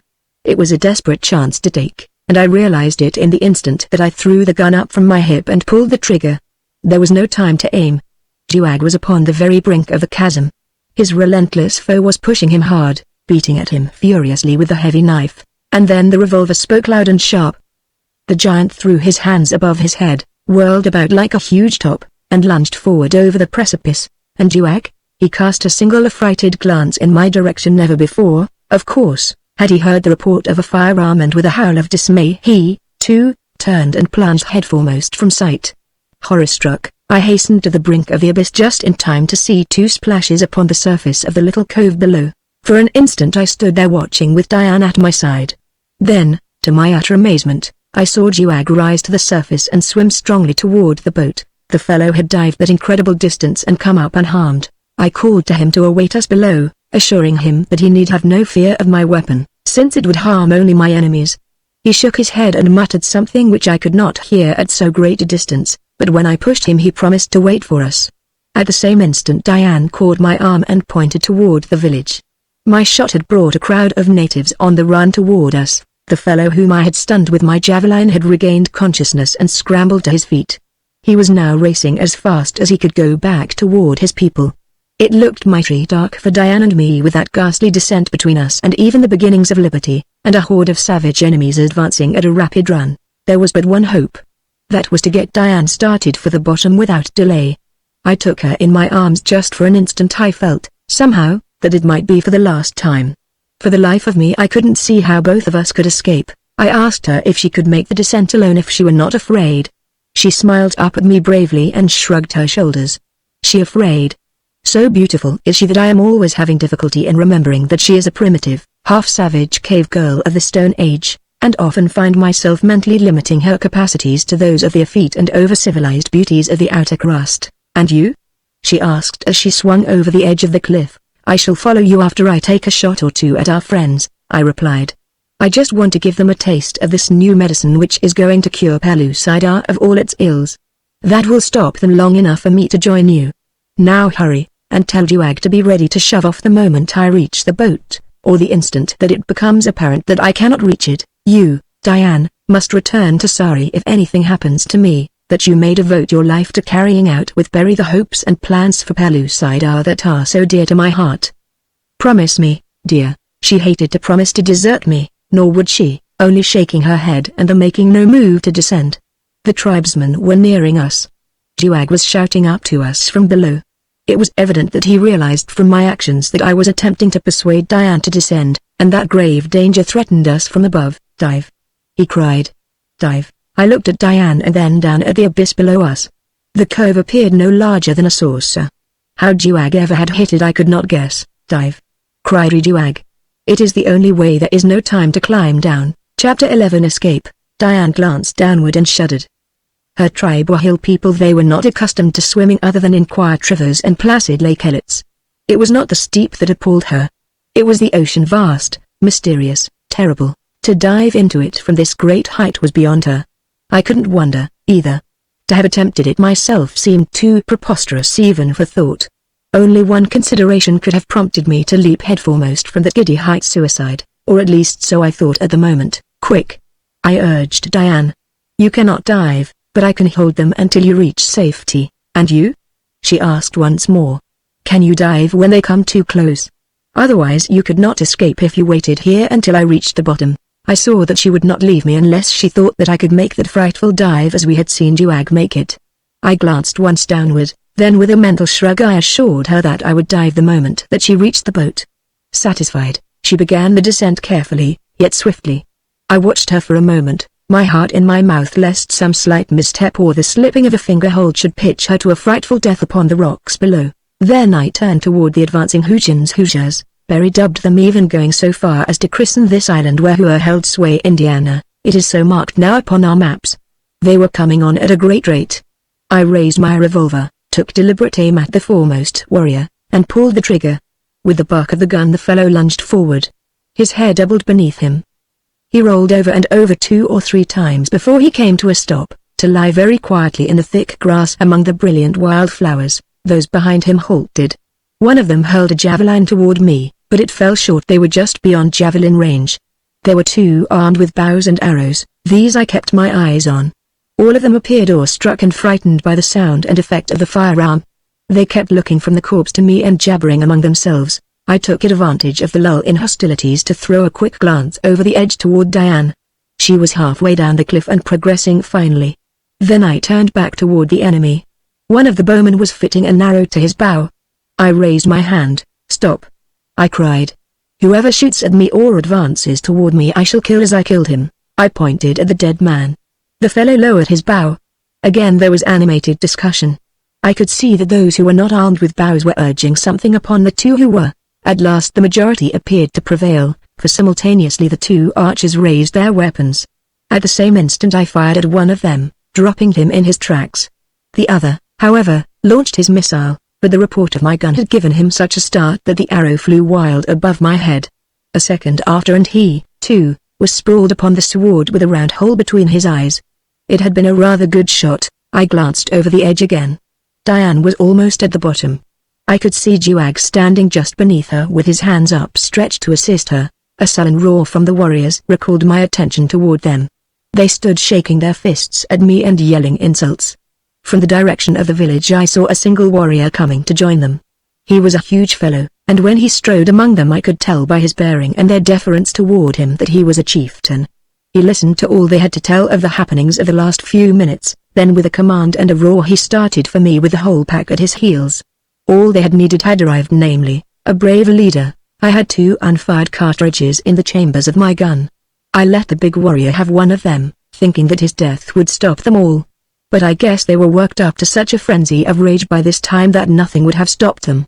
At any rate, they only yelled the louder as he fell and increased their speed toward me. I dropped another with my remaining cartridge, then they were upon me or almost. I thought of my promise to Diane. The awful abyss was behind me, a big devil with a huge bludgeon in front of me. I grasped my 6-shooter by the barrel and hurled it squarely in his face with all my strength. Then, without waiting to learn the effect of my throw, I wheeled, ran the few steps to the edge, and leapt as far out over that frightful chasm as I could. I know something of diving, and all that I know I put into that dive, which I was positive would be my last. For a couple of 100 feet I fell in horizontal position. The momentum I gained was terrific. I could feel the air almost as a solid body, so swiftly I hurtled through it.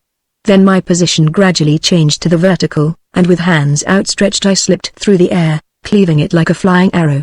Just before I struck the water a perfect shower of javelins fell all about.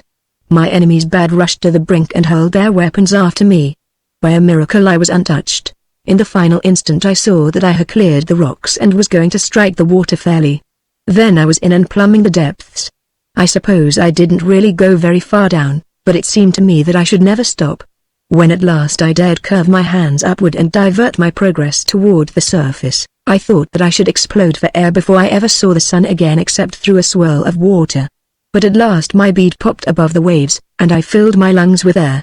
Before me was the boat, from which Juag and Diane were clambering. I couldn't understand why they were deserting it now, when we were about to set out for the mainland in it, but when I reached its side I understood. 2 heavy javelins, missing Diane and Juag by but a hair's breadth, had sunk deep into the bottom of the dugout in a straight line with the grain of the wood, and split her almost in 2 from stem to stern. She was useless. Juag was leaning over a nearby rock, his hand outstretched to aid me in clambering to his side, nor did I lose any time in availing myself of his proffered assistance. An occasional javelin was still dropping perilously close to us, so we hastened to draw as close as possible to the cliffside, where we were comparatively safe from the missiles. Here we held a brief conference, in which it was decided that our only hope now lay in making for the opposite end of the island as quickly as we could, and utilizing the boat that I had hidden there, to continue our journey to the mainland. Gathering up 3 of the least damaged javelins that had fallen about us, we set out upon our journey, keeping well toward the south side of the island, which Juag said was less frequented by the Hoojins than the central portion where the river ran. I think that this ruse must have thrown our pursuers off our track, since we saw nothing of them nor heard any sound of pursuit during the greater portion of our march the length of the island, but the way Juag had chosen was rough and roundabout, so that we consumed 1 or 2 more marches in covering the distance than if we had followed the river. This it was which proved our undoing, Those who sought us must have sent a party up the river immediately after we escaped, for when he came at last onto the river trail not far from our destination, there can be no doubt but that we were seen by Hoojans who were just ahead of us on the stream. The result was that as we were passing through a clump of bush a score of warriors leapt out upon us, and before we could scarce strike a blow in defense, had disarmed and bound us. For a time thereafter I seemed to be entirely bereft of hope. I could see no ray of promise in the future, only immediate death for Duag and me, which didn't concern me much in the face of what lay in store for Diane, poor child. What an awful life she had led. From the moment that I had first seen her chained in the slave caravan of the Mahas until now, a prisoner of a no less cruel creature, I could recall but a few brief intervals of peace and quiet in her tempestuous existence. Before I had known her, Jubal the Ugly One had pursued her across a savage world to make her his mate. She had eluded him, and finally I had slain him, but terror and privations, and exposure to fierce beasts had haunted her footsteps during all her lonely flight from him. And when I had returned to the outer world the old trials had recommenced with her in Jubal's role. I could almost have wished for death to vouchsafe her that peace which fate seemed to deny her in this life. I spoke to her on the subject, suggesting that we expire together. "Do not fear, David," she replied. "I shall end my life before ever Hua can harm me. But first I shall see that Hua dies." She drew from her breast a little leathern thong, to the end of which was fastened a tiny pouch. "What have you there?" I asked. "Do you recall that time you stepped upon the thing you call Viper in your world?" she asked. I nodded. "The accident gave you the idea for the poisoned arrows with which we fitted the warriors of the Empire," she continued. "And, too, it gave me an idea. For a long time I have carried a viper's fang in my bosom.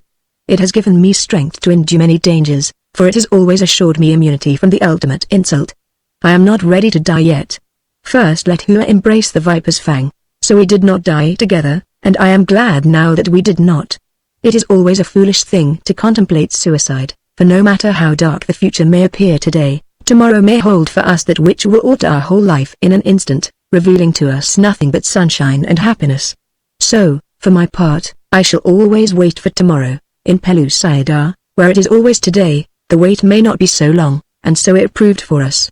As we were passing a lofty, flat-topped hill through a park-like wood, a perfect network of fiber ropes fell suddenly about our guard, enmeshing them. A moment later a horde of our friends, the hairy gorilla men, with the mild eyes and long faces of sheep, leapt among them. It was a very interesting fight. I was sorry that my bonds prevented me from taking part in it, but I urged on the brutemen with my voice, and cheered old Grr, their chief, each time that his mighty jaws crunched out the life of a Hoojan. When the battle was over we found that a few of our captors had escaped, but the majority of them lay dead about us. The gorilla men paid no further attention to them. Grr turned to me. Grr and all his people are your friends, he said. One saw the warriors of the Sly One and followed them. He saw them capture you, and then he flew to the village as fast as he could go and told me all that he had seen. The rest you know. You did much for Grr and Grr's people.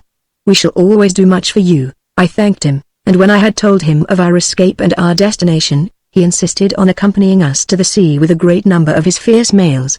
Nor were we at all loath to accept his escort. We found the canoe where I had hidden it, and bidding Grr and his warriors farewell, the three of us embarked for the mainland. I questioned Duag upon the feasibility of attempting to cross to the mouth of the great river of which he had told me, and up which he said we might paddle almost to Sari, but he urged me not to attempt it, since we had but a single paddle and no water or food. I had to admit the wisdom of his advice, but the desire to explore this great waterway was strong upon me, arousing in me at last a determination to make the attempt after first gaining the mainland and rectifying our deficiencies. We landed several miles north of Theria in a little cove that seemed to offer protection from the heavier seas which sometimes run, even upon these usually Pacific oceans of Pellucidar. Here I outlined to Diane and Duag the plans I had in mind. They were to fit the canoe with a small sail, the purposes of which I had to explain to them both since neither had ever seen or heard of such a contrivance before. Then they were to hunt for food which we could transport with us, and prepare a receptacle for water. These two latter items were more in Duag's line, but he kept muttering about the sail and the wind for a long time. I could see that he was not even half convinced that any such ridiculous contraption could make a canoe move through the water. We hunted near the coast for a while, but were not rewarded with any particular luck. Finally we decided to hide the canoe and strike inland in search of game. At Juag's suggestion we dug a hole in the sand at the upper edge of the beach and buried the craft, smoothing the surface over nicely and throwing aside the excess material we had excavated. Then we set out away from the sea.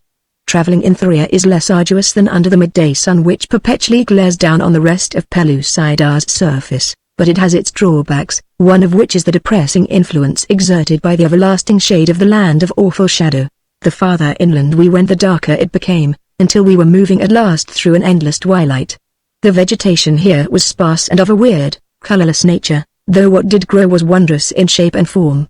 Often we saw huge lidi, or beasts of burden, striding across the dim landscape, browsing upon the grotesque vegetation or drinking from the slow and sullen rivers that run down from the Lidi plains to empty into the sea in Thuria. What we sought was either a thag, a sort of gigantic elk, or one of the larger species of antelope, the flesh of either of which dries nicely in the sun. The bladder of the thag would make a fine water bottle, and its skin, I figured, would be a good sail. We traveled a considerable distance inland, entirely crossing the land of awful shadow and emerging at last upon that portion of the Lidi plains which lies in the pleasant sunlight. Above us the pendant world revolved upon its axis, filling me especially and Diane to an almost equal state with wonder and insatiable curiosity as to what strange forms of life existed among the hills and valleys and along the seas and rivers, which we could plainly see. Before us stretched the horizonless expanses of vast Pellucidar, the Lidi plains rolling up about us, while hanging high in the heavens to the northwest of us I thought I discerned the many towers which marked the entrances to the distant Maha city, whose inhabitants preyed upon the Thurians. Juag suggested that we travel to the northeast, where, he said, upon the verge of the plain we would find a wooded country in which game should be plentiful. Acting upon his advice, we came at last to a forest jungle, through which wound innumerable game paths. In the depths of this forbidding wood we came upon the fresh spoor of thag. Shortly after, by careful stalking, we came within javelin range of a small herd. Selecting a great bull, Juag and I held our weapons simultaneously, Diane reserving hers for an emergency. The beast staggered to his feet, bellowing. The rest of the herd was up and away in an instant, only the wounded bull remaining, with lowered head and roving eyes searching for the foe. Then Juag exposed himself to the view of the bull. It is a part of the tactics of the hunt while I stepped to one side behind a bush. The moment that the savage beast saw Juag he charged him. Juag ran straight away, that the bull might be lured past my hiding place. On he came, tons of mighty bestial strength and rage. Diane had slipped behind me. She, too, could fight a thag should emergency require. Ah, such a girl.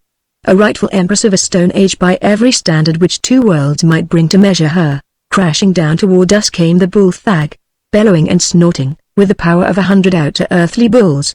When he was opposite me I sprang for the heavy mane that covered his huge neck. To tangle my fingers in it was the work of but an instant. Then I was running along at the beast's shoulder. Now, the theory upon which this hunting custom is based is one long ago discovered by experience, and that is that a thag cannot be turned from his charge once he has started toward the object of his wrath, so long as he can still see the thing he charges. He evidently believes that the man clinging to his mane is attempting to restrain him from overtaking his prey, and so he pays no attention to this enemy, who, of course, does not retard the mighty charge in the least. Once in the gate of the plunging bull, it was but a slight matter to vault to his back, as cavalrymen mount their chargers upon the run. Juag was still running in plain sight ahead of the bull. His speed was but a trifle less than that of the monster that pursued him. These Pellucidarians are almost as fleet as deer, because I am not is one reason that I am always chosen for the close-in work of the thag hunt. I could not keep in front of a charging thag long enough to give the killer time to do his work. I learned that the first and last time I tried it. Once astride the bull's neck, I drew my long stone knife and, setting the point carefully over the brute's spine, drove it home with both hands. At the same instant I leapt clear of the stumbling animal. Now, no vertebrate can progress far with a knife through his spine, and the thag is no exception to the rule. The fellow was down instantly. As he wallowed, Juag returned, and the two of us leapt in when an opening afforded the opportunity and snatched our javelins from his side. Then we danced about him, more like two savages than anything else, until we got the opening we were looking for, when simultaneously, our javelins pierced his wild heart, stilling it forever. The thag had covered considerable ground from the point at which I had leapt upon him. When, after dispatching him, I looked back for Diane, I could see nothing of her. I called aloud, but receiving no reply, set out at a brisk trot to where I had left her. I had no difficulty in finding the self-same bush behind which we had hidden, but Diane was not there. Again and again I called, to be rewarded only by silence. Where could she be? What could have become of her in the brief interval since I had seen her standing just behind me? Chapter 12 Kidnapped. I searched about the spot carefully. At last I was rewarded by the discovery of her javelin, a few yards from the bush that had concealed us from the charging thag. Her javelin and the indications of a struggle revealed by the trampled vegetation and the overlapping footprints of a woman and a man. Filled with consternation and dismay, I followed these latter to where they suddenly disappeared 100 yards from where the struggle had occurred. There I saw the huge imprints of Validi's feet. The story of the tragedy was all too plain. Atherian had either been following us, or had accidentally espied Diane and taken a fancy to her. While Duag and I had been engaged with the thag, he had abducted her. I ran swiftly back to where Duag was working over the kill. As I approached him I saw that something was wrong in this quarter as well, for the islander was standing upon the carcass of the thag, his javelin poised for a throw. When I had come nearer I saw the cause of his belligerent attitude. Just beyond him stood two large jaloks, or wolf dogs, regarding him intently, a male and a female. Their behavior was rather peculiar, for they did not seem preparing to charge him. Rather, they were contemplating him in an attitude of questioning. Duag heard me coming and turned toward me with a grin. These fellows love excitement. I could see by his expression that he was enjoying in anticipation the battle that seemed imminent. But he never hurled his javelin. A shout of warning from me stopped him, for I had seen the remnants of a rope dangling from the neck of the male jalak. Duag again turned toward me, but this time in surprise.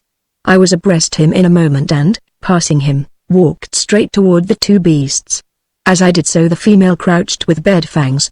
The male, however, leapt forward to meet me, not in deadly charge, but with every expression of delight and joy which the poor animal could exhibit. It was Raja the jalak whose life I had saved, and whom I then had tamed.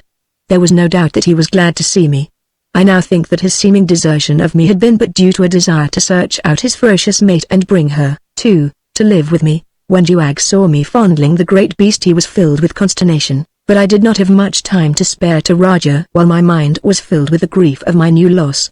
I was glad to see the brute, and I lost no time in taking him to Duag and making him understand that Duag, too, was to be Raja's friend. With the female the matter was more difficult, but Raja helped us out by growling savagely at her whenever she bared her fangs against us. I told Duag of the disappearance of Diane, and of my suspicions as to the explanation of the catastrophe. He wanted to start right out after her, but I suggested that with Raja to help me it might be as well were he to remain and skin the thag, remove its bladder, and then return to where we had hidden the canoe on the beach. And so it was arranged that he was to do this and await me there for a reasonable time. I pointed to a great lake upon the surface of the pendant world above us, telling him that if after this lake had appeared 4 times I had not returned to go either by water or land to Sari and fetch Gak with an army. Then, calling Raju after me, I set out after Diane and her abductor. First I took the wolf dog to the spot where the man had fought with Diane. A few paces behind us followed Raja's fierce mate. I pointed to the ground where the evidences of the struggle were plainest and where the scent must have been strong to Raja's nostrils. Then I grasped the remnant of leash that hung about his neck and urged him forward upon the trail. He seemed to understand. With nose to ground he set out upon his task. Dragging me after him, he trotted straight out upon the Lidi plains, turning his steps in the direction of the Thurian village. I could have guessed as much. Behind us trailed the female. After a while she closed upon us, until she ran quite close to me and at Raja's side. It was not long before she seemed as easy in my company as did her lord and master. We must have covered considerable distance at a very rapid pace, for we had re-entered the great shadow, when we saw a huge Lidi ahead of us, moving leisurely across the level plain. Upon its back were 2 human figures. If I could have known that the Jaloks would not harm Diane I might have turned them loose upon the Lidi and its master, but I could not know, and so dared take no chances. However, the matter was taken out of my hands presently when Raja raised his head and caught sight of his quarry. With a lunge that hurled me flat and jerked the leash from my hand, he was gone with the speed of the wind after the giant Lidi and its riders. At his side raced his shaggy mate, only a trifle smaller than he and no whit less savage. They did not give tongue until the Lidi itself discovered them and broke into a lumbering, awkward, but none the less rapid gallop. Then the 2 hound beasts commenced to bay, starting with a low, plaintive note that rose, weird and hideous, to terminate in a series of short, sharp yelps. I feared that it might be the hunting call of the pack, and if this were true, there would be slight chance for either Diane or her abductor or myself, either, as far as that was concerned. So I redoubled my efforts to keep pace with the hunt, but I might as well have attempted to distance the bird upon the wing. As I have often reminded you, I am no runner. In that instance it was just as well that I am not, for my very slowness of foot played into my hands, while had I been fleeter, I might have lost Diane that time forever. The Liddy, with the hounds running close on either side, had almost disappeared in the darkness that enveloped the surrounding landscape, when I noted that it was bearing toward the right. This was accounted for by the fact that Raja ran upon his left side, and unlike his mate, kept leaping for the great beast's shoulder. The man on the Liddy's back was prodding at the hyenodon with his long spear, but still Raja kept springing up and snapping. The effect of this was to turn the Liddy toward the right, and the longer I watched the procedure the more convinced I became that Raja and his mate were working together with some end in view, for the she-dog merely galloped steadily at the Liddy's right about opposite his rump. I had seen Jaloks hunting in packs, and I recalled now what for the time I had not thought of the several that ran ahead and turned the quarry back toward the main body. This was precisely what Raja and his mate were doing. They were turning the Liddy back toward me, or at least Raja was. Just why the female was keeping out of it I did not understand, unless it was that she was not entirely clear in her own mind as to precisely what her mate was attempting. At any rate, I was sufficiently convinced to stop where I was and await developments, for I could readily realize two things. One was that I could never overhaul them before the damage was done if they should pull the Liddy down now. The other thing was that if they did not pull it down for a few minutes it would have completed its circle and returned close to where I stood, and this is just what happened. The lot of them were almost swallowed up in the twilight for a moment. Then they reappeared again, but this time far to the right and circling back in my general direction. I waited until I could get some clear idea of the right spot again that I might intercept the Liddy, but even as I waited I saw the beast attempt to turn still more to the right, a move that would have carried him far to my left in a much more circumscribed circle than the hyenodons had mapped out for him. Then I saw the female leap forward and head him, and when he would have gone too far to the left, Raja sprang, snapping at his shoulder and held him straight for me. The two savage beasts were driving their quarry. It was wonderful. It was something else, too, as I realized while the monstrous beast neared me. It was like standing in the middle of the tracks in front of an approaching express train. But I didn't dare waver, too much depended upon my meeting that hurtling mass of terrified flesh with a well-placed javelin. So I stood there, waiting to be run down and crushed by those gigantic feet, but determined to drive home my weapon in the broad breast before I fell. The Liddy was only about 100 yards from me when Raja gave a few barks in a tone that differed materially from his hunting cry. Instantly both he and his mate leapt for the long neck of the ruminant. Neither missed. Swinging in midair, they hung tenaciously, their weight dragging down the creature's head and so retarding its speed that before it had reached me it was almost stopped and devoting all its energies to attempting to scrape off its attackers with its forefeet. Diane had seen and recognized me, and was trying to extricate herself from the grasp of her captor, who, handicapped by his strong and agile prisoner, was unable to wield his lance effectively upon the two Jaloks. At the same time I was running swiftly toward them. When the man discovered me he released his hold upon Diane and sprang to the ground, ready with his lance to meet me. My javelin was no match for his longer weapon, which was used more for stabbing than as a missile.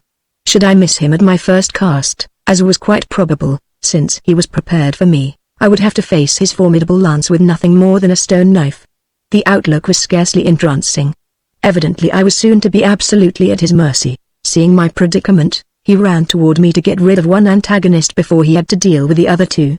He could not guess, of course, that the two Jaloks were hunting with me, but he doubtless thought that after they had finished the Liddy they would make after the human prey. The beasts are notorious killers, often slaying wantonly, but as the Thurian came Raja loosened his hold upon the Liddy and dashed for him, with the female close after. When the man saw them he yelled to me to help him, protesting that we should both be killed if we did not fight together. But I only laughed at him and ran toward Diane. Both the fierce beasts were upon the Thurian simultaneously. He must have died almost before his body tumbled to the ground. Then the female wheeled toward Diane. I was standing by her side as the thing charged her, my javelin ready to receive her, but again Raja was too quick for me.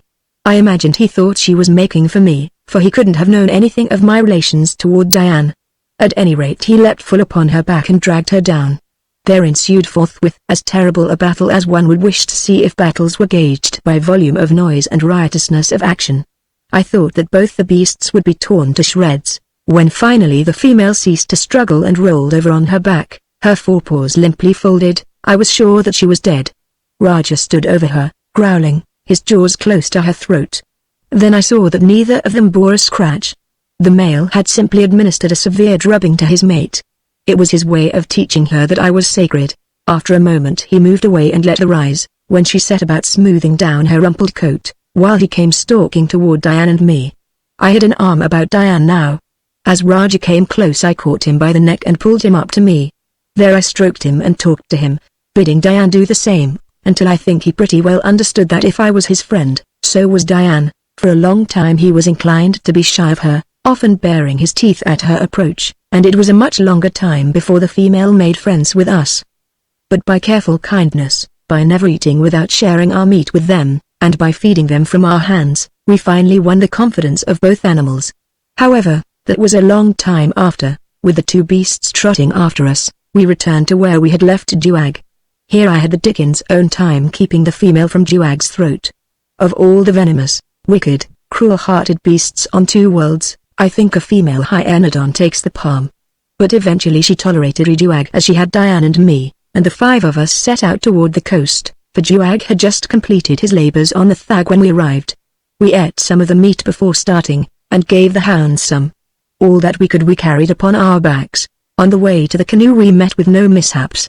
Diane told me that the fellow who had stolen her had come upon her from behind while the roaring of the thag had drowned all other noises, and that the first she had known he had disarmed her and thrown her to the back of his liddy, which had been lying down close by waiting for him. By the time the thag had ceased bellowing the fellow had got well away upon his swift mount. By holding one palm over her mouth he had prevented her calling for help. I thought, she concluded, that I should have to use the viper's tooth. After all, we reached the beach at last and unearthed the canoe.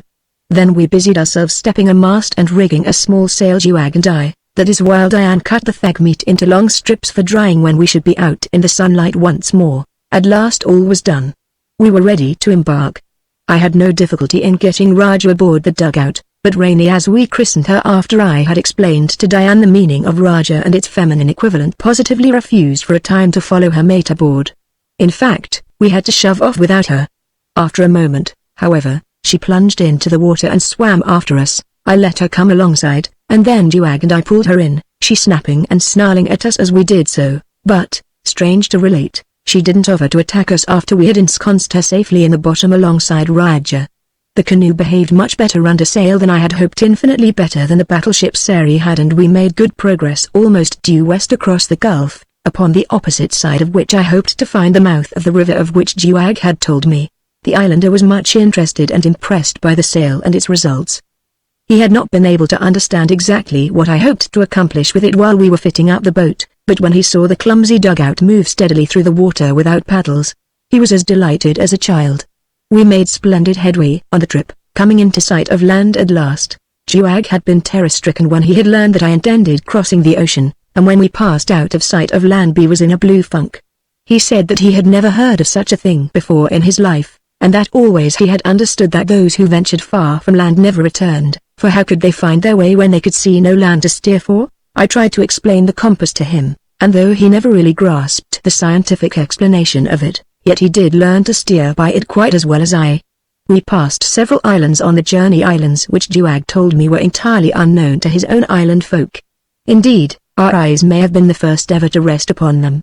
I should have liked to stop off and explore them, but the business of empire would brook no unnecessary delays. I asked Duag how he expected to reach the mouth of the river which we were in search of if he didn't cross the gulf, and the islander explained that Hua would undoubtedly follow the coast around. For some time we sailed up the coast searching for the river, and at last we found it. So great was it that I thought it must be a mighty gulf until the mass of driftwood that came out upon the first ebb tide convinced me that it was the mouth of a river. There were the trunks of trees uprooted by the undermining of the river banks, giant creepers, flowers, grasses, and now and then the body of some land animal or bird. I was all excitement to commence our upward journey when there occurred that which I had never before seen within Pellucidar, a really terrific windstorm. It blew down the river upon us with a ferocity and suddenness that took our breaths away, and before we could get a chance to make the shore it became too late. The best that we could do was to hold the scudding craft before the wind and race along in a smother of white spume. Duag was terrified. If Diane was, she hid it, for was she not the daughter of a once great chief, the sister of a king, and the mate of an emperor? Raja and Rainey were frightened. The former crawled close to my side and buried his nose against me. Finally even fierce Rainey was moved to seek sympathy from a human being. She slunk to Diane, pressing close against her and whimpering, while Diane stroked her shaggy neck and talked to her as I talked to Raja. There was nothing for us to do but try to keep the canoe right side up and straight before the wind. For what seemed an eternity the tempest neither increased nor abated. I judged that we must have blown 100 miles before the wind and straight out into an unknown sea. As suddenly as the wind rose it died again, and when it died it veered to blow at right angles to its former course in a gentle breeze. I asked Juag then what our course was, for he had had the compass last. It had been on a leather thong about his neck. When he felt for it, the expression that came into his eyes told me as plainly as words what had happened. The compass was lost. The compass was lost, and we were out of sight of land without a single celestial body to guide us. Even the pendant world was not visible from our position. Our plight seemed hopeless to me. But I dared not let Diane and Juag guess how utterly dismayed I was, though, as I soon discovered, there was nothing to be gained by trying to keep the worst from Juag. He knew it quite as well as I. He had always known, from the legends of his people, the dangers of the open sea beyond the sight of land. The compass, since he had learned its uses from me, had been all that he had to buoy his hope of eventual salvation from the watery deep. He had seen how it had guided me across the water to the very coast that I desired to reach, and so he had implicit confidence in it. Now that it was gone, his confidence had departed. Also, there seemed but one thing to do, that was to keep on sailing straight before the wind, since we could travel most rapidly along that course until we sighted land of some description. If it chanced to be the mainland, well and good; if an island, well, we might live upon an island. We certainly could not live long in this little boat, with only a few strips of dried fag and a few quarts of water left. Quite suddenly a thought occurred to me. I was surprised that it had not come before as a solution to our problem. I turned toward Juag. You Pellucidarians are endowed with a wonderful instinct, I reminded him, an instinct that points the way straight to your homes, no matter in what strange land you may find yourself.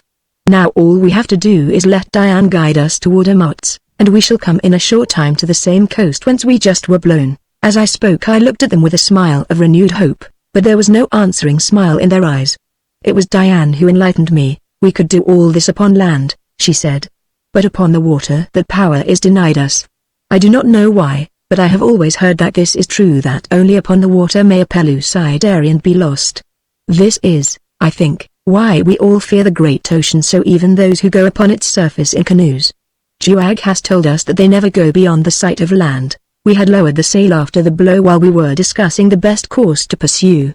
Our little craft had been drifting idly, rising and falling with the great waves that were now diminishing. Sometimes we were upon the crest again in the hollow. As Diane ceased speaking she let her eyes range across the limitless expanse of billowing waters.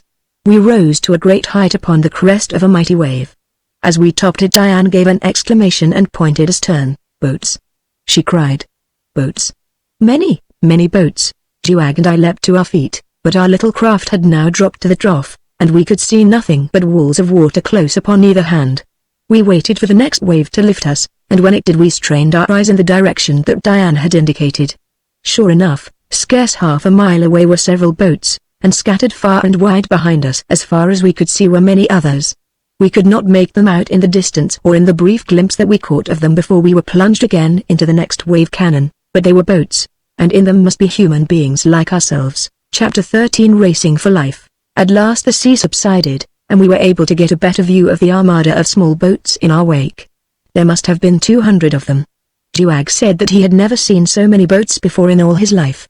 Where had they come from? Juag was first to hazard a guess. Hua, he said, was building many boats to carry his warriors to the great river and up it towards Sari. He was building them with almost all his warriors and many slaves upon the island of trees. No one else in all the history of Pellucidar has ever built so many boats as they told me Hua was building.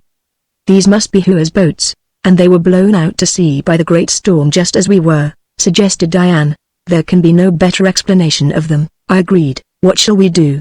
Asked Juag. Suppose we make sure that they are really Hua's people, suggested Diane. It may be that they are not, and that if we run away from them before we learn definitely who they are, we shall be running away from a chance to live and find the mainland. They may be a people of whom we have never even heard, and if so we can ask them to help us if they know the way to the mainland, which they will not, interposed Juag. Well, I said, It can't make our predicament any more trying to wait until we find out who they are. They are heading for us now. Evidently they have spied our sail, and guess that we do not belong to their fleet. They probably want to ask the way to the mainland themselves, said Riduag, who was nothing if not a pessimist. If they want to catch us, they can do it if they can paddle faster than we can sail, I said. If we let them come close enough to discover their identity, and can then sail faster than they can paddle, we can get away from them anyway, so we might as well wait. And wait we did. The sea calmed rapidly, so that by the time the foremost canoe had come within 500 yards of us we could see them all plainly. Everyone was headed for us. The dugouts, which were of unusual length, were manned by 20 paddlers, 10 to a side.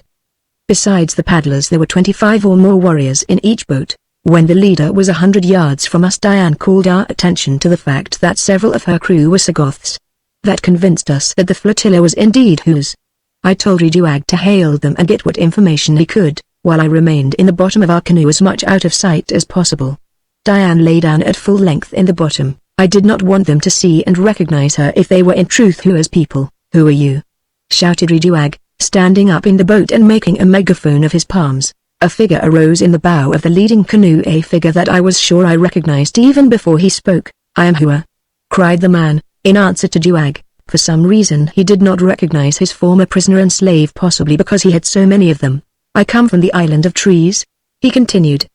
100 of my boats were lost in the great storm and all their crews drowned. Where is the land? What are you, and what strange thing is that which flutters from the little tree in the front of your canoe? He referred to our sail, flapping idly in the wind. "We, too, are lost," replied Duag. "We know not where the land is. We are going back to look for it now." So saying he commenced to scull the canoe's nose before the wind, while I made fast the primitive sheets that held our crude sail.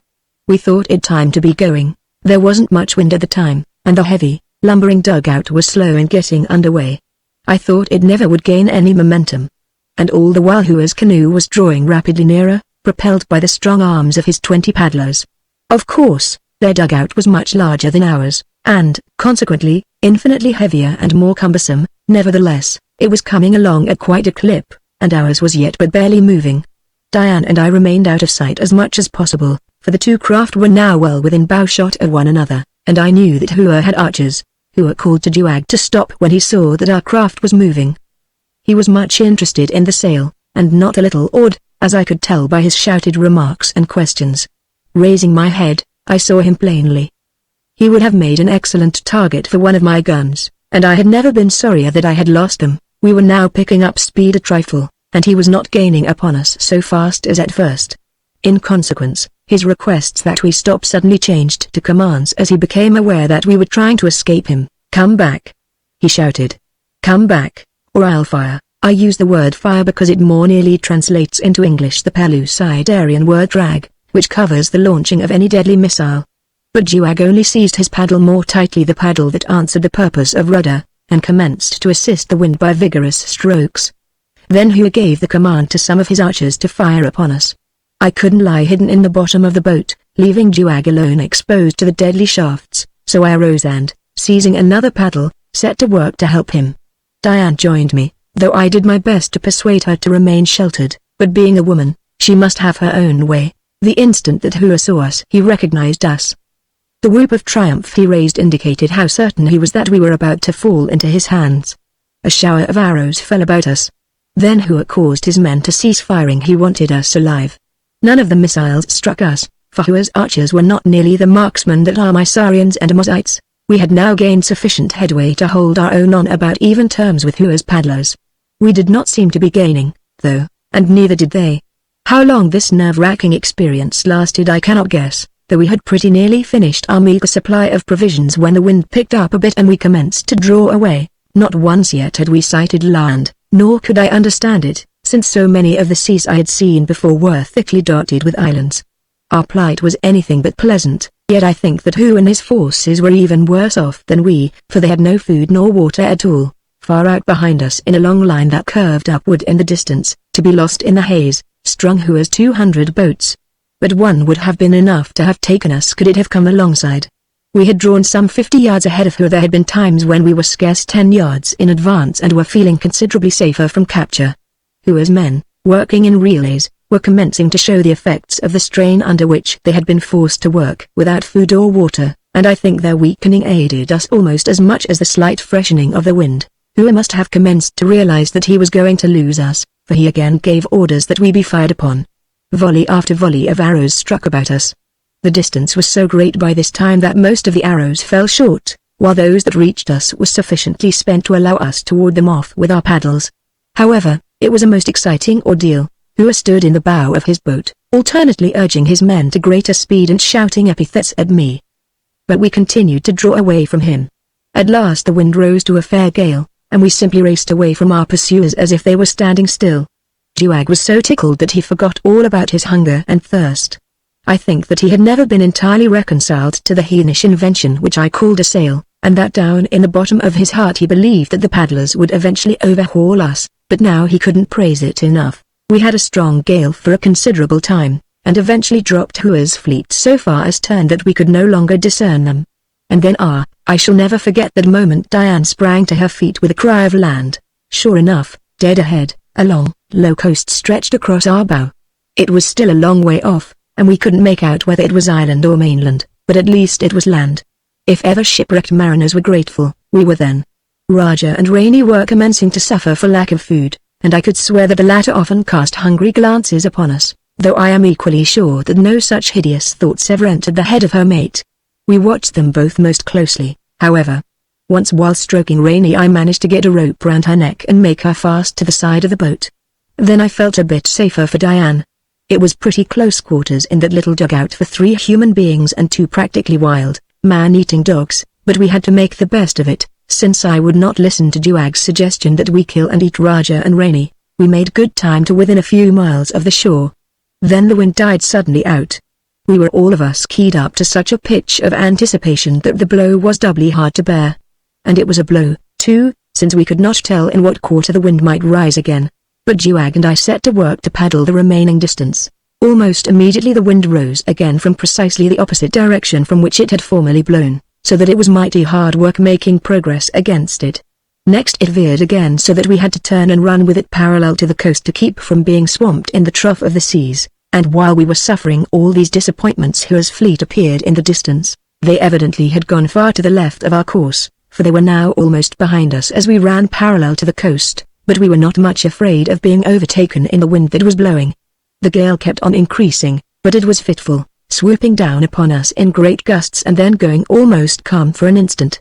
It was after one of these momentary calms that the catastrophe occurred. Our sail hung limp and our momentum decreased when of a sudden a particularly vicious squall caught us. Before I could cut the sheets the mast had snapped at the thwart in which it was stepped. The worst had happened. Juag and I seized paddles and kept the canoe with the wind. But that squall was the parting shot of the gale, which died out immediately after, leaving us free to make for the shore, which we lost no time in attempting. But Hua had drawn closer in toward shore than we, so it looked as if he might head us off before we could land. However, we did our best to distance him, Diane taking a paddle with us. We were in a fair way to succeed when there appeared, pouring from among the trees beyond the beach, a horde of yelling, painted savages, brandishing all sorts of devilish-looking primitive weapons. So menacing was their attitude that we realized at once the folly of attempting to land among them. Hua was drawing closer to us. There was no wind. We could not hope to outpaddle him. And with our sail gone, no wind would help us, though, as if in derision at our plight, a steady breeze was now blowing. But we had no intention of sitting idle while our fate overtook us, so we bent to our paddles and, keeping parallel with the coast, did our best to pull away from our pursuers. It was a grueling experience. We were weakened by lack of food. We were suffering the pangs of thirst. Capture and death were close at hand. Yet I think that we gave a good account of ourselves in our final effort to escape. Our boat was so much smaller and lighter than any of Hua's that the 3 of us forced it ahead almost as rapidly as his larger craft could go under their 20 paddles. As we raced along the coast for one of those seemingly interminable periods that may draw hours into eternities where the labor is soul-searing and there is no way to measure time, I saw what I took for the opening to a bay or the mouth of a great river a short distance ahead of us.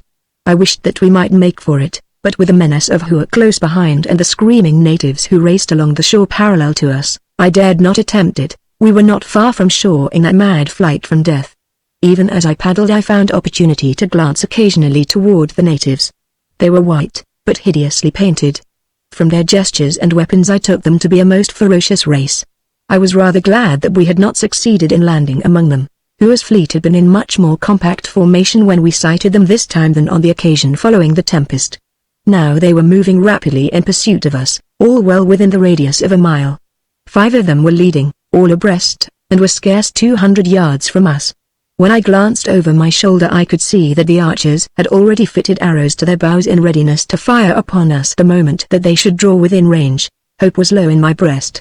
I could not see the slightest chance of escaping them, for they were overhauling us rapidly now, since they were able to work their paddles in relays, while we 3 were rapidly wearying beneath the constant strain that had been put upon us. It was then that Juag called my attention to the rift in the shoreline which I had thought either a bay or the mouth of a great river.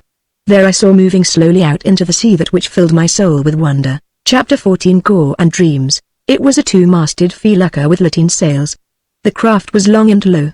In it were more than 50 men, 20 or 30 of whom were at oars with which the craft was being propelled from the lee of the land. I was dumbfounded.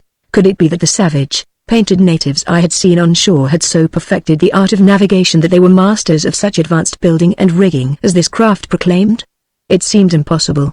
And as I looked I saw another of the same type swing into view and follow its sister through the narrow strait out into the ocean. Nor were these all. One after another, following closely upon one another's heels, came 50 of the trim, graceful vessels. They were cutting in between Hua's fleet and our little dugout. When they came a bit closer my eyes fairly popped from my head at what I saw, for in the eye of the leading felucca stood a man with a sea glass leveled upon us. Who could they be? Was there a civilization within Pellucidar of such wondrous advancement as this? Were the far distant lands of which none of my people had ever heard, where a race had so greatly outstripped all other races of this inner world? The man with the glass had lowered it and was shouting to us. I could not make out his words, but presently I saw that he was pointing aloft. When I looked I saw a pennant fluttering from the peak of the forward lateen yard, a red, white, and blue pennant, with a single great white star in a field of blue. Then I knew. My eyes went even wider than they had before. It was the navy. It was the navy of the Empire of Pellucidar which I had instructed Perry to build in my absence. It was my navy. I dropped my paddle and stood up and shouted and waved my hand. Juag and Diane looked at me as if I had gone suddenly mad. When I could stop shouting I told them, and they shared my joy and shouted with me. But still Hua was coming nearer, nor could the leading felucca overhaul him before he would be alongside or at least within bowshot. Hua must have been as much mystified as we were as to the identity of the strange fleet, but when he saw me waving to them he evidently guessed that they were friendly to us, so he urged his men to redouble their efforts to reach us before the felucca cut him off. He shouted word back to others of his fleet, word that was passed back until it had reached them all, directing them to run alongside the strangers and board them, for with his 200 craft and his 8 or 10,000 warriors he evidently felt equal to overcoming the 50 vessels of the enemy, which did not seem to carry over 3,000 men all told. His own personal energies he bent to reaching Diane and me first, leaving the rest of the work to his other boats. I thought that there could be little doubt that he would be successful in so far as we were concerned, and I feared for the revenge that he might take upon us should the battle go against his force, as I was sure it would, for I knew that Perry and his mesops must have brought with them all the arms and ammunition that had been contained in the prospector. But I was not prepared for what happened next.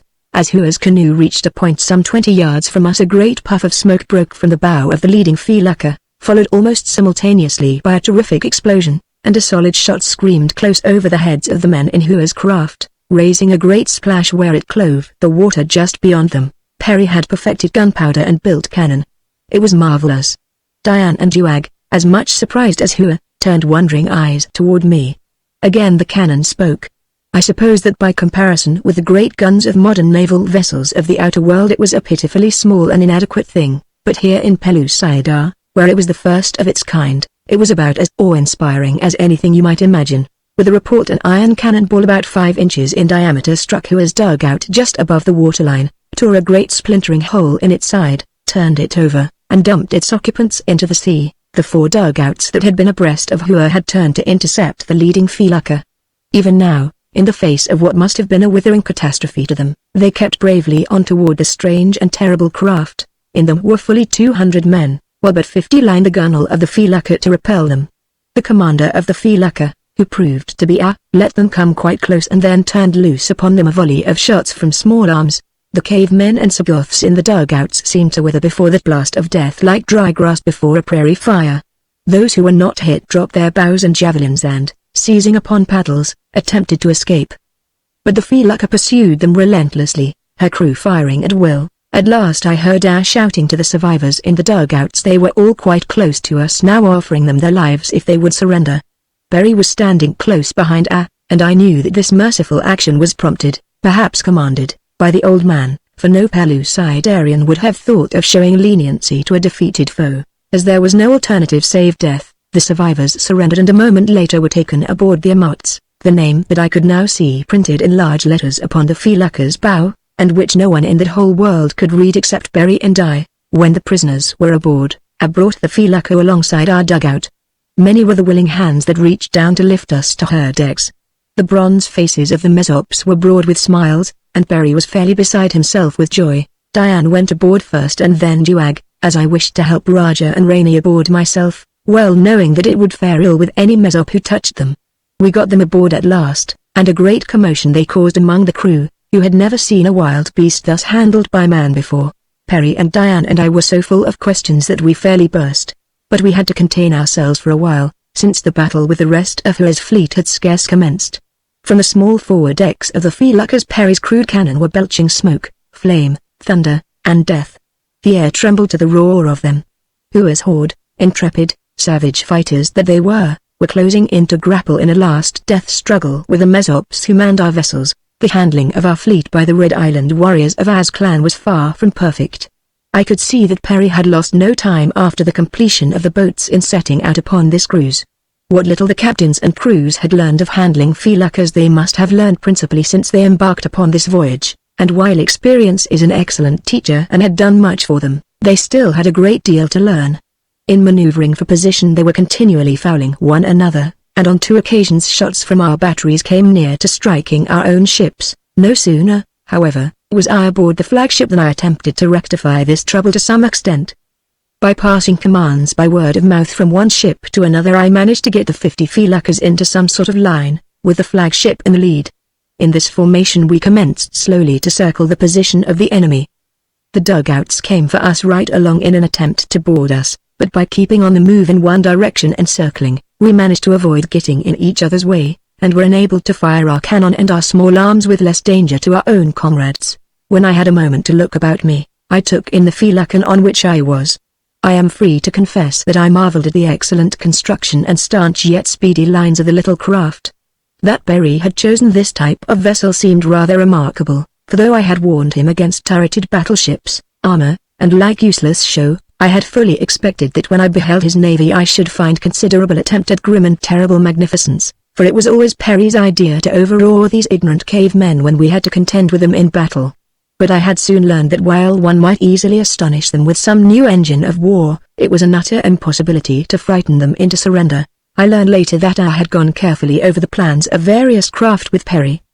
The old man had explained in detail all that the text told him of them. The two had measured out dimensions upon the ground, that I might see the sizes of different boats.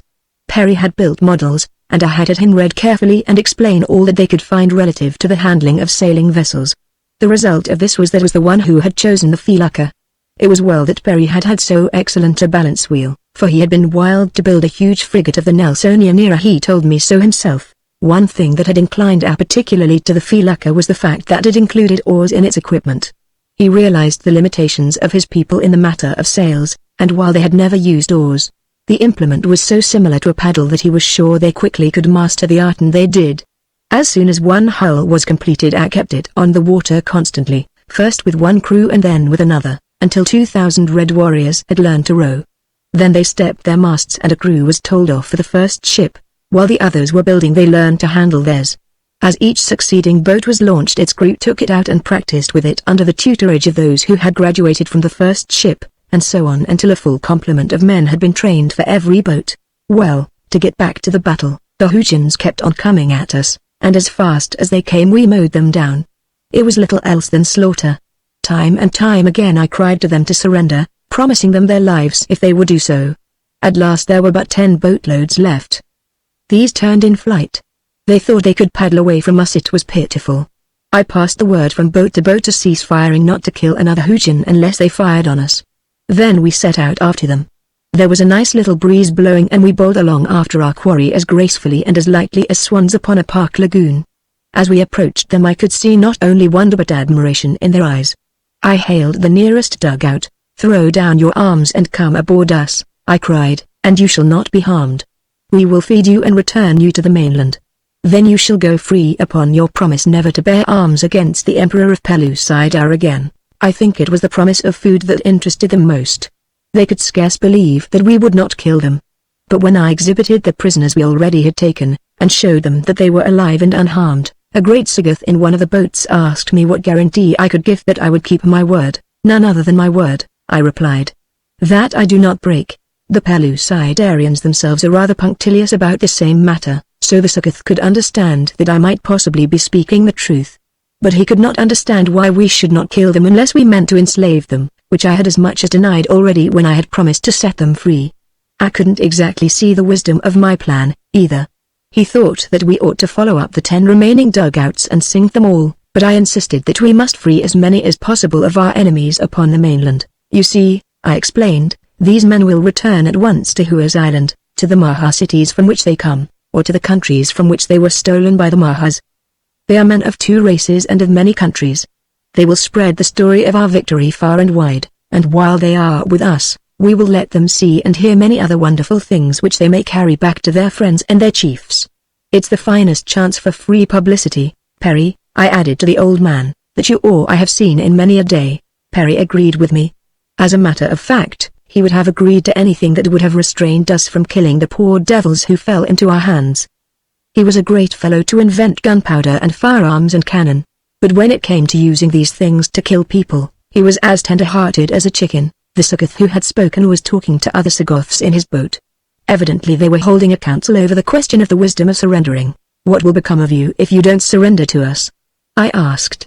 "If we do not open up our batteries on you again and kill you all, you will simply drift about the sea helplessly until you die of thirst and starvation. You cannot return to the islands, for you have seen as well as we that the natives there are very numerous and warlike.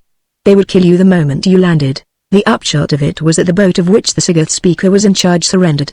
The Sagoths threw down their weapons, and we took them aboard the ship next in line behind the Amots. First I had to impress upon the captain and crew of the ship that the prisoners were not to be abused or killed. After that the remaining dugouts paddled up and surrendered.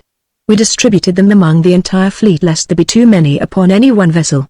Thus ended the first real naval engagement that the Pellucidarian seas had ever witnessed, though Perry still insists that the action in which the Sari took part was a battle of the first magnitude. The battle over and the prisoners disposed of and fed, and do not imagine that Diane, Duag, and I, as well as the 2 hounds, were not fed also. I turned my attention to the fleet. We had the feluccas close in about the flagship, and with all the ceremony of a medieval potentate on parade I received the commanders of the 49 feluccas that accompanied the flagship Diane and I, together the Empress and the Emperor of Pellucidar. It was a great occasion. The savage, bronze warriors entered into the spirit of it, for as I learned later dear old Perry had left no opportunity neglected for impressing upon them that David was Emperor of Pellucidar, and that all that they were accomplishing and all that he was accomplishing was due to the power, and redounded to the glory of David. The old man must have rubbed it in pretty strong, for those fierce warriors nearly came to blows in their efforts to be among the first of those to kneel before me and kiss my hand. When it came to kissing Diane's, I think they enjoyed it more. I know I should have. A happy thought occurred to me as I stood upon the little deck of the Amots with the first of Perry's primitive cannon behind me. When I kneeled at my feet, and first to do me homage, I drew from its scabbard at his side the sword of hammered iron that Perry had taught him to fashion.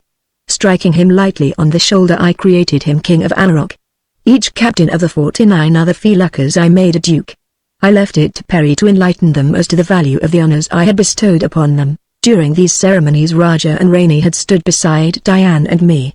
Their bellies had been well filled, but still they had difficulty in permitting so much edible humanity to pass unchallenged. It was a good education for them though, and never after did they find it difficult to associate with the human race without arousing their appetites. After the ceremonies were over we had a chance to talk with Perry and A. The former told me that Gak, king of Sari, had sent my letter and map to him by a runner, and that he and A had at once decided to set out on the completion of the fleet to ascertain the correctness of my theory that the Luralaz, in which the Anarok Islands lay, was in reality the same ocean as that which lapped the shores of Theria under the name of Sojaraz, or Great Sea. Their destination had been the island retreat of Hua, and they had sent word to Gak of their plans that we might work in harmony with them. The tempest that had blown us off the coast of the continent had blown them far to the south also. Shortly before discovering us they had come into a great group of islands, from between the largest two of which they were sailing when they saw Hua's fleet pursuing our dugout. I asked Perry if he had any idea as to where we were, or in what direction lay Hua's island or the continent. He replied by producing his map, on which he had carefully marked the newly discovered islands they described as the Unfriendly Isles, which showed Hua's island northwest of us about 2 points west. He then explained that with compass, chronometer, log and reel, they had kept a fairly accurate record of their course from the time they had set out. 4 of the feluccas were equipped with these instruments, and all the captains had been instructed in their use. I was very greatly surprised at the ease with which these savages had mastered the rather intricate detail of this unusual work, but Perry assured me that they were a wonderfully intelligent race, and had been quick to grasp all that he had tried to teach them. Another thing that surprised me was the fact that so much had been accomplished in so short a time, for I could not believe that I had been gone from Anarok for a sufficient period to permit of building a fleet of 50 feluccas and mining iron ore for the cannon and balls, to say nothing of manufacturing these guns and the crude muzzle-loading rifles with which every Mezop was armed, as well as the gunpowder and ammunition they had in such ample quantities. Time! Exclaimed Perry. Well, how long were you gone from Anarok before we picked you up in the Sojaraz? That was a puzzler, and I had to admit it. I didn't know how much time had elapsed, and neither did Perry, for time is non-existent in Pellucidar. Then, you see, David, he continued, I had almost unbelievable resources at my disposal.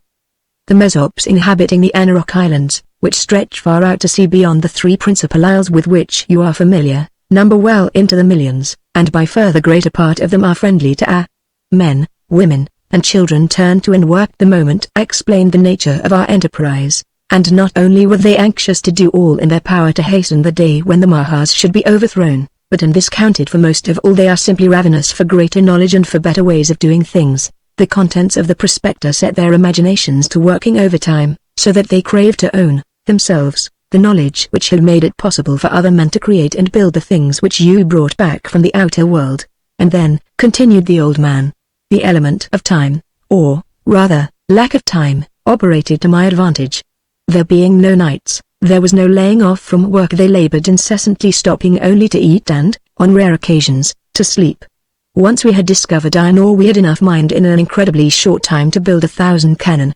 I had only to show them once how a thing should be done, and they would fall to work by thousands to do it. Why, no sooner had we fashioned the first muzzle loader and they had seen it work successfully, than fully 3,000 Mezops fell to work to make rifles. Of course there was much confusion and lost motion at first, but eventually I got them in hand, detailing squads of them under competent chiefs to certain work. We now have 100 expert gun makers. On a little isolated isle we have a great powder factory. Near the iron mine, which is on the mainland, is a smelter, and on the eastern shore of Anarok, a well-equipped shipyard. All these industries are guarded by forts in which several cannon are mounted and where warriors are always on guard. You would be surprised now, David, at the aspect of Anarok. I am surprised myself. It seems always to me as I compare it with the day that I first set foot upon it from the deck of the Sari that only a miracle could have worked the change that has taken place. It is a miracle, I said. It is nothing short of a miracle to transplant all the wondrous possibilities of the 20th century back to the Stone Age. It is a miracle to think that only 500 miles of earth separate 2 epochs that are really ages and ages apart. It is stupendous, Perry. But still more stupendous is the power that you and I wield in this great world. These people look upon us as little less than supermen. We must show them that we are all of that. We must give them the best that we have, Perry. Yes, he agreed, we must. I have been thinking a great deal lately that some kind of shrapnel shell or explosive bomb would be a most splendid innovation in their warfare. Then there are breech-loading rifles and those with magazines that I must hasten to study out and learn to reproduce as soon as we get settled down again. And, hold on, Perry, I cried. I didn't mean these sorts of things at all. I said that we must give them the best we have. What we have given them so far has been the worst. We have given them war and the munitions of war. In a single day we have made their wars infinitely more terrible and bloody than in all their past ages they have been able to make them with their crude, primitive weapons. In a period that could scarcely have exceeded 2 outer-earthly hours, our fleet practically annihilated the largest armada of native canoes that the Pellucidarians ever before had gathered together. We butchered some 8,000 warriors with the 20th century gifts we brought. Why? They wouldn't have killed that many warriors in the entire duration of a dozen of their wars with their own weapons. No, Perry, we've got to give them something better than scientific methods of killing one another. The old man looked at me in amazement. There was reproach in his eyes, too. Why, David? He said sorrowfully. I thought that you would be pleased with what I had done. We planned these things together, and I am sure that it was you who suggested practically all of it. I have done only what I thought you wished done, and I have done it the best that I know how. I laid my hand on the old man's shoulder. Bless your heart, Perry. I cried. You've accomplished miracles. You have done precisely what I should have done, only you've done it better. I'm not finding fault, but I don't wish to lose sight myself, or let you lose sight, of the greater work which must grow out of this preliminary and necessary carnage. First we must place the Empire upon a secure footing, and we can do so only by putting the fear of us in the hearts of our enemies, but after that, Perry. That is the day I look forward to. When you and I can build sewing machines instead of battleships, harvesters of crops instead of harvesters of men, plowshares and telephones, schools and colleges, printing presses and paper. When our merchant marine shall ply the great Pellucidarian seas, and cargoes of silks and typewriters and books shall forge their ways where only hideous saurians have held sway since time began. Amen. Said Perry, and Diane, who was standing at my side, pressed my hand. Chapter 15 Conquest and Peace. The fleet sailed directly for Hua's Island, coming to anchor at its northeastern extremity before the flat-topped hill that had been Hua's stronghold. I sent one of the prisoners ashore to demand an immediate surrender, but as he told me afterward they wouldn't believe all that he told them, so they congregated on the cliff top and shot futile arrows at us. In reply I had 5 of the feluccas cannonade them. When they scampered away at the sound of the terrific explosions, and at sight of the smoke and the iron balls, I landed a couple of 100 red warriors and led them to the opposite end of the hill into the tunnel that ran to its summit. Here we met a little resistance, but a volley from the muzzle-loaders turned back those who disputed our right of way, and presently we gained the mesa. Here again we met resistance, but at last the remnant of Hua's horde surrendered. Juag was with me, and I lost no time in returning to him and his tribe the hilltop that had been their ancestral home for ages until they were robbed of it by Hua. I created a kingdom of the island, making Juag king there. Before we sailed I went to Grr, chief of the beast men, taking Juag with me. There the 3 of us arranged a code of laws that would permit the brute folk and the human beings of the island to live in peace and harmony. Grr sent his son with me back to Sari, capital of my empire, that he might learn the ways of the human beings. I have hopes of turning this race into the greatest agriculturists of Pellucidar. When I returned to the fleet I found that one of the islanders of Juag's tribe, who had been absent when we arrived, had just returned from the mainland with the news that a great army was encamped in the land of awful shadow, and that they were threatening Theria. I lost no time in weighing anchors and setting out for the continent, which we reached after a short and easy voyage. From the deck of the Amots I scanned the shore through the glasses that Perry had brought with him. When we were close enough for the glasses to be of value I saw that there was indeed a vast concourse of warriors entirely encircling the walled village of Gork, chief of the Therians. As we approached smaller objects became distinguishable. It was then that I discovered numerous flags and pennants floating above the army of the besiegers. I called Perry and passed the glasses to him. Gak of Sari, I said. Perry looked through the lenses of a moment, and then turned to me with a smile. The red, white, and blue of the Empire, he said. It is indeed your Majesty's army. It soon became apparent that we had been sighted by those on shore, for a great multitude of warriors had congregated along the beach watching us. We came to anchor as close in as we dared, which with our light feluccas was within easy speaking distance of the shore. Gak was there and his eyes were mighty wide, too, for, as he told us later, though he knew this must be Perry's fleet, it was so wonderful to him that he could not believe the testimony of his own eyes even while he was watching it approach. To give the proper effect to our meeting I commanded that each felucca fire 21 guns as a salute to His Majesty Gak, King of Sari. Some of the gunners, in the exuberance of their enthusiasm, fired solid shot, but fortunately they had sufficient good judgment to train their pieces on the open sea, so no harm was done. After this we landed an arduous task since each felucca carried but a single light dugout. I learned from Gak that the Therian chieftain, Gork, had been inclined to haughtiness, and had told Gak, the hairy one, that he knew nothing of me and cared less, but I imagined that the sight of the fleet and the sound of the guns brought him to his senses, for it was not long before he sent a deputation to me, inviting me to visit him in his village. Here he apologized for the treatment he had accorded me, very gladly swore allegiance to the Empire, and received in return the title of king. We remained in Thuria only long enough to arrange the treaty with Gork, among the other details of which was his promise to furnish the imperial army with 1,000 Lidai, or Thurian beasts of burden, and drivers for them. These were to accompany Gak's army back to Seri by land, while the fleet sailed to the mouth of the great river from which Diane, Duag, and I had been blown. The voyage was uneventful. We found the river easily, and sailed up it for many miles through as rich and wonderful a plain as I have ever seen.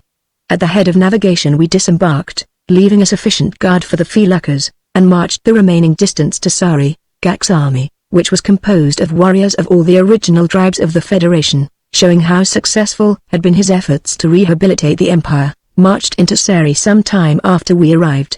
With them were 1,000 Lidai from Thuria. At a council of the kings it was decided that we should at once commence the great war against the Mahas, for these haughty reptiles presented the greatest obstacle to human progress within Pellucidar. I laid out a plan of campaign which met with the enthusiastic endorsement of the kings. Pursuant to it, I at once dispatched 50 Lidai to the fleet with orders to fetch 50 cannon to Sari. I also ordered the fleet to proceed at once to Anarok, where they were to take aboard all the rifles and ammunition that had been completed since their departure, and with a full complement of men to sail along the coast in an attempt to find a passage to the inland sea near which lay the Mahas' buried city of Futra. I was sure that a large and navigable river connected the Sea of Futra with the Luralaz, and that, barring accident, the fleet would be before Futra as soon as the land forces were. At last the great army started upon its march.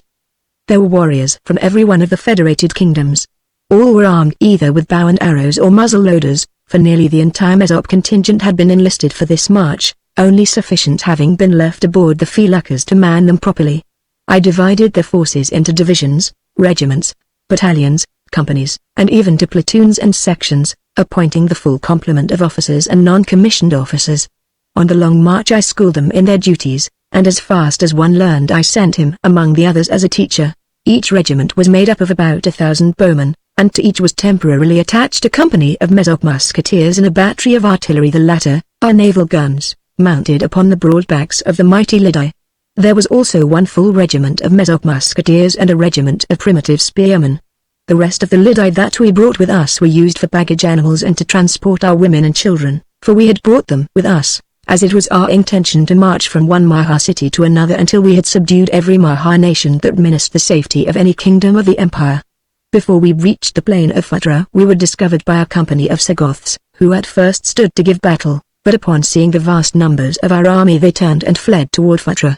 The result of this was that when he came in sight of the 100 towers which marked the entrances to the buried city we found a great army of Sagoths and Mahas lined up to give us battle. At 1,000 yards we halted, and, placing our artillery upon a slight eminence at either flank, we commenced to drop solid shot among them.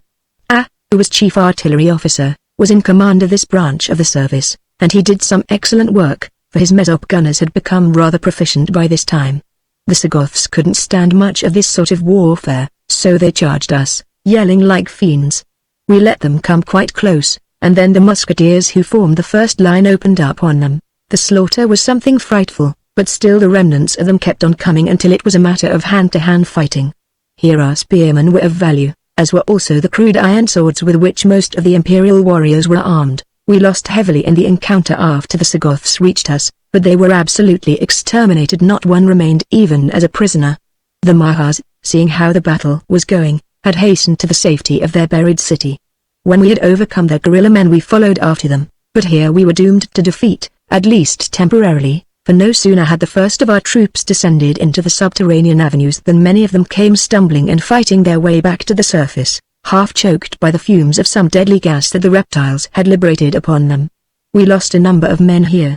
Then I sent for Perry, who had remained discreetly in the rear, and had him construct a little affair that I had had in my mind against the possibility of our meeting with a check at the entrances to the underground city. Under my direction he stuffed one of his cannon full of powder, small bullets, and pieces of stone, almost to the muzzle. Then he plugged the muzzle tight with a cone-shaped block of wood, hammered and jammed in as tight as it could be.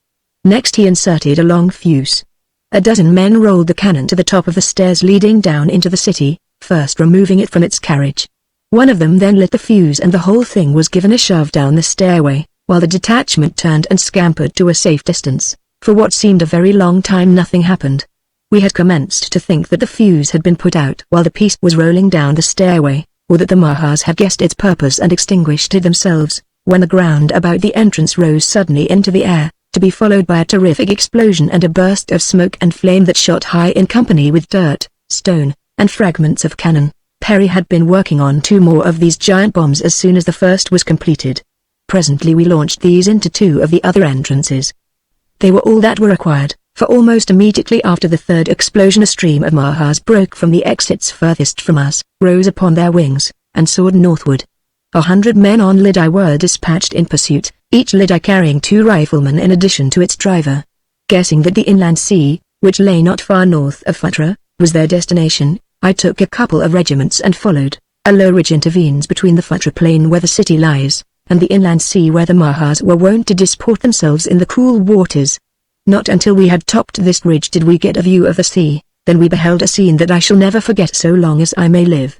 Along the beach were lined up the troop of Lidi, while 100 yards from shore the surface of the water was black with the long snouts and cold, reptilian eyes of the Mahas. Our savage Mezop riflemen, and the shorter, squatter, white-skinned Thurian drivers, shading their eyes with their hands, were gazing seaward beyond the Mahas, whose eyes were fastened upon the same spot. My heart leapt when I discovered that which was chaining the attention of them all. 20 graceful feluccas were moving smoothly across the waters of the sea toward the reptilian horde. The sight must have filled the Mahas with awe and consternation, for never had they seen the like of these craft before. For a time they seemed unable to do aught but gaze at the approaching fleet, but when the Mezops opened on them with their muskets the reptiles swam rapidly in the direction of the feluccas, evidently thinking that these would prove the easier to overcome. The commander of the fleet permitted them to approach within 100 yards. Then he opened on them with all the cannon that could be brought to bear, as well as with the small arms of the sailors. A great many of the reptiles were killed at the first volley. They wavered for a moment, then dived, nor did we see them again for a long time, but finally they rose far out beyond the fleet, and when the feluccas came about and pursued them they left the water and flew away toward the north. Following the fall of Phutra I visited Anarok, where I found the people busy in the shipyards and the factories that Perry had established. I discovered something, too, that he had not told me of, something that seemed infinitely more promising than the powder factory or the arsenal. It was a young man poring over one of the books I had brought back from the outer world. He was sitting in the log cabin that Perry had built to serve as his sleeping quarters and office. So absorbed was he that he did not notice our entrance. Perry saw the look of astonishment in my eyes and smiled. I started teaching him the alphabet when we first reached the prospector, and were taking out its contents, he explained. He was much mystified by the books and anxious to know of what use they were. When I explained he asked me to teach him to read, and so I worked with him whenever I could. He is very intelligent and learns quickly. Before I left he had made great progress, and as soon as he is qualified he is going to teach others to read. It was mighty hard work getting started, though, for everything had to be translated into Pellucidarian. It will take a long time to solve this problem, but I think that by teaching a number of them to read and write English we shall then be able more quickly to give them a written language of their own. And this was the nucleus about which we were to build our great system of schools and colleges. This almost naked red warrior, sitting in Perry's little cabin upon the island of Anarok, picking out words letter by letter from a work on intensive farming. Now we have, but I'll get to all that before I finish. While we were at Anarok I accompanied in an expedition to South Island, the southernmost of the 3 largest which form the Anarok group. Perry had given it its name where we made peace with the tribe that had for long been hostile toward our. They were now glad enough to make friends with him and come into the Federation. From there we sailed with 65 feluccas for distant Luana, the main island of the group where dwell the hereditary enemies of Anarok. 25 of the feluccas were of a new and larger type than those with which Aunt Perry had sailed on the occasion when they chanced to find and rescue Diane and me. They were longer, carried much larger sails, and were considerably swifter. Each carried 4 guns instead of 2. And these were so arranged that 1 or more of them could be brought into action no matter where the enemy lay. The Luana group lies just beyond the range of vision from the mainland. The largest island of it alone is visible from Anarok, but when we neared it we found that it comprised many beautiful islands, and that they were thickly populated. The Luanians had not, of course, been ignorant of all that had been going on in the domains of their nearest and dearest enemies. They knew of our feluccas and our guns, for several of their riding parties had had a taste of both. But their principal chief, an old man, have never seen either. So, when he sighted us, he put out to overwhelm us, bringing with him a fleet of about 100 large war canoes, loaded to capacity with javelin-armed warriors. It was pitiful, and I told as much. It seemed a shame to massacre these poor fellows if there was any way out of it. To my surprise, I felt much as I did. He said he had always hated to war with other Mesops when there were so many alien races to fight against. I suggested that we hailed the chief and request a parley, but when I did so the old fool thought that we were afraid, and with loud cries of exultation urged his warriors upon us. So we opened up on them, but at my suggestion centered our fire upon the chief's canoe. The result was that in about 30 seconds there was nothing left of that war dugout but a handful of splinters, while its crew, those who were not killed, were struggling in the water, battling with the myriad terrible creatures that had risen to devour them. We saved some of them, but the majority died just as had who and the crew of his canoe. That time our second shot capsized them. Again we called to the remaining warriors to enter into a parley with us, but the chief's son was there and he would not, now that he had seen his father killed. He was all for revenge. So we had to open up on the brave fellows with all our guns, but it didn't last long at that, for there chanced to be wiser heads among the Lithuanians than their chief or his son had possessed. Presently, an old warrior who commanded one of the dugouts surrendered. After that they came in one by one until all had laid their weapons upon our decks. Then we called together upon the flagship all our captains, to give the affair greater weight and dignity, and all the principal men of Luana. We had conquered them, and they expected either death or slavery, but they deserved neither, and I told them so. It is always my habit here in Pellucidar to impress upon these savage people that mercy is as noble a quality as physical bravery, and that next to the men who fight shoulder to shoulder with one, we should honor the brave men who fight against us, and if we are victorious, award them both the mercy and honor that are their due. By adhering to this policy I have won to the Federation many great and noble peoples, who under the ancient traditions of the inner world would have been massacred or enslaved after we had conquered them, and thus I won the Lithuanians. I gave them their freedom, and returned their weapons to them after they had sworn loyalty to me and friendship and peace with her, and I made the old fellow, who had had the good sense to surrender, king of Luana, for both the old chief and his only son had died in the battle. When I sailed away from Luana she was included among the kingdoms of the empire, whose boundaries were thus pushed eastward several hundred miles. We now returned to Narok and thence to the mainland, where I again took up the campaign against the Mahas, marching from one great buried city to another until we had passed far north of the Mots into a country where I had never been. At each city we were victorious, killing or capturing the Sagoths and driving the Mahas further away. I noticed that they always fled toward the north. The Sagoth prisoners we usually found quite ready to transfer their allegiance to us, for they are little more than brutes, and when they found that we could fill their stomachs and give them plenty of fighting, they were nothing loath to march with us against the next Maha city and battle with men of their own race. Thus we proceeded, swinging in a great half-circle north and west and south again until we had come back to the edge of the Lidi plains north of Theria. Here we overcame the Maha city that had ravaged the land of awful shadow for so many ages. When we marched on to Theria, Gork and his people went mad with joy at the tidings we brought them. During this long march of conquest we had passed through 7 countries, peopled by primitive human tribes who had not yet heard of the Federation, and succeeded in joining them all to the Empire. It was noticeable that each of these peoples had a Maha city situated nearby, which had drawn upon them for slaves and human food for so many ages that not even in legend had the population any folk tale which did not in some degree reflect an inherent terror of the reptilians. In each of these countries I left an officer and warriors to train them in military discipline, and prepare them to receive the arms that I intended furnishing them as rapidly as Perry's arsenal could turn them out, for we felt that it would be a long, long time before we should see the last of the Mahas. That they had flown north but temporarily until we should be gone with our great army and terrifying guns I was positive, and equally sure was I that they would presently return. The task of ridding Pellucidar of these hideous creatures is one which in all probability will never be entirely completed, for their great cities must abound by the hundreds and thousands of the far distant lands that no subject of the Empire has ever laid eyes upon. But within the present boundaries of my domain there are now none left that I know of, for I am sure we should have heard indirectly of any great Maha city that had escaped us, although of course the Imperial Army has by no means covered the vast area which I now rule. After leaving Theria we returned to Sari, where the seat of government is located. Here, upon a vast, fertile plateau, overlooking the great gulf that runs into the continent from the Himalayas, We are building the great city of Sari. Here we are erecting mills and factories. Here we are teaching men and women the rudiments of agriculture. Here Perry has built the first printing press, and a dozen young Sarians are teaching their fellows to read and write the language of Pellucidar. We have just laws and only a few of them. Our people are happy because they are always working at something which they enjoy. There is no money, nor is any money value placed upon any commodity. Perry and I were as one in resolving that the root of all evil should not be introduced into Pellucidar while we lived. A man may exchange that which he produces for something which he desires that another has produced, but he cannot dispose of the thing he thus acquires. In other words, a commodity ceases to have pecuniary value the instant that it passes out of the hands of its producer.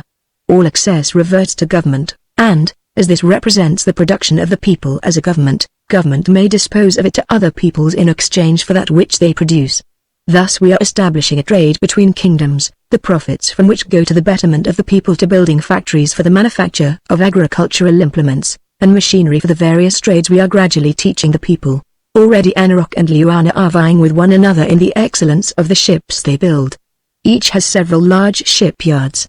Anarok makes gunpowder and mines iron ore, and by means of their ships they carry on a very lucrative trade with Thuria, Sari, and Amots. The Thurians breed Lidai, which, having the strength and intelligence of an elephant, make excellent draft animals. Around Sari and Amots the men are domesticating the great striped antelope, the meat of which is most delicious. I am sure that it will not be long before they will have them broken to harness and saddle. The horses of Pellucidar are far too diminutive for such uses, some species of them being little larger than fox terriers. Diane and I live in a great palace overlooking the gulf. There is no glass in our windows, for we have no windows. The walls rising but a few feet above the floor line, the rest of the space being open to the ceilings, but we have a roof to shade us from the perpetual noonday sun. Perry and I decided to set a style in architecture that would not curse future generations with the white plague, so we have plenty of ventilation. Those of the people who prefer, still inhabit their caves, but many are building houses similar to ours. At Greenwich we have located a town and an observatory, though there is nothing to observe but the stationary sun directly overhead. Upon the edge of the land of awful shadow is another observatory, from which the time is flashed by wireless to every corner of the empire 24 times a day. In addition to the wireless, we have a small telephone system in Sari.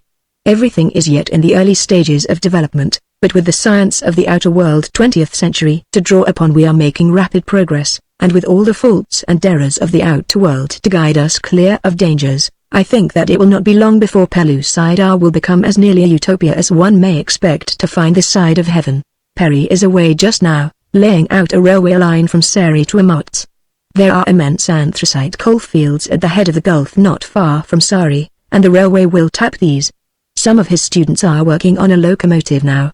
It will be a strange sight to see an iron horse puffing through the primeval jungles of the Stone Age, while cave bears, saber-toothed tigers, mastodons and the countless other terrible creatures of the past look on from their tangled lairs in wide-eyed astonishment. We are very happy, Diane and I would not return to the outer world for all the riches of all its princes. I am content here. Even without my imperial powers and honors I should be content, for have I not that greatest of all treasures, the love of the good woman, my wondrous empress, Diane the beautiful?